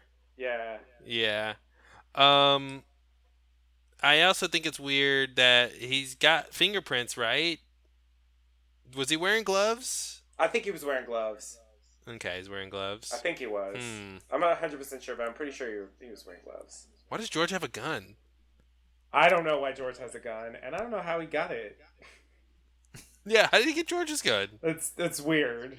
It's weird. I mean, it seemed like he was just saying that to like establish what the plan was, but it isn't clear how he could have pulled that off. You know, like Yikes. just so like people draw a certain conclusion. That's like there's a whole drama going on there that we've totally moved Mm-hmm. away from, even though we've gone back to that area at least. Yeah, yeah. I think we're circling back to it probably in episode 5. I I guess think we'll probably get I back to guess it. it's I guess I can't think of this as episodic TV because it's really there's just a lot more space between things, you know. Um, Sort of. I mean, but they only have so much story to tell, right? And I think it made sense that these two episodes weren't about that stuff. Like if the next two episodes aren't about the Hastings stuff, then I would agree with you. I'm like, then it's just like I don't know what they're doing. But I yeah, think that it would make sense if they come back to all that. I guess I'm just used to episodic TV. Like, I know there's exceptions to this, but like in general, if there's running plot lines, what I'm used to is like they're not focusing on that, but they have like a minor scene or some kind of like filler thing that kind of establishes that that's still going on. Maybe like takes a minor step in that plot, but Hmm. just just to like keep it alive in the story, until they go back to it. Um, Yeah. but just like for TV, like that's what I'm used to. I mean, a lot of times it really is like filler until like the second to last episode or something, and then finally something happens, you know. Um, but it feels like there's just huge gaps in the story. Um, but you're right that like tell what you have to tell, and then come back when it's time. I mean, it's Yeah. logical. Yeah, I think we'll be back. I think we'll be back to that stuff in the next episode. That seems to be what's happening because there's kind of two big plot lines happening here. Right. Um, so yeah, we'll see. We'll see. One thing I wanted to mention, I'm trying to look forward in the episode to remind myself exactly what happened. Um, I believe it was. Let me see if I can find it. I believe it was when Jade is dropping Cooper off at the casino. Or was it outside the house? I think there's one scene where she says something that Laura had said, and they do like a flashback. Do you remember that? You know what I'm talking about? What from what? Uh, um, Are you talking about when she remembers what he whispered? What she whispered? am I? Is that what I mean? Like my father killed me? Is that what you're thinking? No, no. I thought it was something else. Doesn't she say something Laura said? Oh, Jade, you mean? Yeah, Jade says Sorry, yeah. something. She says you can go out now. Yeah, and then don't they cut to Laura? They cut to Laura saying the same thing. Yeah. Yeah, that's right. That's right. I was trying to figure out where that scene Sorry, I got was. totally confused. Yeah. That definitely happens. Oh, it's when he's. Is it when he's in the car? It's when There he it gets is. dropped There. off Yeah, you can go out at the now. casino. Anyway, that's one of the few times we've ever seen Lynch do that move, where the scene is referencing something that the audience has seen, but but just to make sure the audience isn't lost, Gets the they point. cut to it. Yeah. Instead of because like when she said that, I remembered Laura saying that, but not Right. everyone's gonna remember that. But anyway, I just Right. thought that was we've talked about that trope before, that whole thing. Like sometimes it makes sense to do that, and sometimes it belittles the audience's like attention span Right. to be like, hey, remember that thing that happened that you saw? Yeah, I remember. That's why I was watching it. Right. You know, Lynch doesn't usually do that kind of thing, Yeah. but yeah. Anyway, In that case, it um, happens. Yeah. I'm not sure. It definitely fits in with your point pretty well. Uh, in terms of like his interacting with this world being similar to what it was like before. hmm Um, but what it reminded me of was that whole thing from the series with the grandmother and the grandson, where like the grandson says to Donna, "J'ai un âme solitaire," something like that, hmm and then however many episodes later, um, when Harold kills himself, that's what he writes. That's what he leaves mm, behind. hmm And eventually, um, eventually Andy's saying it, uh, practicing it, I guess, at the double R, and then Donna hears him say it, and then that's how they end up going back to that house and finding the page that Harold left there, and it's the Mm. page where she talks about seeing Cooper, and like whispering in his ear and stuff. Mm. Mm-hmm. It's like it's the episode where he figures out who does it, basically, who did the, figures out that it was Leland. Yeah. Um, Anyway, it just reminded me of that in the sense that it seemed like the Black Lodge characters knew in advance what was going to happen. Mm. Like they said something that they knew someone was going to say later. Mm-hmm. Like, Mm-hmm. because I thought it was weird when she said you can go out now, because the story establishes pretty clearly that he could not go out now. Like, you can't leave until the other Cooper comes back. You know. That apparently wasn't true, or it didn't mean what we Well, what we thought it it was meant. true. It's just that there was another Cooper that had. But the point was, like, for Well, instance. it wasn't, but it wasn't. It didn't play out the way I thought it meant, which was literally evil Cooper needs to go back to the Black Lodge, and they both need to exist there for some small amount of time before Cooper can walk out. The Yeah, same way no, it they just happened, kind of switch places. That's what I mean. They just, yeah, exactly, and it wasn't clear to me that that meant they could switch simultaneously, Okay. in a sense. I thought it would have to be more formal, as it, because that's what it seemed like, right? He's like, oh, tomorrow I'm gonna have to do this thing, and Right. it seemed like, and he's looking for coordinates, whatever. Yeah, I thought it was literally he has to go back to the to the waiting room or the red room, Black Lodge, whatever, and then Cooper could literally walk out of that place like he did. He literally walked out, but Right. instead, like this, a whole other things happen. I mean, the non-existent part, and then he goes to these other worlds, and Mm-hmm. I don't think that's was the original plan. you know when Cooper says, where am I and how can I leave, and the arm says, you're here now and there's no place else to go but home. Like, is that the way he was always going to go home, do this, Alice in Wonderland series of adventures Right. through hyperspace? I don't think so. You know, so I, and I think it's a better story that way if these characters don't know everything that's going to happen, and they have to like play catch up with things like Mike, presumably not knowing that there was a third doppelganger out there, and who did it and how and why. Like, I do think these characters are messing with time in a sense that you know they've made it clear, is it future or is it past, that whole thing.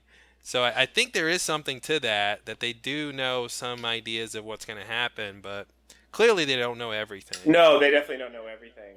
But it seemed like, since, like, I don't think he could leave at that point. Um, it seemed like, in retrospect, and the fact that they go back to it, it seems like it was some indication that, I don't know, that she had some idea what was going to happen to him. Yeah. After she tells him you can go out now, what happens? Is that when she whispers in his ear and then she zips through the curtains to Yeah, some yeah, other yeah, place? something like that. Yeah. I kind of also took that to mean like she was wrong or something. Right. Like she wasn't supposed to do that, or maybe what she told him she wasn't supposed to tell him, Mm-hmm. and that's why she got zapped That's what it away. seemed like to me. Yeah. Yeah. But yeah, I don't know. I don't know. I don't really. I don't think. I don't know. My own intuition tells me doesn't make me think that we're supposed to think Laura knew someone in the future was gonna say that, but it definitely is a possibility.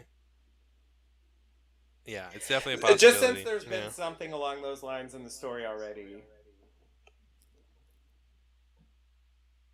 I think. I Yeah. think that's the only like, otherwise, I would maybe say it was maybe a coincidence or something, but and just Yeah, I like think. just like an indication that it's Yeah, jogging his memory or something. I think that, and I think that, yeah, making the connection that he's kind of experiencing this like he did reality like he did in the Red Room, and I think making the connection that I forgot, was there another thing like that too, where somebody said something that Mike had said?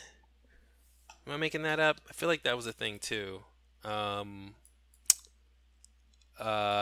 Perhaps the guy who was like, "Oh, I know you," Ethan Suplee's character. You remember that guy? What? What? Sorry, Where I did have I no idea. where did I lose you? Who?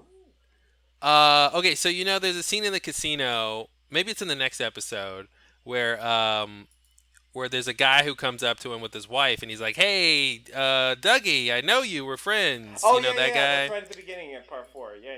Yeah, that's Ethan Suplee. I think that's his Okay. name. That's the Okay. actor. He's been in a bunch of shit. I That's the see. only reason I know his name. Sorry, I didn't know. I don't know that person. You were Yeah, just confusing me. You should know who that is. You should know who that is. Should He's I? been in. Yeah, you should know who that is. Okay. You probably don't recognize him in the context, but he's been in a bunch of shit. Okay. Anyway, I thought there was something in that scene that was a callback to something Mike said. Am I making that up? Oh, something that Mike said in this show? Yes. The same way they I'm did sorry, with just to be Jade. clear, I mean in the return. Yeah, I know. So the same thing Okay. they did with this scene with Jade, where she said something that Loris had said. Right. I thought they did the same thing where this guy said something that Mike had said. But they don't cut to Mike. But they don't cut to Mike, I believe is what happened. Okay. Do you remember that? I don't remember that because I didn't notice that happening. Sorry, this is horrible podcasting. This is not entertaining to listen to. I mean, it didn't stick out to me as being something Mike said. So Okay. that's why I didn't notice it. But well, I'm gonna have to find it now. right. Because I'm pretty sure it was. And anyway, I just want to think about the point you're trying to make about these characters sort of knowing the future, and I just want to get some more data points. I wouldn't want to take that too far. I agree well, too late. Damn it. It's taken far. You are far from here. Is that what the line is? You are far away? Isn't that the line from Twin Peaks? You're far away. Isn't that... Have you seen this show? Am I making things up? I'm yeah. sorry. I don't. The arm. That's something the arm tells him at some point. You're far away. And then somebody else tells him that recently. Yes. Isn't that I don't know if it's you are far from here or you are far away. You don't remember that? No, from the new show. I don't know anymore, man. I'm watching all this stuff together. I'm pretty sure. No, I'm pretty sure. The arm said it in the original show when he's the little guy. In the original show, okay. He said what now? You are far away. You are far away. He says that to Cooper. Oh, is that from the deleted? Is that from the missing piece? Yes. Thing. You're far away and there's no place to go but home. Is it that thing? I think that's it. Yeah. And then in the new series, I'm pretty sure somebody tells him you are far away. And you think it's Ethan something?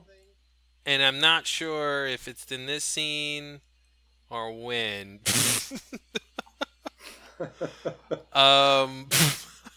Okay. Yeah, so there's my contribution to the podcast. Okay. It's not in this scene. I guess I can search for far away. Although no, okay. In the script it says you're here and there's no place to go but home. But did they change that? I think yes. In the show he says you are far away or something like that. Okay. Yeah. So that's one of the missing pieces. I'm not as familiar with the missing pieces, so that's why I've actually only seen them twice. So he does say "far from here" in this scene. I'm not sure if that's what I was thinking of. Far from here. He does say that, but I'm curious what the actual line is. Right. Unfortunately, since it's different from the script, I think it requires. Yeah, is there no like page that has like all of the Red Room scenes listed and what happens and who says what? I don't think so. Not to my knowledge. There should be. I agree. I agree. That's a good thing to have Here out it there. goes. You are far away, the giant tells Dale Cooper. Oh, the giant says that. Yes. Oh, in this show, I believe so. like the new series at the Yep. beginning, he Yep. says you're far away. Yep. That's what it Oh, is. there you go. There you go. Yeah, it's in the opening scene. Sorry, sorry, Did sorry. he Not say the where arm. am I, or did he just say you're far away, unprompted? Yeah, I think he's. I think it's a non sequitur Okay. Okay. from what I remember. But it was in the context of him going home, I think. Right. So anyway, I guess the real question is, does anybody say that in this episode? Are there any good Twin Peaks transcripts? Of the new show? Mm-hmm. I keep asking about that. Yeah, Here's I haven't one. seen It's any. not really good, Did but you find one? Yeah, usually with yeah. new stuff, like it's hard to find transcripts because it takes a long time to type it all down. And usually, what you find is like people just pull the closed captions. Yeah, I think that's exactly what I'm looking at.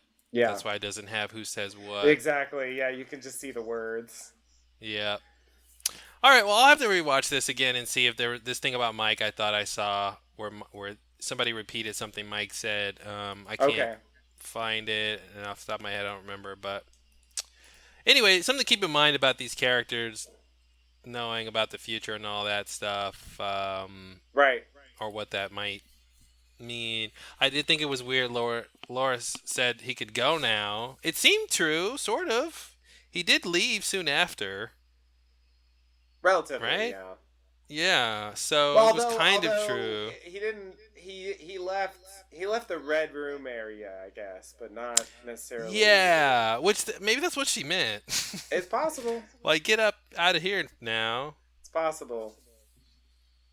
It's weird Um, that like the arm tree doppelganger kicked him out though. hmm Like Yeah, I wonder about the significance of that. I think he was perhaps going. The original plan was for him. When he opens the curtains and he sees, the highway and Evil Cooper driving. I think perhaps he was gonna, trade places with him through that gateway. Right that way, yeah. Yeah, but then the doppelganger, who I guess if it's the opposite of the tree, wants the opposite thing, which is to not help Cooper. Right. So then it it makes him non-existent, or Mm-hmm. puts him into non-existence or something. Mm-hmm. And banishes him, and then he goes in this long circuitous route to get Right. back to, you know, the real world. That's what I'm intuiting. What's the word I'm looking for? Intuiting, I think is. Intuiting. All right.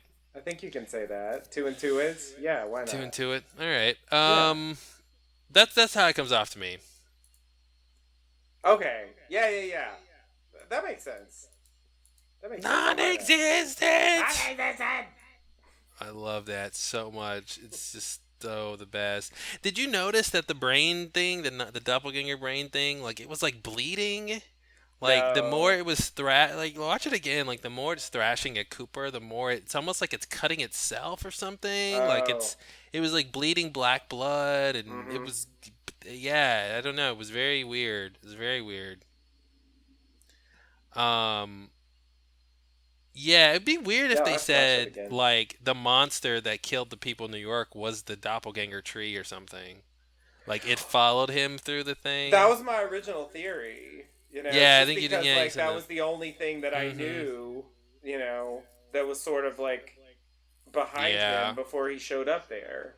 Yeah. It just got there. I got there after him. I Yeah, mean, that it is didn't. true. It didn't. Yeah, I got there after him. It didn't look like that thing at all. Mm-hmm. So who knows? Maybe he takes a different form when he comes into the real world or whatever.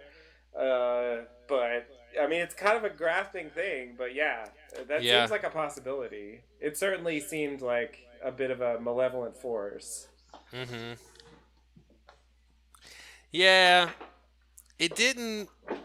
It wasn't even like when it was attacking Cooper. It didn't really hurt him. It was No, more making the floor be weird. yeah, yeah, it's But kind of banished him into yeah the starry realm. mm-hmm. All right. Well, so we got to the end of episode 3, Yeah, yeah, part yeah. part 3. Sorry. We transitioned Um. seamlessly, really. Yeah. This could have been the Um. same episode, the next stuff that happens. Right. It just keeps going. Exactly. Well, I think this podcast has been pretty long so far. Yeah. Our original plan was to continue on and talk about part 4, since they did air together. But since we've been recording for a while, why don't we wrap this up and we'll just have this be its own episode for the podcast, and then we'll come right back to part 4 in the next podcast. That sounds good to me. Cool. All right. Well, thanks for listening, everybody. Stay tuned. Thanks, and see you over there.